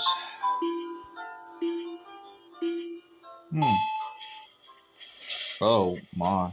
Good morning, everyone. Oh, that's going to be interesting. Wow, that's low. Whoa. As always, and we'll proceed immediately with the continuation, our reading and discussion of the book, The History of Romanism by John Dowling. Yesterday we concluded near the bottom of the page 262, this is subsection 23, and we're talking about the time when Peter the Hermit had whipped all of quote-unquote Christendom, that is Christian Europe, or rather Roman Catholic Europe, into a frenzy, a religious frenzy, to go on a crusade to liberate the holy city, Jerusalem, the city of God, from the infidel Turks. And after Peter the Hermit had You gotta done be his kidding me. business, This is just in walked slow, Luther slow, II slow. and exhorted all of Europe, all of Roman Catholic Europe, to mount up and go on a holy Roman crusade to liberate Jerusalem from the Turks. Okay? The papacy has always desired and coveted Jerusalem, the city of God, right? The Pope claims to be God on earth, and we're better to pronounce that Godship than in Jerusalem. Yep. That's still the goal of the papacy today. It was then 1,000 years ago, and it's still the goal of the papacy today. Yeah. But So I don't know in regards of Tom how he, what in regards to the last YouTube videos he made with Jörg, but it seems like he went it just went totally mad. And of course, I was both censored and banned, and they didn't, from, can't remember all but Jörg deleted my post and banned me. I think it was, yeah. And of course, that's shadow banning because apparently YouTube doesn't tell you that you're actually banned from something. So you can sit and write, but no one sees it. Oh, we have flies in my. They're really going at my thing here now. Oh well, fruit flies. Yeah, it kind of went ballistic on that. It was pretty good. It's like the sugar that is in it have kind of made it into a marmalade or whatever. Um, Still have some of these. Anyway, my coffee here. Yeah. So before he was thrown off, he still had some very good views, I think, that I agree with in regards of. But it seems like afterwards, I don't know what happened. 1,000 years, God's people will wake up to the reality that the Pope is no Christ, the Pope is no vicar of Christ, the Pope is the Antichrist. The papacy is, was, and always will be the Antichrist. Anybody who reads their Bible and studies history has no other option but to believe the papacy, the Roman Catholic popes, in their succession, every one in the line from the beginning to the end, is the Antichrist of Scripture. All right, subsection 23 at the bottom of page 262, we'll resume our reading. It said, at this point in the oration of the Pope, loud shouts are said to have burst simultaneously from the assembled multitude as if impelled by inspiration. Quote, it is the will of God. It is the will of God. Unquote. Words regarded as so remarkable that they were employed as the signal of rendezvous and the watchword of battle in their future adventures. Skillfully seizing upon this simultaneous burst of enthusiasm and turning it to good account, the pontiff proceeded as soon as silence was obtained. Here's what he said, quote, brethren, if the Lord God had not been in your souls, you would not have all pronounced the same words. Or rather, God himself pronounced the words by your lips, for he it was that put them in your hearts. Be they then your war cry in the battle, for these words came forth from God. Let the army of the Lord, when it rushes upon its enemies, shout, but that one cry, God wills it, God wills it. Then, exhorting them to engage in his holy crusade, in this holy crusade, he exclaimed, quote, let the rich assist the poor, and bring with them, at their own charge, those who can bear arms to the field. Still, let not, now listen carefully to this, still, let not the priest or the clerks, notice the word clerks, that's the clerics of the Roman Catholic churches. There are clerks in the courthouse in your local community. He represents the Pope. Okay? The word clerk, as I've learned from a knowledgeable source, the word clerk, as it's used in the courthouse, is this very same word, is a representative of the local bishop. Okay, they rule over the courts.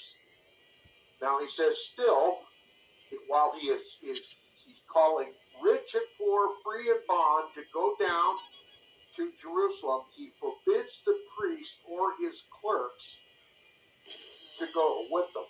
He says, still, let no priest nor clerks, to whatever place they may belong, set out on this journey without the permission of their bishop. Okay? So the Pope communicates through the bishops, right? So no one of the clergy is allowed to attend along in this crusade unless they have the permission of the bishop. In other words, the Pope gets to pick who goes and who doesn't. Continuing with the quote, he says, nor let the layman undertake it without the blessing of his pastor, that is his priest, for to such as do, their journey shall be fruitless. Okay? Now, what do you see in this?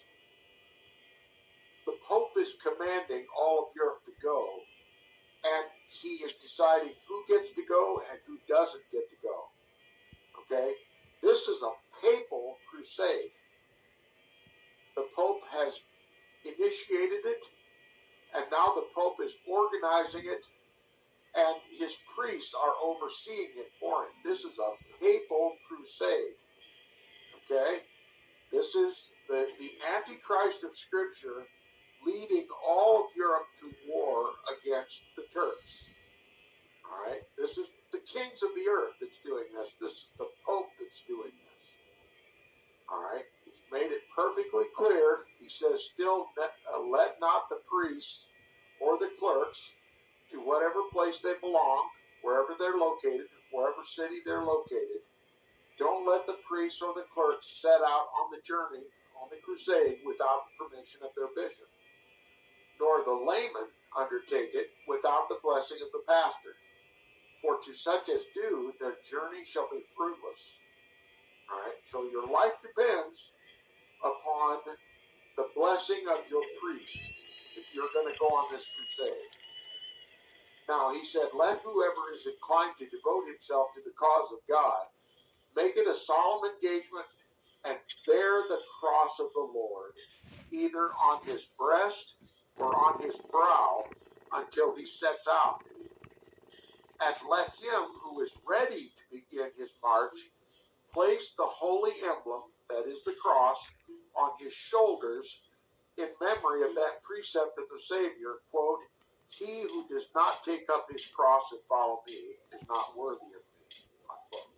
So you see how the papacy misuses the Scripture? Okay?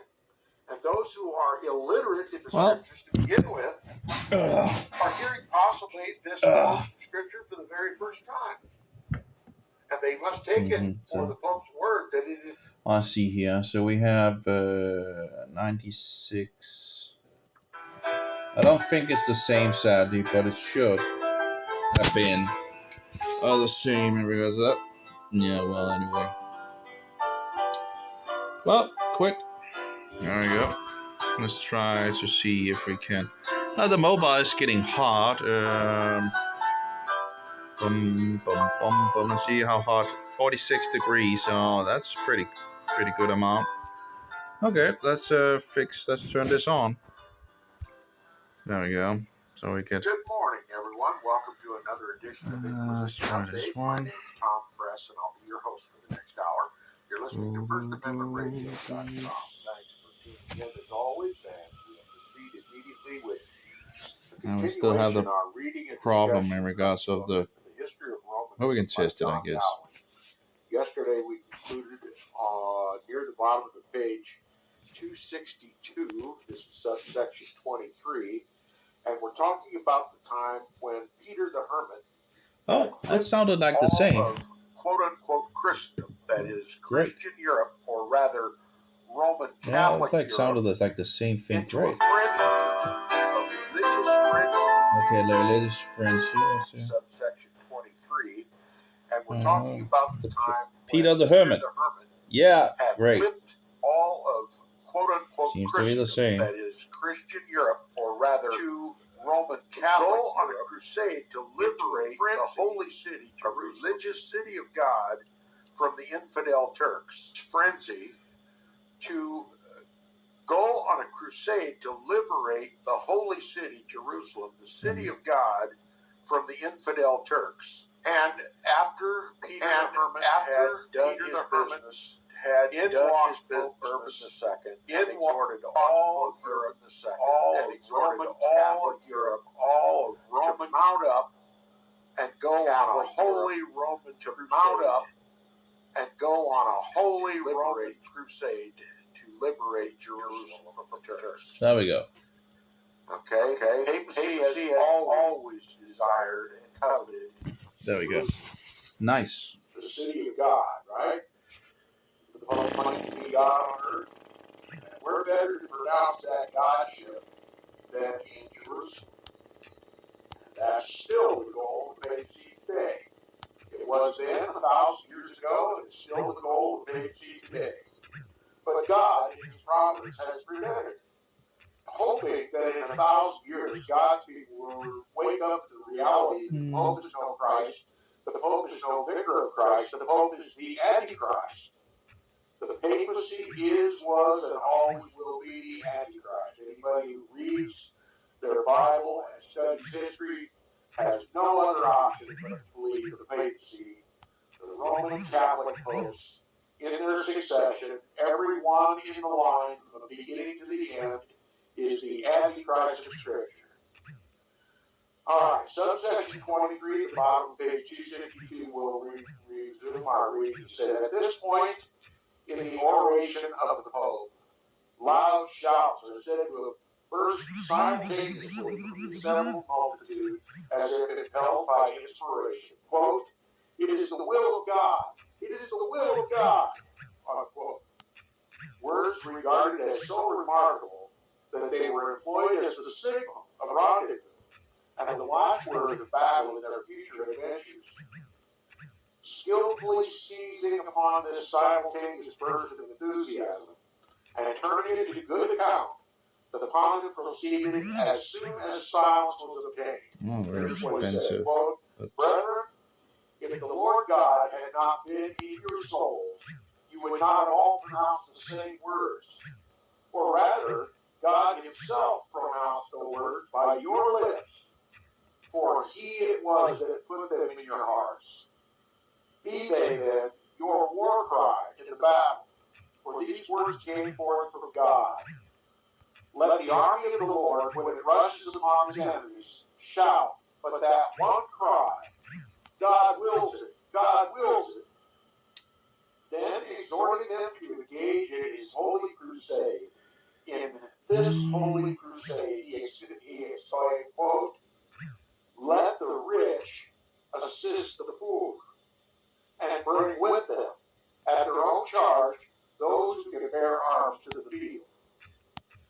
Still, let not, listen carefully to this, still, let not the priests nor the clerks, notice the word clerks, that's the clerics of the Roman Catholic Church that are clerk at the courthouse in your local community. He represents the Pope. Okay? The word clerk, as I've learned from a knowledgeable source, the word clerk as used in the courthouse is this very same word. He is the representative of the local bishop. Okay? They rule over the courts. Now he says, Yes, I pretty much have, well, there's no pause feature apparently. I guess, how do pause maybe push down? No? There we go. So I pretty much have this one, although it's to whatever place they may belong. Let's try to see if... Knowing that the Roman Catholic Church placed so great a value on little fragments of bone and hair and teeth and anything else of anybody that was buried as supposedly a saint, would pay tremendous amounts of money for. So all of the nations in the area where the Crusaders were traveling through in order to arrive at Jerusalem, they would sell little booths where they would sell the bones of the saints. They would dig up carcasses and sell bones to the Crusaders. And of course, if you It's just mad world. Anyway,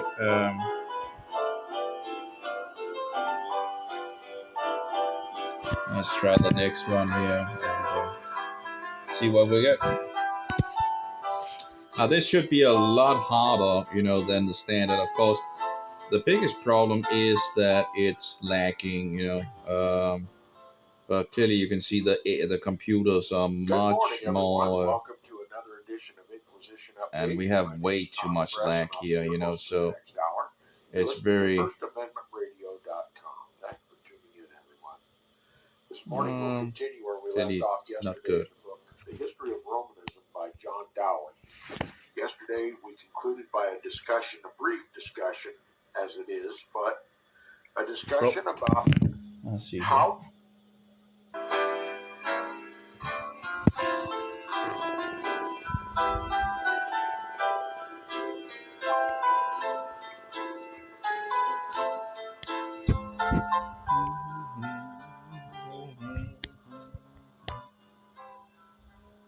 Good morning, everyone. Welcome to another edition of Inquisition Update. My name's Tom Fress, and I'll be your host for the next hour. You're listening to FirstAmendmentRadio.com. Thanks for tuning in, everyone. This morning we'll continue where we left off yesterday in the book, The History of Romanism by John Dowling. Yesterday we concluded by a discussion, a brief discussion as it is, but brief discussion. The papacy used a brief discussion as it is, but a discussion about how the papacy opportunity of saves to advance itself in There we go. financial wealth. That's great. So that 97. Papacy 97. used the Crusades as cash cow. Remember, it was the Pope who set the Crusades in motion, Urban II. Okay, 97. That's pretty good. Okay. Virtually, Europe was abandoned. Every able-bodied man, woman, and child who wished to go on FirstAmendmentRadio.net. Let's try the next one. FirstAmendmentRadio.net.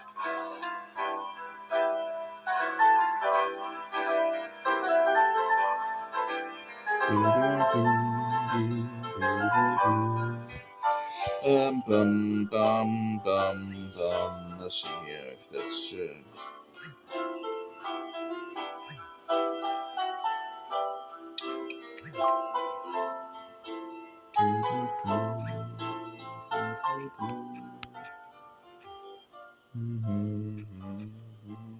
Good morning, everyone. Welcome to another edition of Inquisition Update. Let's see if that's good. Okay.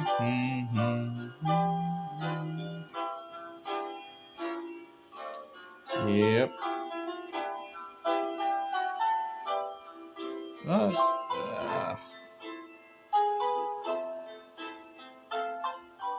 Alright, guys, so the steering does also seem a little more wobbly. Good morning, everyone. Welcome to another edition of Inquisition Update. My name's Tom Fress, and I'll be your host for the next hour. You're listening to FirstAmendmentRadio.com. Thanks for tuning in, everyone, and we'll resume where we left off. Look at that, In our recounting of the history of England and how the Antichrist of Scripture, history, and prophecy, the papacy, reduced the government of give me a break. England to a vassal of the Pope. The papacy must conquer England. England is the seat of Protestantism, true Bible-believing Christianity, and how could the steering be so good in the other game and then... The Pope will prevail. One way or the other, the papacy will prevail over England. And my name's Tom Fress, and I'll be your host for the next hour. You're listening to FirstAmendmentRadio.com. Thanks for tuning in, everyone, and we'll resume where we left off yesterday. I have no idea why they didn't update the Android version. Of England and how the Antichrist Antichrist of Scripture, history, and prophecy, the papacy, reduced the government of England to a vassal of the Pope. The papacy must conquer England. England is the seat of Protestantism, true Bible-believing Christianity, and it is reluctant to bend the knee to the Pope. But the Pope will prevail. One way or the other, make papacy England Roman Catholic. Okay? This is history. History never talked about in our will prevail over England and make England Roman Catholic. Okay? This is History. History never talked about in our country, and especially not in this age. And from this history, we can make assessments about how and when the papacy reduced the United States to be a vassal of the Pope. Okay? Now, our discussion yesterday was centered around the King of England at the time, William. So that seems to be the same as well, so that's nice. That's good. Okay, let's see actually how if this runs. It seems that it runs at least a little more smooth when there's only two AIs, but it's still not totally responsive. I don't know in regards to the options here, in regards of options here, steering. Well, the steering is sensitive on maximum, and maybe that's, I'm not sure if that's bad or good or whatever.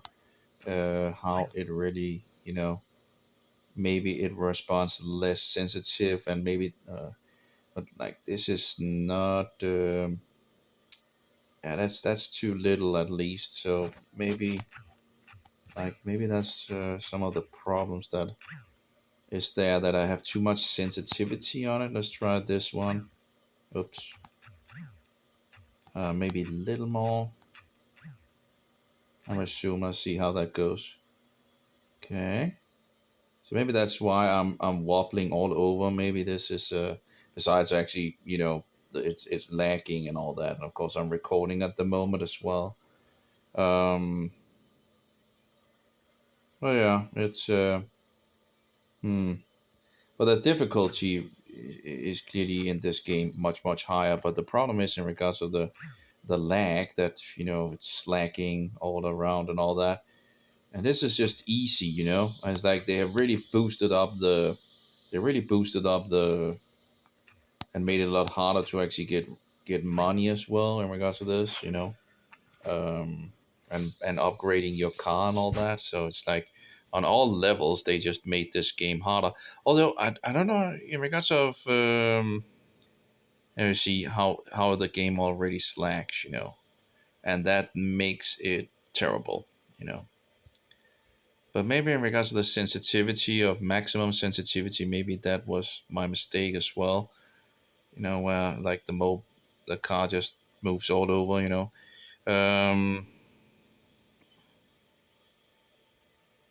Like if I could get it close to the other game, of course, that would be the best. So you kind of feel like it's the same as the other game. But yeah, it also seems like when you hit something, and that tends to also happen a lot more. I'm still not. I'm not sure if it's because it's lagging or anything like that, but I probably should go a little less in regards to resolution as well, to get the most smooth experience really out of it. Although it begins to then look not so nice, but anyway. But I'm playing on easy level, and I'm clearly already having some, the second is just right behind me. So I do wonder if it's actually the same money you get if you do it from easy or hard. I think it actually is the same. I think you actually do get the same resources. Let's try to think hard. I think you actually get the same resources even if you play it on easy or hard.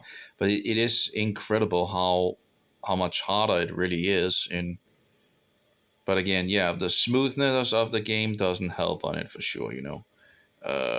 That's just, it's actually weird. Actually, maybe it lags more when you have harder. Maybe the CPU is using more or something like that. I'm not sure, but it does lag. That's for sure. Even if it runs these 60 frames per second, it says, and yet it's lagging. And the question is, why is that? I tried that in other emulation things. It might be that the CPU is working overtime and that the graphic can still continue, but I do wonder if I try to put it on. Let's see here how that looks. It does give you actually. Okay, let's try to. I don't think it will help in any way, but let's try to fix performance on all levels. See if that works on any level. Probably not. Oh, nah. Shouldn't really do much of a difference at all. It does maybe a little. It's still slaggy. I don't think it actually does anything, but it's just because I don't have any vehicles on my screen at the moment that it does less of a. Yeah, number 3, And the question is, what do you get in regards to resources? Does it change? I don't think it does. But yeah, the enemy is clearly, or the opponents are clearly much harder on even on easy mode. Um, so anyway, let's get this back to where it was. Conservative, and fix those around. There we go. Yep, and then go back here. I will going to also fix the resolution down, but yes, fix that at least a little more down. Just because it ends up becoming very ugly. But yeah, there we go. Let's try that again. See if it's totally. Anyway, where did we go in regards of this? Did we have 19? Hostile crap is here. Wishing and his own wishing candidate for the Archbishop, his own candidate for the Archbishop. In other words, to appoint the most powerful. In other words, to appoint the most powerful to be a friend of the church.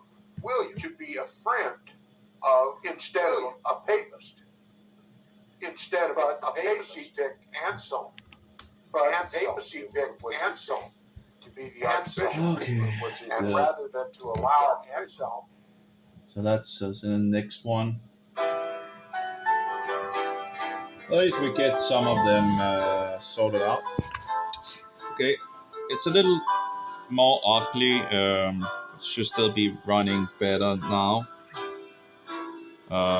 Next, a little more smooth, but of course, when we get into the game, it will probably lag again. Now let's try this one, 8 laps, and see how that goes. Good morning, everyone. Welcome to another. That's this one. Good morning. Boom, boom, boom. It's not too bad, but it's still laggy. Incredible how much better the computer are in this version.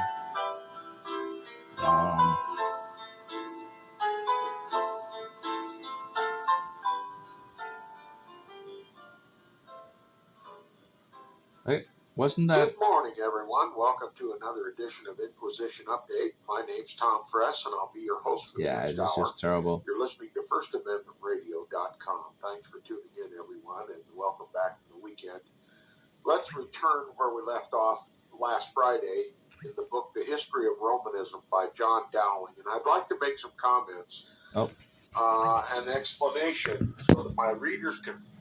Edition of Inquisition Update. My name's Tom Fress, and I'll be your host for the next hour. You're listening to FirstAmendmentRadio.com. Thanks for tuning in, everyone, and welcome back to the weekend. Let's return where we left off last Friday in the book The History of Romanism Romanism by John Dowling, and I'd like to make some comments. An explanation follow along. My readers can follow along. The events that took place in England between the Pope and the King, the Archbishop of Canterbury, the Archbishop of Canterbury.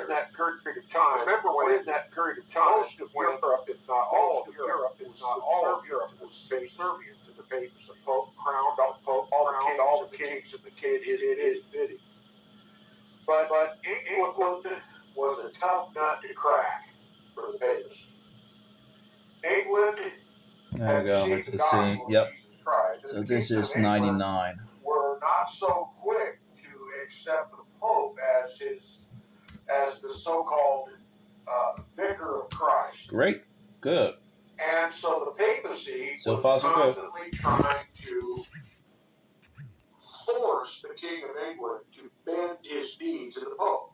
In other words, to make the King of England and the Kingdom of England a vassal of the papacy, so that like, look at that. I'm already way far behind. Just like the rest of the kingdoms of Europe obeyed the Pope.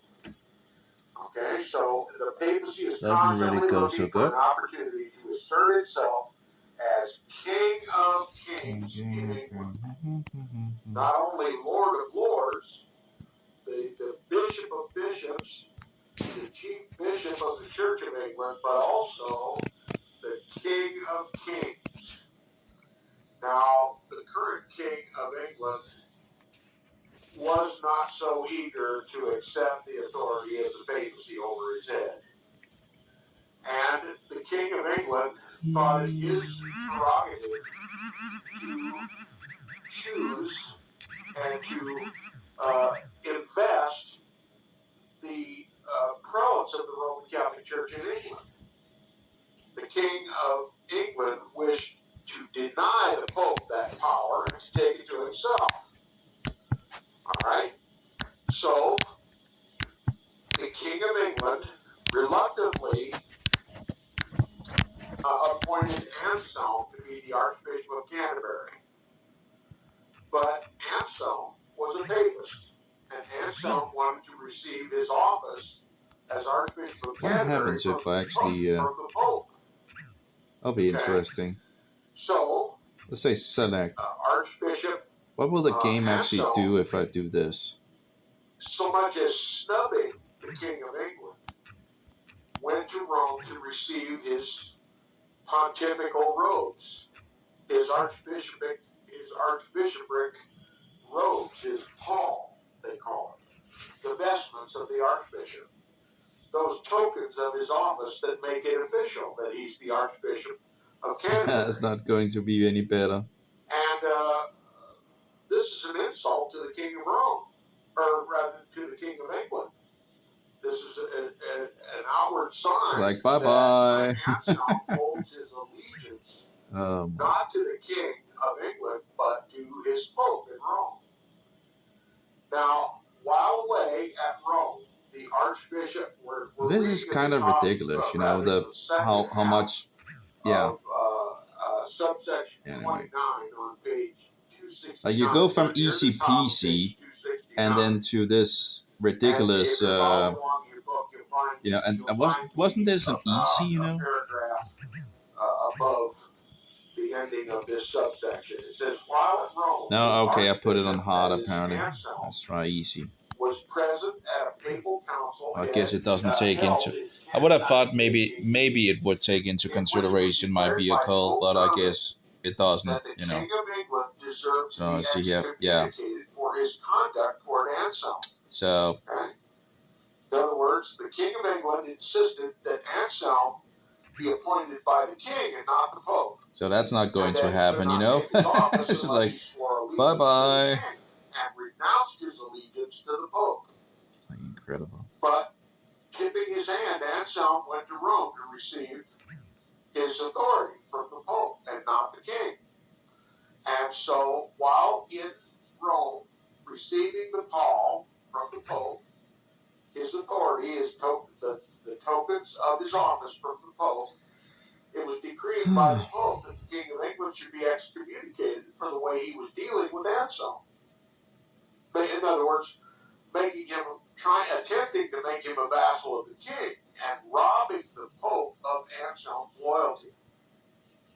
All right, it says, but at the conquest of that prelate, or rather at the request of that prelate, the execution of the sentence of excommunication was postponed.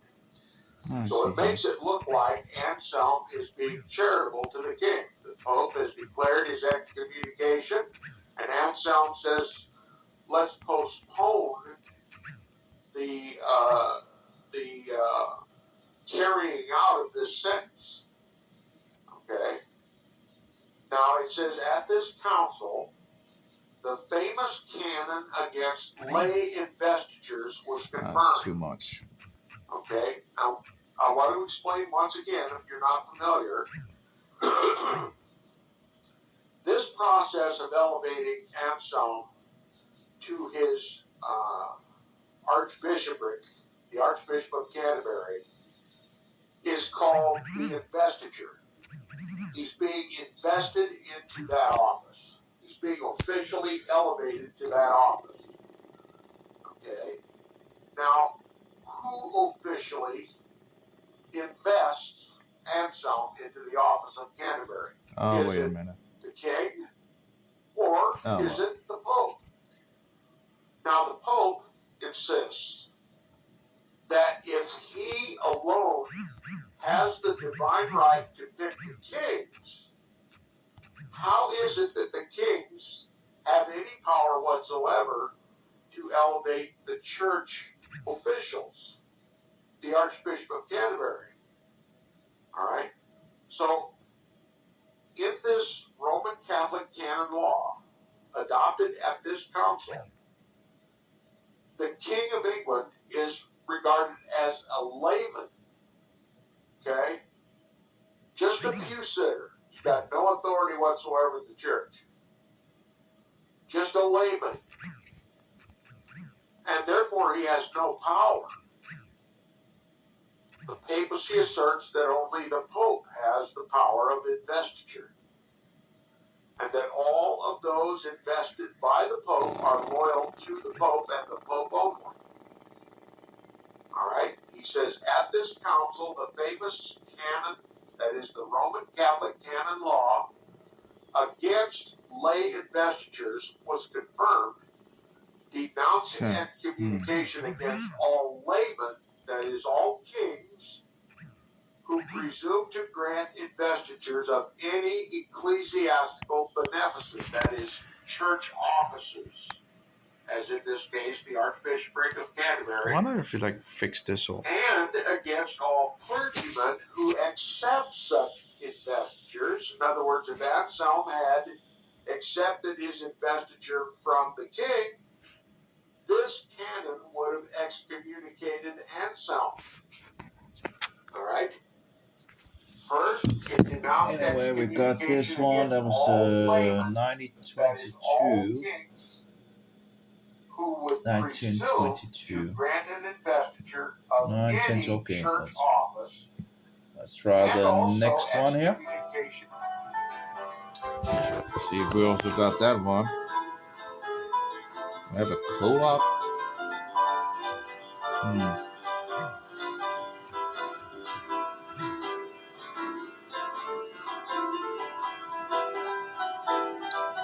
Point to steer, turn to steer.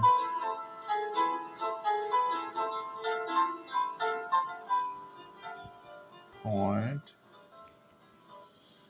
Good morning. Welcome to another edition of a position update. My name is Tom Press, and I'll be your host for the next hour. You're listening to First Amendment that was pretty good. Thanks for tuning in, everyone. We're going to return now where we left off yesterday in the book, The History of Romanism by John Dowling. We're right in the middle of a huge controversy between Pope Pascal II and King Henry I of England over the business of investiture. Who has the power to appoint the officials, in this case, the Archbishop of Canterbury? Who has the power to invest this office?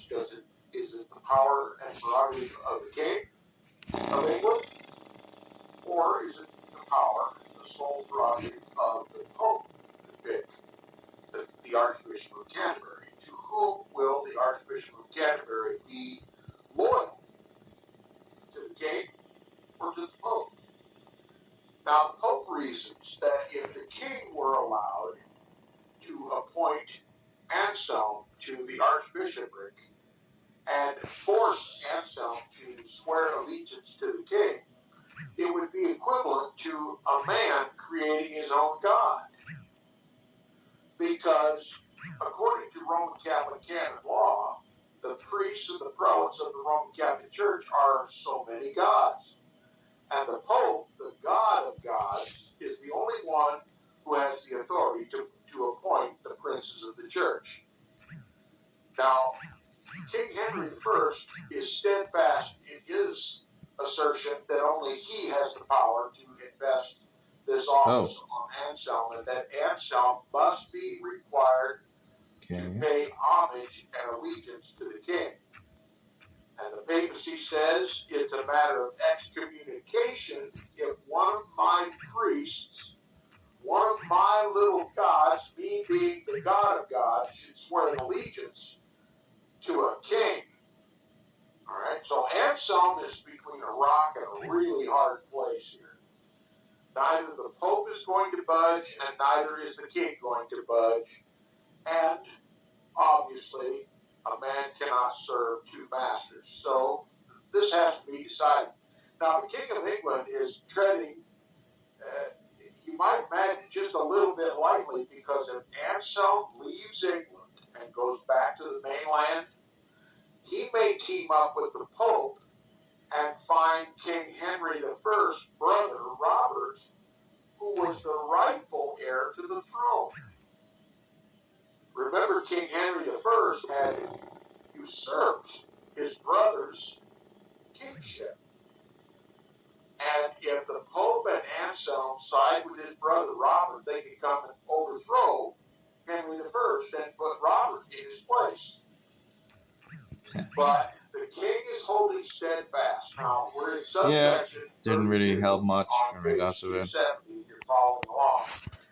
Now, after the Pope said that the priests of the Roman Catholic Church and the prelates of the Roman Catholic Church are so many gods, and that the Pope is the God of gods, and only he has the right to invest Anselm into the position of Archbishop, and Anselm is on pain of excommunication if he swears allegiance to the king. He said the king was rather irritated than convinced by this.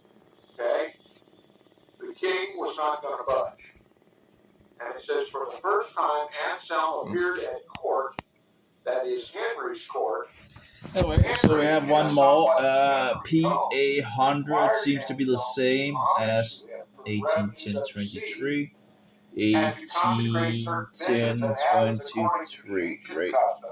P100. Oh, sorry. I will suffer no subject to live in my dominions who refuses to do me homage. Unquote. Go. It says the Archbishop boldly replied, that is, Anselm boldly replied, quote, I am prohibited by the canons of the council held at Rome to do. Next one, I guess, getting closer to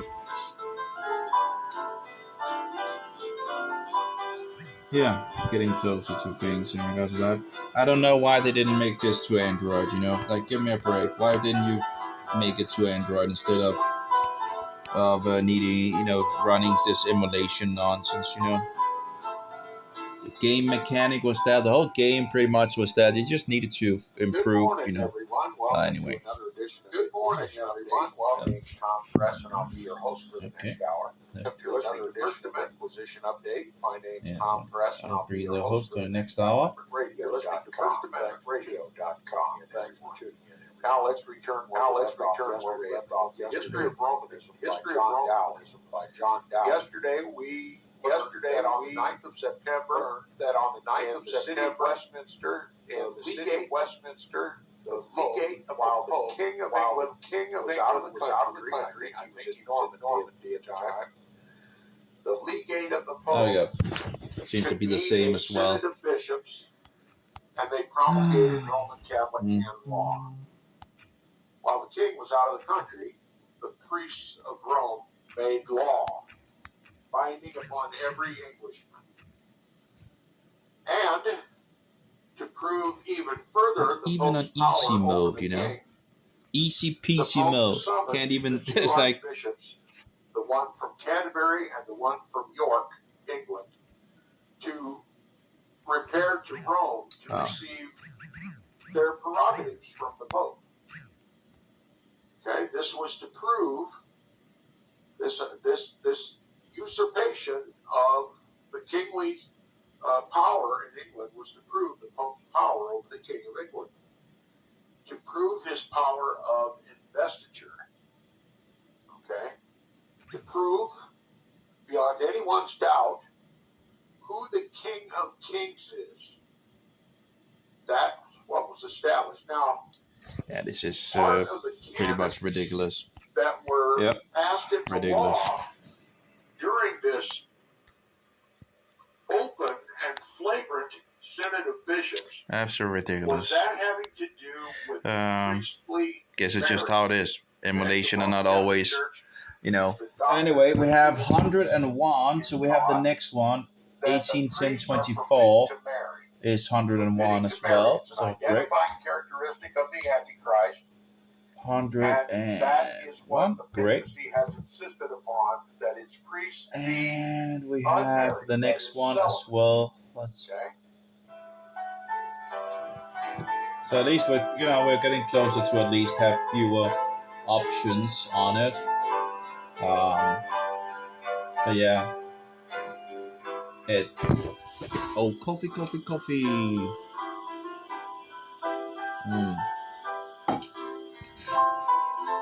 But this mini motor racing in regards of emulation doesn't really work so good, you know. Overall, it's just terrible, pretty much. Good morning, everyone. Welcome to There we another go. edition of And I don't understand why easy is actually not easier. You know, you would think that easy mode would have, you know, when you think about the other Android game that they had made, where it's just easy peasy on so many levels.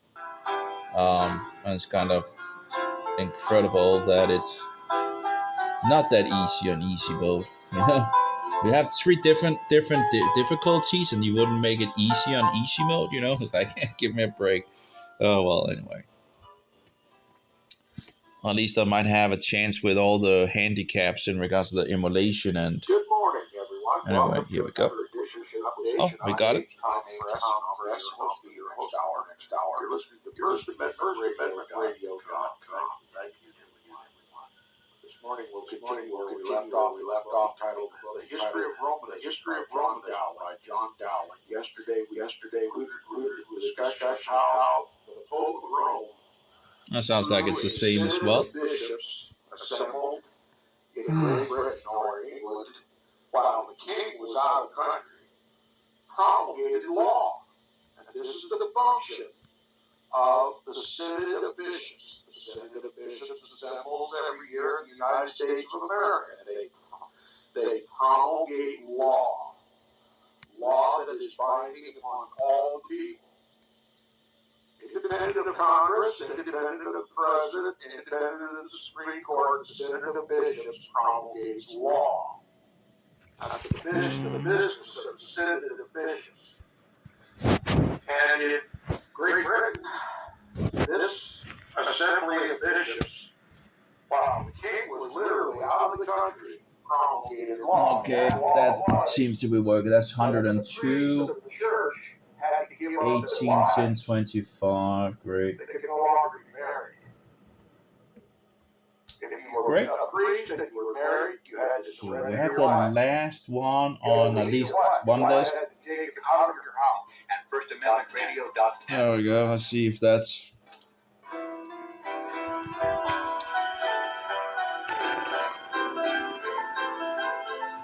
There's not pretty much not more to do in regards to the Android version.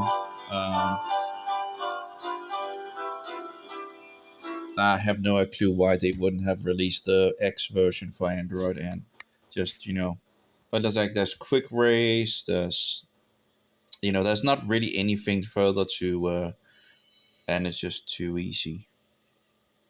It's like quick race lets you choose any unlocked track from career mode, beat your own best race time, and compete with other players. And no cash, no career cash or cash pickups, just instant racing action for fun.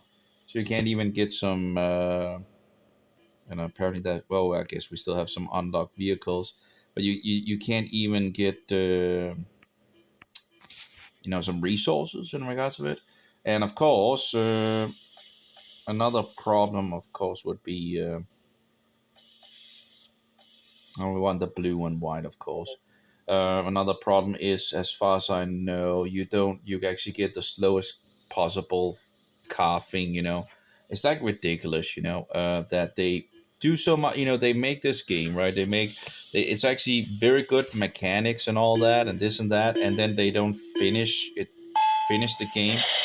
Like, look at that. We just have the slowest cars now, right? It's like instant action with the slowest cars, right? As far as I know, at least it's feels very slow. Can't remember how many nitros this usually have. Doesn't it actually only have 4 or something like that? Maybe when you upgrade it, you just upgrade the speed of the nitro. I'm not entirely sure. I thought you actually added some more nitros in regards of it. Or maybe it's the speed of the nitro you upgrade. I'm not entirely sure when you upgrade your cars and all that.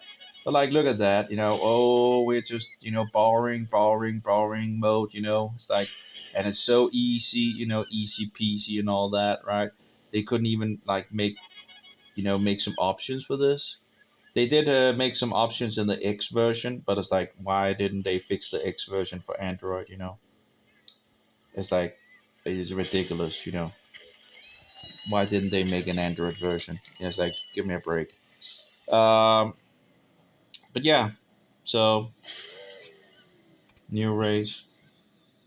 So again, you pretty much the slowest, the slowest thing in regards to the vehicles. Let's see if we can actually take maybe another car and see here. I know this one has 8, right? This one has 8 nitros. Let's take this as a standard.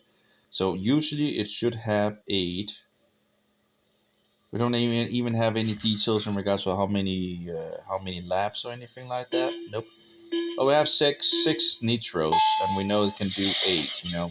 So clearly that's not very upgraded either. But as you can see, the computers are still very bad. Like, are you kidding me? It's like easy peasy mode. So, but it's very smooth compared to, of course, the emulation. So it's actually playable. And it actually does very good in regards of at least compared to this other emulation. I don't think it actually will be worth. It was nice in regards to the emulation and all that, and seeing it work and all that, but seeing the issues and difficulties and all that with it, it doesn't seem to be acceptable for running. So even putting the graphics on it just becomes absolutely ugly and all that. The lagging, the issues with the control things and all that. Yeah, you could probably have survived some of the handicaps and all that if it wasn't for the non smoothness of running the game. So maybe in the future that will become better with bigger mobiles and all that. But you don't even get some credits or something like that for maybe buying other cars or anything like that in this mode. And there's really nothing, like, it's pretty much just a children game. It's very sad that they really didn't do like, how can you make like a game like this and not actually just make it, you know, um, yeah, it just doesn't make any sense. But anyway, so this one has 8 when you have the nitro. So I guess it must be both in regards to speed, in regards to the nitro, and it must be in regards to how many you have, because let's see here.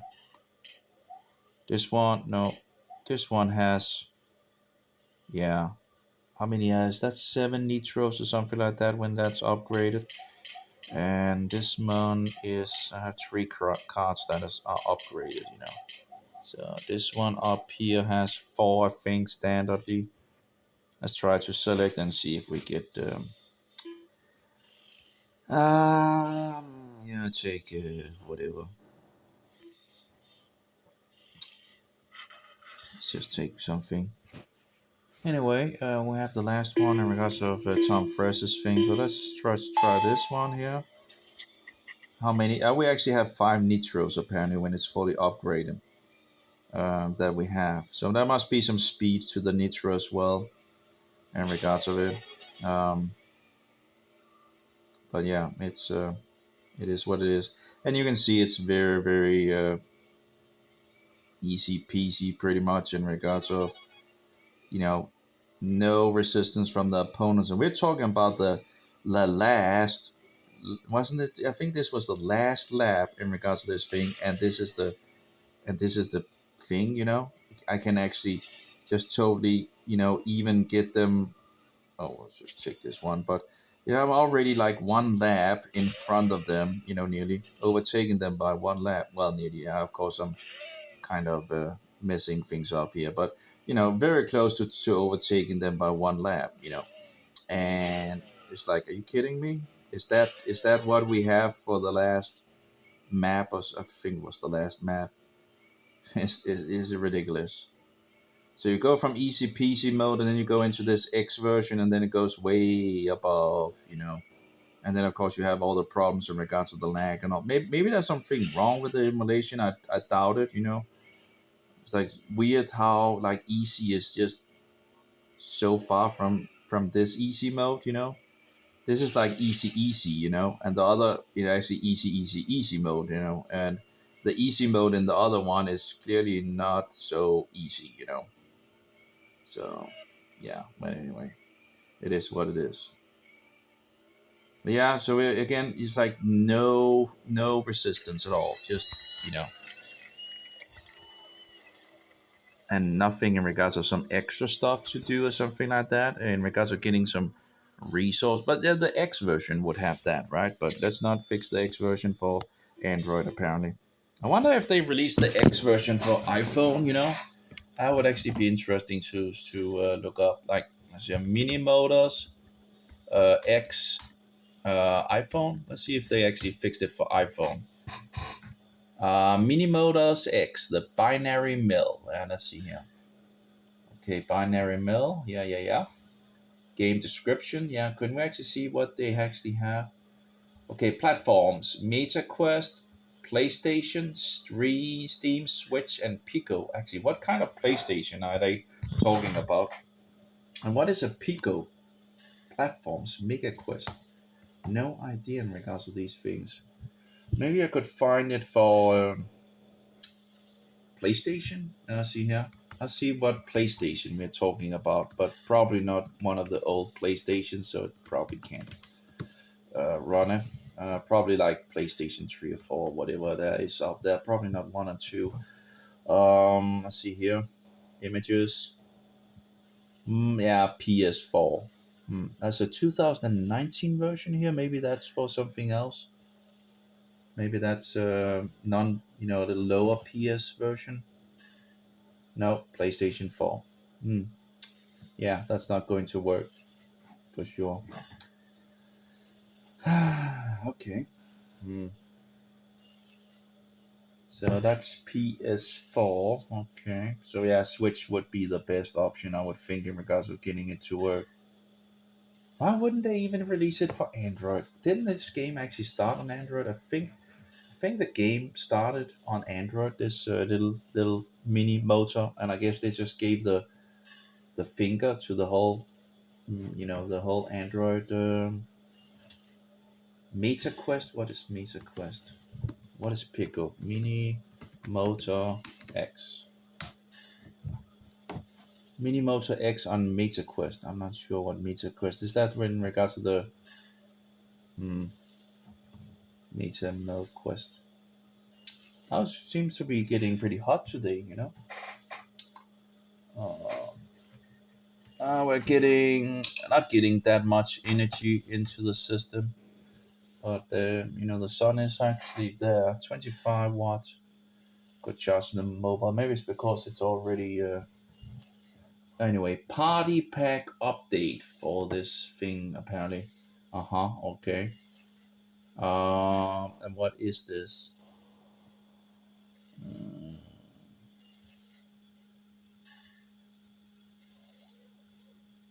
Yeah, I don't know what this really is in regards to this Meta thing, the Meta.com. Now with Quest 2 enhancement. Yeah, well. Maybe it's because they only have so and so many programmers or something like that to sort things out. Whatever.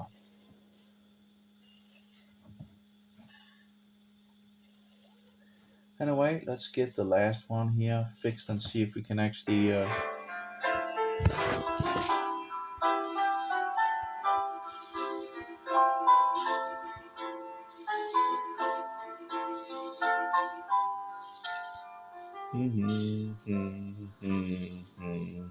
morning, everybody. Welcome to another edition of Inquisition Update. My name's Tom Press, and I'll be your host for the next hour. You're listening to FirstAmendmentRadio.com. Thanks for tuning in, everyone. And we'll resume where we left off yesterday. The history of Romanism. The history of Romanism. That is the history of the synagogue of Satan. Okay? The history of the Roman Catholic Church. This is by John Dowling. Highly recommend this book to read for yourself and to share with friends and family. To know who the Antichrist is and how history verifies what Paul preached to the first century church. He who now left, who was in control at that very time when Paul spoke, was no one but the Caesars of Rome. The pagan Roman Empire. The very pagan Roman Empire that put Christ to death. And when that power was taken out of the way, then the man of sin would be revealed. And that is, was, and always will be the papacy. We know who the Antichrist is. God's people, God's Bible-believing people have always known who the Antichrist is, even long before the Antichrist came to power. And history has proven, the prophecies regarding Antichrist have proven on every count. There's no reason whatsoever for anyone to be in doubt about who the Antichrist of Scripture, history, and prophecy is. And we, in our generation, are some of the very first generations that ever forgot who the Antichrist is. And why did we forget? Because we were denied this history. That's why we're reading this book.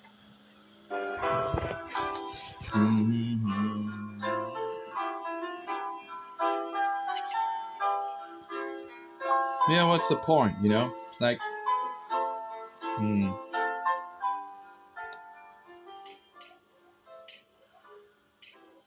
Good morning, everybody. Welcome to another edition of Inquisition Update. My name's Tom Press, and I'll be your host for the next hour. You're listening to FirstAmendmentRadio.com. Thanks for tuning in, everyone. And we'll resume where we left off yesterday. The history of Romanism. The history of Romanism. That is the history of the synagogue of Satan. Okay? The history of the Roman Catholic Church. This is by John Dowling. Highly recommend this book to read for yourself and to share with friends and family. To know who the Antichrist is and how history verifies what Paul preached to the first century church. He who now left, who was in control at that very time when Paul spoke, was no one but the Caesars of Rome. The pagan Roman Empire. The very pagan Roman Empire that put Christ to death. And when that power was taken out of the way, then the man of sin would be revealed. And that is, was, and always will be the papacy. We know who the Antichrist is. God's people, God's Bible-believing people have always known who the Antichrist is, even long before the Antichrist came to power. And history has proven, The prophecies regarding Antichrist have proven on every count. There's no reason whatsoever for anyone to be in doubt about who the Antichrist of Scripture, history, and prophecy is. And we, in our generation, are some of the very first generations that ever forgot who the Antichrist is. And why did we forget? Because we were denied this history. That's why we're reading this book. The obvious object in reading this history is to restore the Protestant belief, the first century Christian belief, the infallible belief that Jesus is the Christ and the papacy is his counterfeit, his antichrist.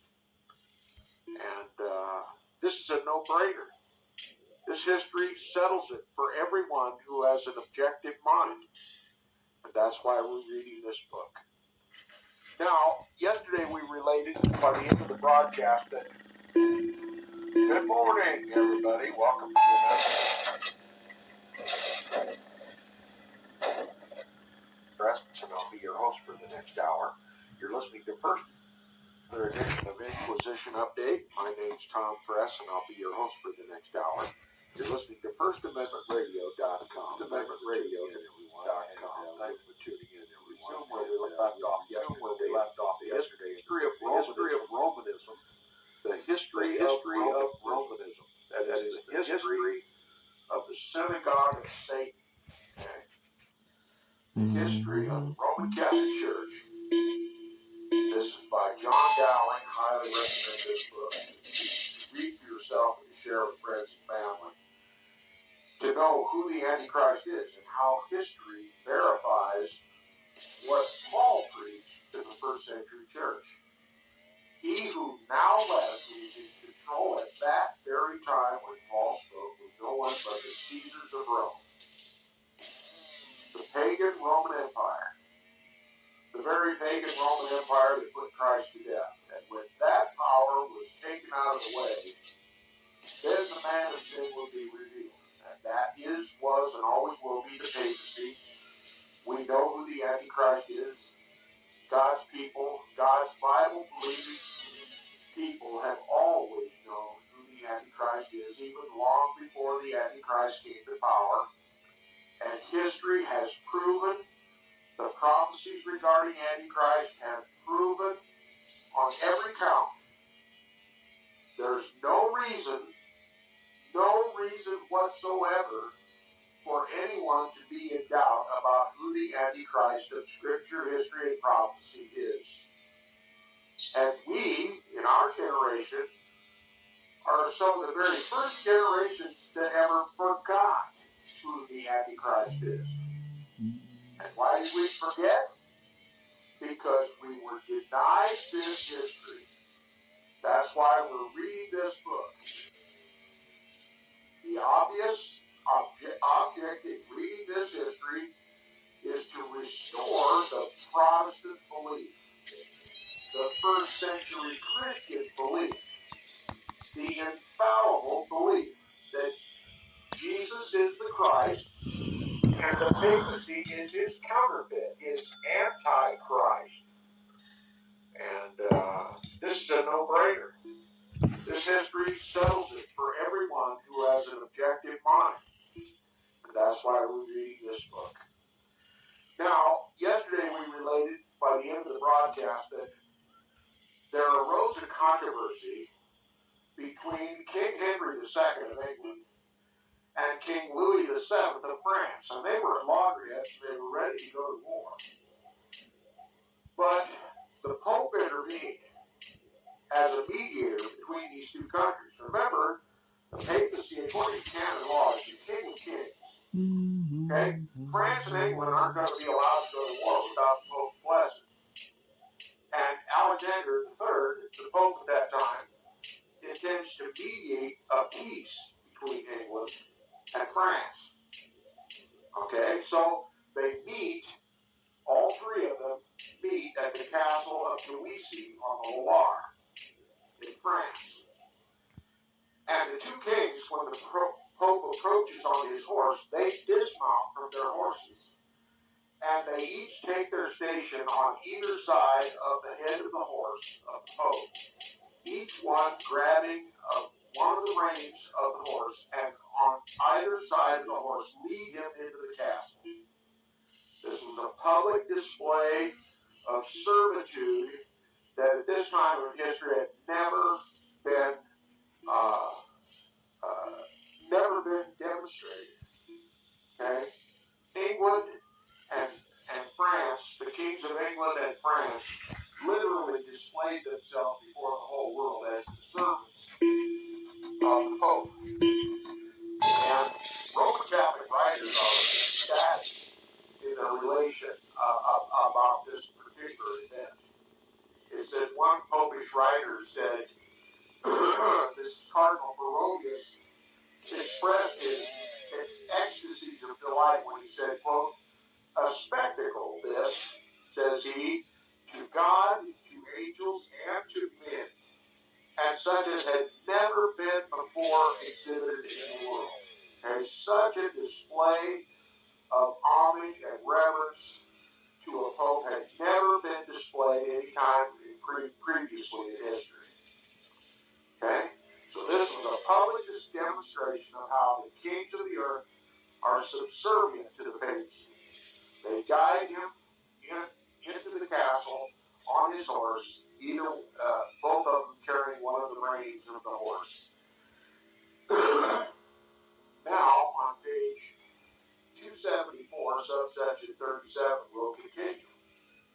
It says the submissive homage of King Henry on this occasion did not prevent Pope Alexander from engaging in a warm dispute, we would call it a heated argument, with the king soon after, which was occasioned by the arrogance of Thomas A. Becket, Archbishop of Canterbury. Okay? At this time, Thomas A. Becket was the Archbishop of Canterbury. He was the most powerful primate of the Vatican in England at the time, and there was a continuing controversy between the king, Henry II, and Thomas A. Becket, the Pope's legate, or the Pope's man in Canterbury. And it says in the year 1163, the hostilities commenced between the sovereign, that is King Henry II, and the primate, that means Thomas A. Becket. Now, various instances of the most scandalous impunity of atrocious crimes perpetrated by the clergy, okay, crimes committed by the clergy. Can anybody name a crime that is committed by the Roman Catholic clergy today? I use this example all the time, but there are many, many, many, many more. But the pedophile priest pandemic in the world. Mm-hmm. Every government in the world is responsible to bring those pedophile priests to justice. But they don't. Okay? We're talking about the same sorts of things now. 1,000 years ago, the priests of the Roman Catholic Church, the clergy of the Roman Catholic Church, were guilty of heinous crimes. And the civil power, in this case Henry II, wanted to bring them to justice. Okay? They had broken the civil laws of the land. They were criminals. They were scandalous in their atrocious crimes. Yeah.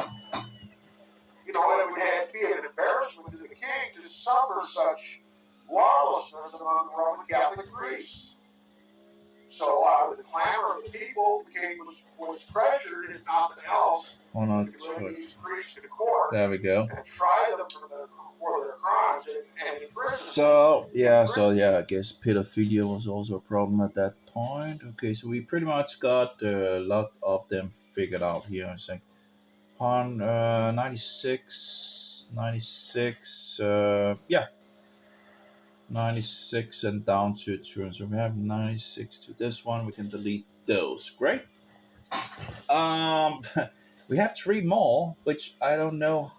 There will probably be reruns or something like that, because we're pretty much nearly at the low of this Still have the 80 that so we have 81 and 88. We still have those issues.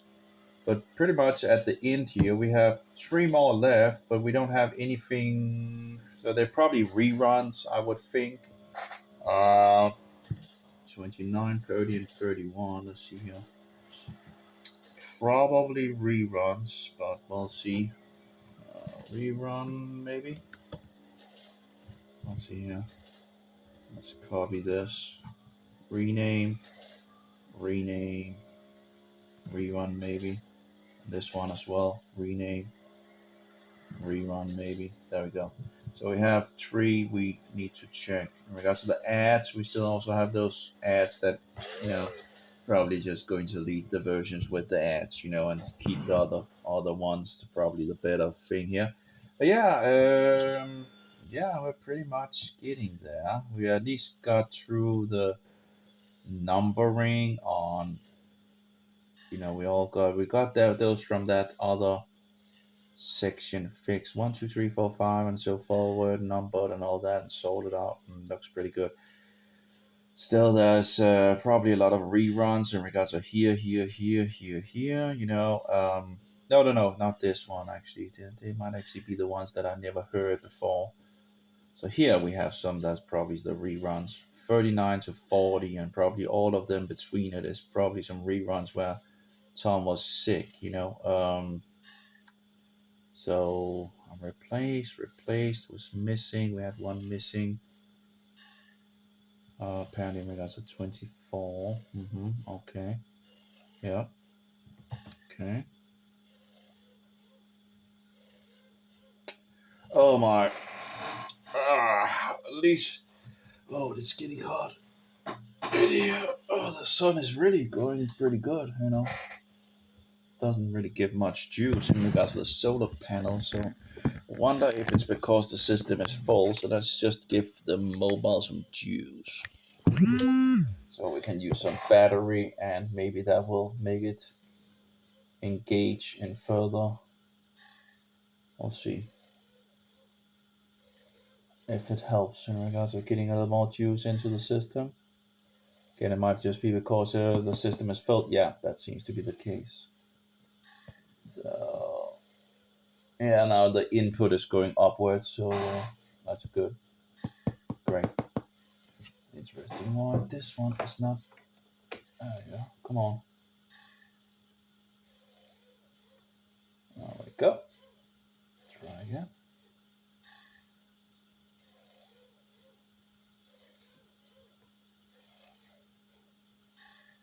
Why is it not going into the system now?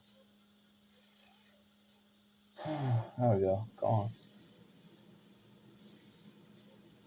Yeah, 131 actually. So we clearly have a lot of energy being produced, but because the unit was full, it wasn't actually, doing the thing that it. That's interesting. 132. Okay. I guess I have a lot of juice that is. Maybe I should charge the batteries on that other device. I guess we don't get that much sun anyway, but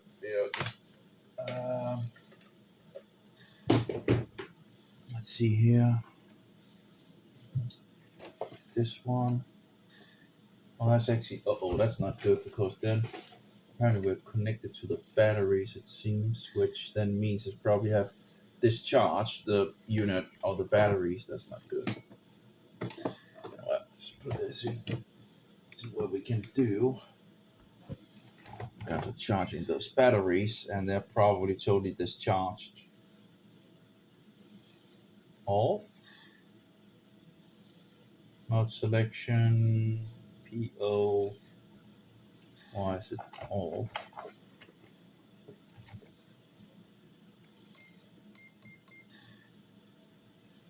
It says it's off. I guess the batteries might have had some, because they've been totally. Maybe the batteries have been, discharged too much.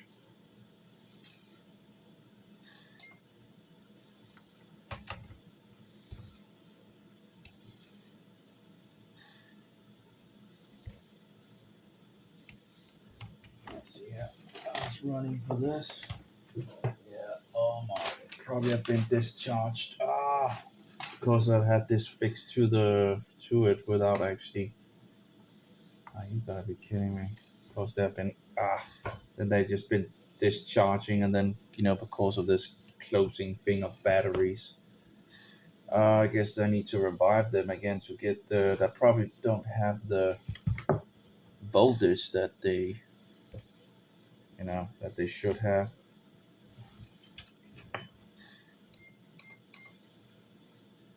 It doesn't want to start. Maybe it's like, doesn't it usually start without actually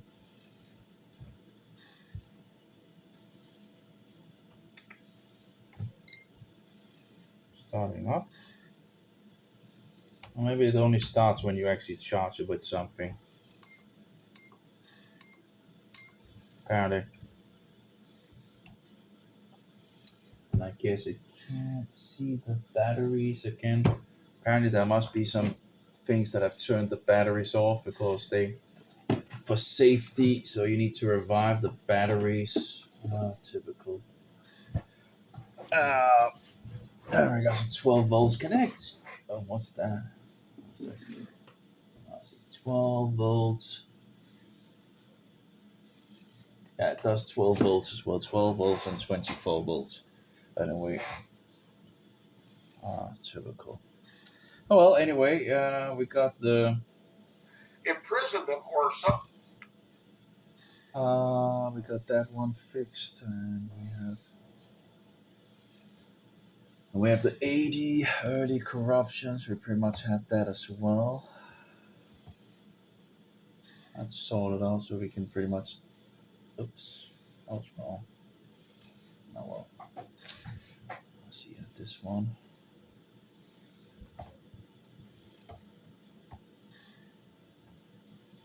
I guess we can delete this one pretty much. Let's see here. Let's. How do I have two of those? Okay. There we go. So here we have the P80. Now we can delete that one. Corruptions. Move to trash. There we go. And we can pretty much take the PA96 to 203. We can pretty much also just delete those. As far as I know, there's nothing. Nope.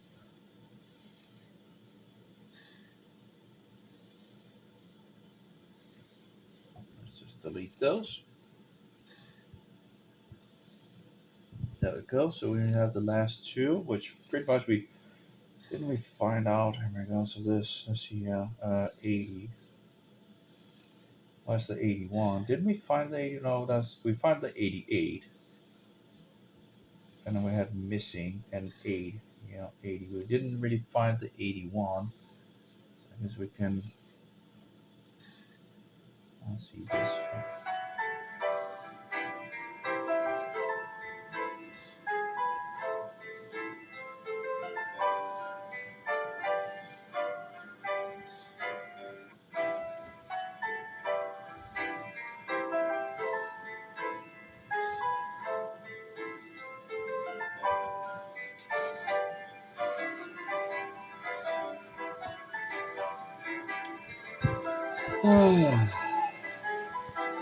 Well.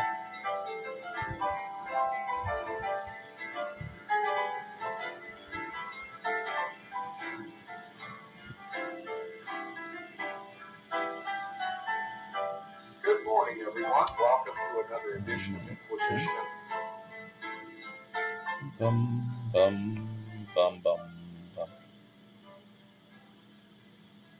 Good morning, everyone. Welcome to another edition of Inquisition Update. My name's Tom Bress. I'm supposed to be your host hour for the next hour. The First Amendment radio got to come back to one, and now back to business after my frustrating absences lately. continue our reading and discussion of the history of Romanism by John Dowd. We're talking about the life and times of Antichrist Pope Gregory the Seventh. Gregory the Great of the Roman Catholic Church. There we go. He was the one who first established the precedent, 88. the papal precedent, which is in effect even today, of being King of Kings. The Pope is the King of Kings in the world. So I have 88. Just like Some Satan there and 80, and we'll just need to figure out those. 80, 81, 1, 2, 3, 4, 5, 6, 7, 8, 9. Oh. To them I will give you if you will just bow down and worship me. Jesus refused that offer from Satan. Well, there we go. In any case, we're pretty much at least a lot closer to sorting out things. So yeah, that's pretty good. I guess we need to sort out John Dowling and 80, and we didn't still. Oh yeah, we didn't find 81 still. You know, that's a problem. All right, guys. So this 81 thing here. Let's see here. VLC media player with. And let's get the thing over here.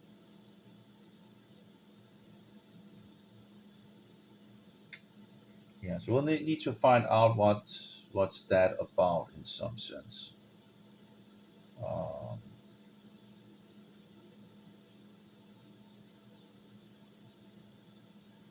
The last one. Here we go. So from the old thing here. Anyway, we got the game pretty much. That's just like no fun really. Well, I guess it wasn't really that fun anyway. In regards of it's too easy peasy, and the other game is just the other emulation pretty much sucks in regards of this emulation thing. So you might have might have sorted out in regards of what it was called in regards of how to drive around and all that, but yeah, it's just too laggy for sure. Anyway, so that's yeah, it was interesting. Anyway, let's see here. By the way, see here.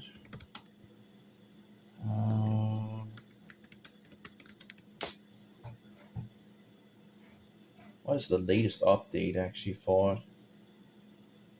That's a good question.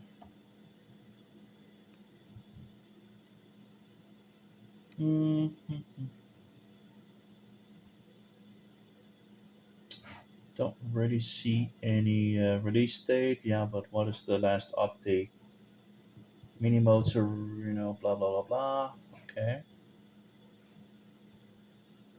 Anything in regards to version? No. Just release date? Yeah, well.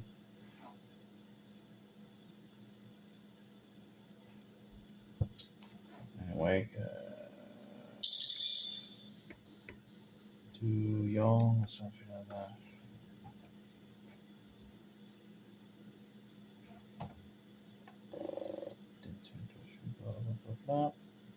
Oh well. Anyway. So yeah, that's pretty pretty good. I guess we can listen to. Yeah, this is the last one here. We have a PA081. Kind of bothers me that maybe I can actually let's see if we have some batteries that needs to be charged. I might have some. No, that's fully charged it seems. Maybe the other one here. Oh, it's half charged, so I guess we can give it some juice. Good morning, everyone. Welcome to another edition of Inquisition Update. My name is Tom Press, and I'll be your host for the next hour.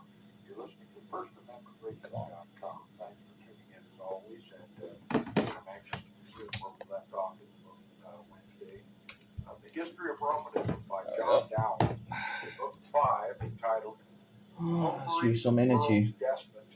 There we go. From the accession of the Pope Gregory VII in AD 1073 to the death of Boniface VIII, AD 1303.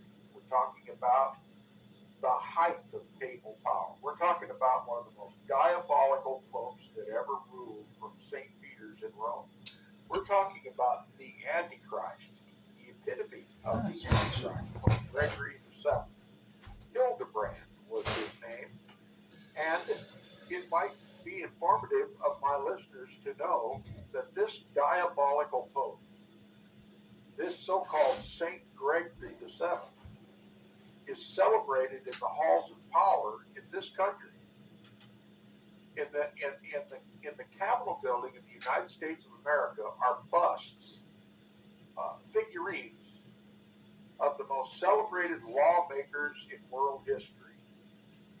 The principal one of which is, of course, Moses. Okay? And right along with the bust of Moses, God's lawgiver, is a bust of this so-called Saint Gregory VII, the Antichrist of history, a pope of the Roman Catholic Church. Side by side, in the same building, are a bust of Moses and Saint Gregory VII, Hildebrand, a Roman Catholic pope, the Antichrist of his time. Now, this should inform my listeners, if no one else, my listeners should understand that the government of the United States pulled Moses and the Antichrist, or an Antichrist of the Roman Catholic Church, one of the most powerful Antichrist popes of history, in the same room. In other words, they equate this Saint Gregory VII as a lawgiver equivalent to that of Moses. Now ask yourself the question, can Congress ascertain the difference between the holy and the profane? To whom does the Congress of the United States render service? To whom does the government of the United States render service? To Moses, or the God of Moses, or to the Antichrist? That's a difficult question. And it makes all the difference. It's the difference between the holy and the profane. Does our government serve the holy or the profane? Because both the holy and the profane are represented as lawgivers in Congress. The representative of God, Moses, and the representative of Satan himself, Gregory VII, together held in equal esteem in the halls of Congress of the United States of America. Right there is indication that our government is, at the very best, wayward, under a false direction, confused, unable to discern the difference between the holy and the profane. Now we're going to begin chapter 1, where we started Wednesday, and I apologize to my listeners for my absence yesterday, but we have to continue. Chapter 1, the life and reign of Pope Hildebrand, or Gregory VII. Now I want to preface this by saying, during this time, 1073 AD, if there was any doubt among God's holy people who the Antichrist was, all doubt was erased during the pontificate of Pope Gregory VII. The papacy reached the epitome of its power under Pope Gregory VII. And here's how it happened. It's one of the most extraordinary characters on the page of history, and probably the most conspicuous person in the history of the 11th century, was the famous monk, the Roman Catholic monk Hildebrand, now reverenced by papists as Saint Gregory VII, who ascended the papal throne in 1073 AD, and who carried the assumptions of the papacy to a height never before known, claims supreme dominion over all the governments of the world. Let me read it again. He claims supreme dominion over all the governments of the world. Now that might indicate to you why there is a bust of this diabolical pope in the halls of Congress, and attempted to bring all emperors, kings, and other earthly rulers under his authority as his vassals and dependents. Okay. What does our Bible say about the Antichrist, the man of sin, the little horn, the beast? He reigneth over the kings of the earth. That's what the Bible says. Do we trust our Bible? Then we have a positive, irrefutable, positive identity of who the Antichrist is. That's like I said, if there was any doubt during the turn of the first millennium who the Antichrist is, was, and always will be, that controversy was ended in 1073 under Pope Hildebrand, Pope Gregory VII.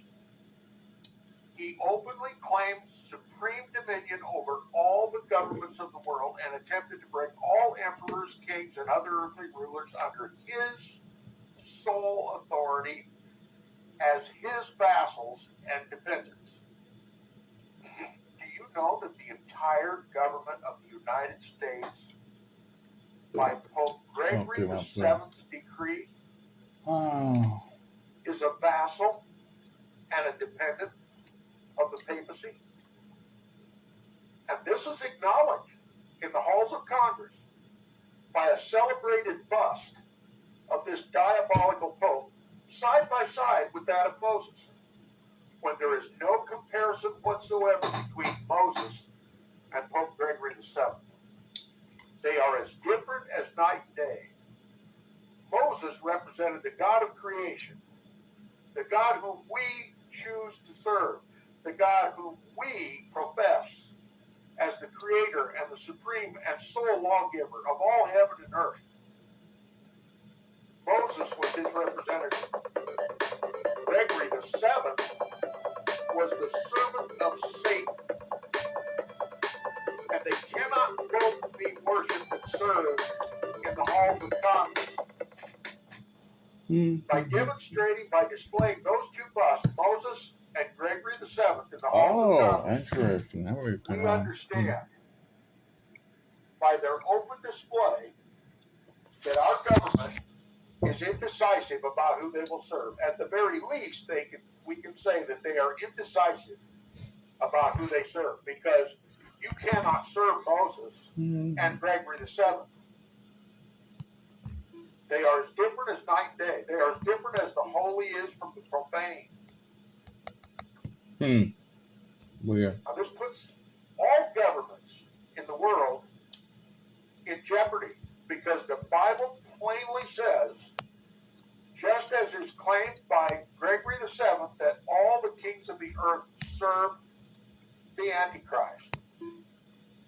Okay? The Bible plainly says, God plainly revealed in his scripture that he reigneth over the kings of the earth, that the Antichrist reigneth over the kings of the earth. No other power in world history has ever claimed authority over all the governments of the world. This is unique to the papacy. Listen, you have to understand that if your pastor or your priester is not telling you these things, he's holding from you the most critical information in world history. That which confirms our Bible to be true. That the papacy rules over the kings of the earth. That the papacy is, was, and always will be the Antichrist of the Bible. And it is against him that we should protest. Just as we worship and obey Christ, we protest against against the Antichrist. Okay? If there is any church in this country, and I maintain there are few, if any, churches in this country that openly, professedly, and irrefutably profess that the papacy is, was, and always will be the Antichrist, is a false church and is led by a false shepherd, a hireling, and he should be fired forthwith.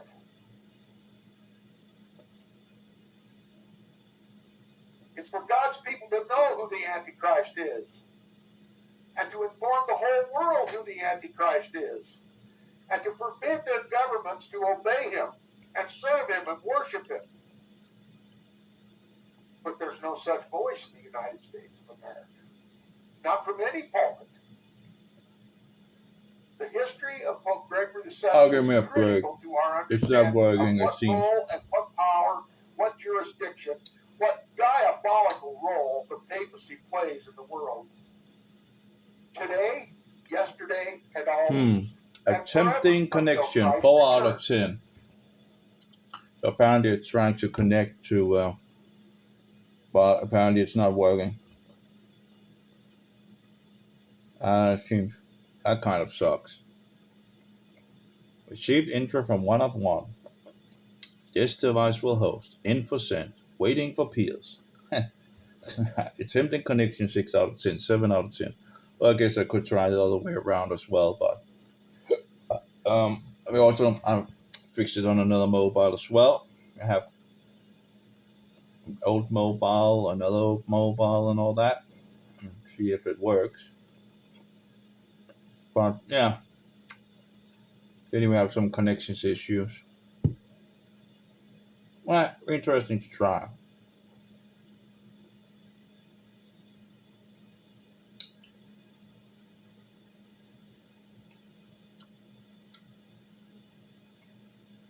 Attempting connection, 10 out of 10. Apparently could not connect to pair server. Yeah, isn't that interesting? Why would that be issued? Yeah, okay, let's try multiplayer. Wi-Fi seems to also work on this one, so let's try to fix Wi-Fi onto these 2 of them I have here.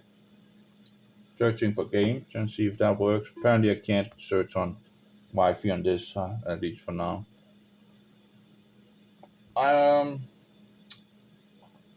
So now the 2 others are searching for games in regards to Wi-Fi mode, but that's like this host thing here. What is this? Oh, wait a minute. Oh, we can actually current track labs. Oh, select car, confirm. Upgrade. Oh, here you can actually check in regards of low, medium, and high. Interesting. So you actually do have some more choices. Waiting. Okay. Okay. So we kind of have. Okay. So they I would kind of choose the car like this. Okay. And you can choose if it's uploads in regard. Why didn't they kind of? Okay. I guess the server decides how fast, and in regards to how many laps, times 5, times 1, times 3. Okay, is that the only? Okay. Yeah. Decide in regards to what map, and I guess you can say confirm, and confirm, and start. Okay. That seems to work, I guess. Okay. That's lagging a little, it seems, in regard to things, but okay. It does work. Or at least you don't. But why didn't they fix that as well in regards to the other thing? If you can do it like when you play against others, why not do it? The feature is clearly there, so why not do it when you also play on computers in regards of having the ability to, medium or high in regards of how fast the cars are going. Maybe there's an option I just haven't found. Um, uh, oh, that's interesting. So, cool. Okay. Yeah, so clearly works, Okay. So the Wi-Fi apparently works, although I apparently can't connect to Wi-Fi on that newer, at least not at the moment. Maybe it's because I'm hosting or something like that. The internet thing connection. But yeah, um, it works. So what happens if I win here? I guess the other one needs to drive all those 5 laps as well. I guess. But it works, huh? Okay. 1 lap more. It's really getting hot in regards to the sun. Okay, guys. Hmm. There we go. Oh, achievement unlocked. Whatever. I wonder if that's going to go over to the other one. Okay.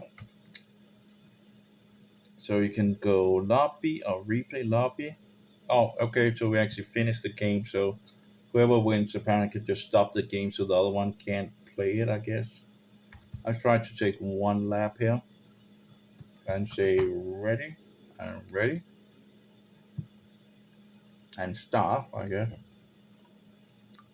I guess you can just replay it then. Hmm.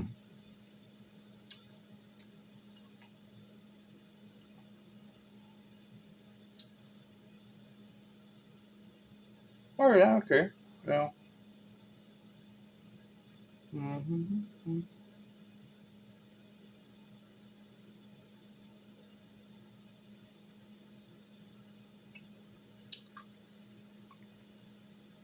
Okay, so we pretty much one first position and then what? Like replay? Okay, so you can either push replay or lobby. Okay. But don't both have that possibility? I just try again here. I got to the mechanic. Like 5 laps is the maximum you can do. Like, okay, yeah. Uh-huh. hmm I guess it's the only way to actually get some, resistance in this game. Um, yeah, okay, so the first one that wins apparently has the options to do things, while the other one doesn't really have the options for that. So I guess the winner decides if we want to go in lobby or if we want to replay. Okay. hmm Or if we want to go to menu. Let's see what happens if I second position achievement unlocked. Yeah, well, guess we unlocked it now twice. Anyway, so we can go to menu. Uh huh. Okay, that just breaks, I guess, the thing. Okay, let's try quick ways. Oh no, not quick ways. Go back and multiplayer online random uh, random and quick race. Oh, go back here. Multiplayer online random. Let's see if we can get 3 mobiles on. Found match, and found match. The problem is can they connect to each other?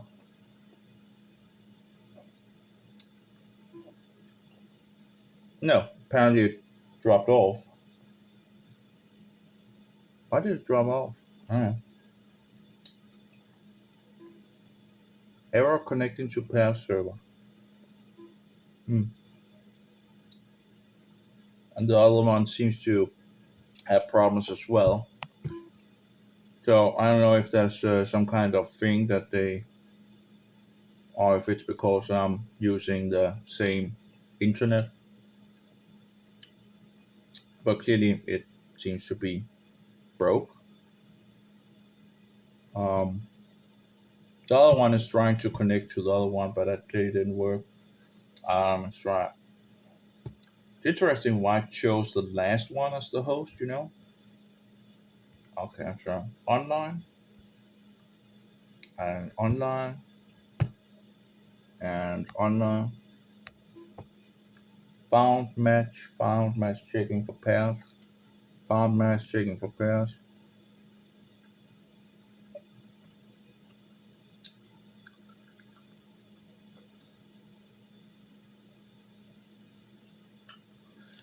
Oh, Is so powerful today is because people deny that the papacy is the Antichrist. well, They at least pretend it not. tries this time, attempting 1 out of 10. So it's interesting how the oldest mobile seems to be the thing that is hosting it, you know? This is the second time that the oldest mobile is giving the host conditions, but in attempting connection, it fails. Maybe it's because it's the same IP and all that, or the same internet or something like that. I don't know if that's the case, if that's the issue, or account or whatever. So can't really check it. I don't have an alternative thing to check it with. Um,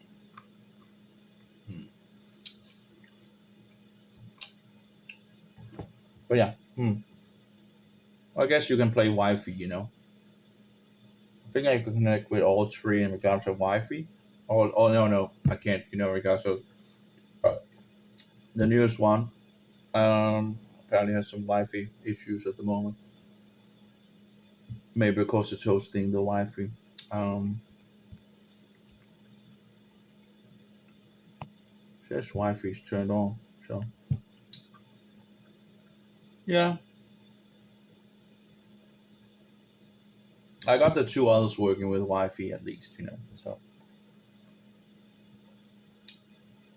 worth a try.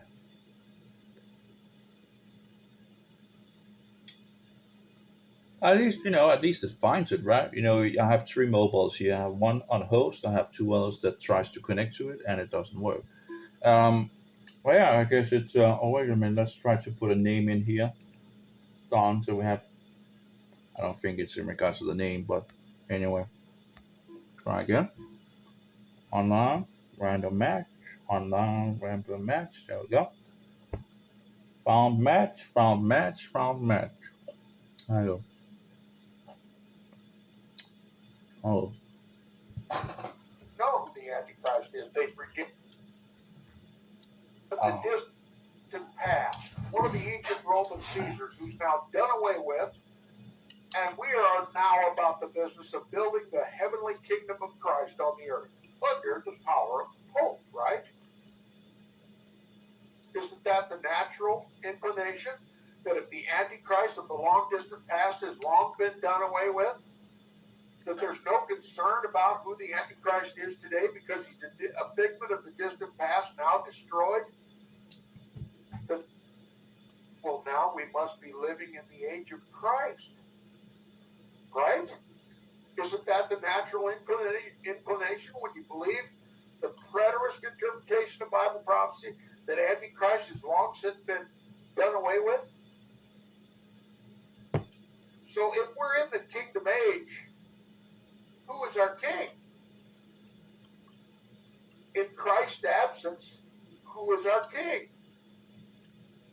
Well, the Pope, the self-styled King of Kings and Lord of Lords, and that's why he has so much power in the world. And if you're of the other false school of Bible prophecy interpretation and say that the man of sin, the son of perdition, the Antichrist, hasn't even been born yet,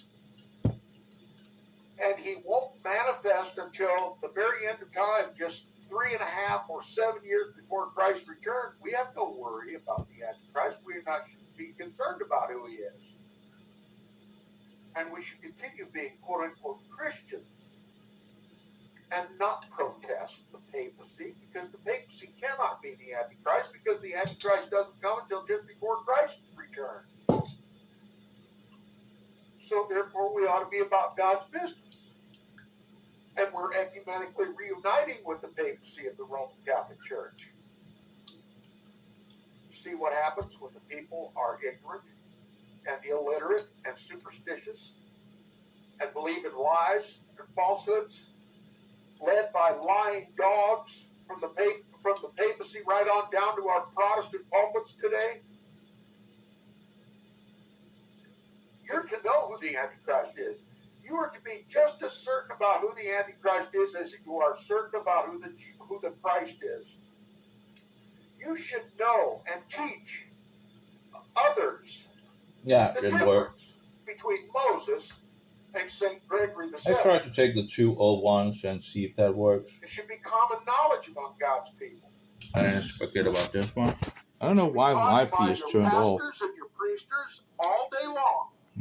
How to distinguish the difference between the holy and the profane. We should never be taught to serve two masters, one holy and one diabolical. Okay? The papacy is, was, and always will be the Antichrist, and the proof, if there was ever a doubt in the year 1073, that doubt had to be erased. Maybe it's because I'm running Android 14 or something like that Wi-Fi is turned off. By the time of 1073 AD, who the Antichrist is. I don't know. This Pope, Gregory VII, claimed dominion, supreme dominion, over all the governments That could of be the the world. case. Oh. And he literally attempted to bring all kings, emperors, and other earthly rulers under his sole authority as his Oh, I think I've live streamed enough. So I still need to sort these last things.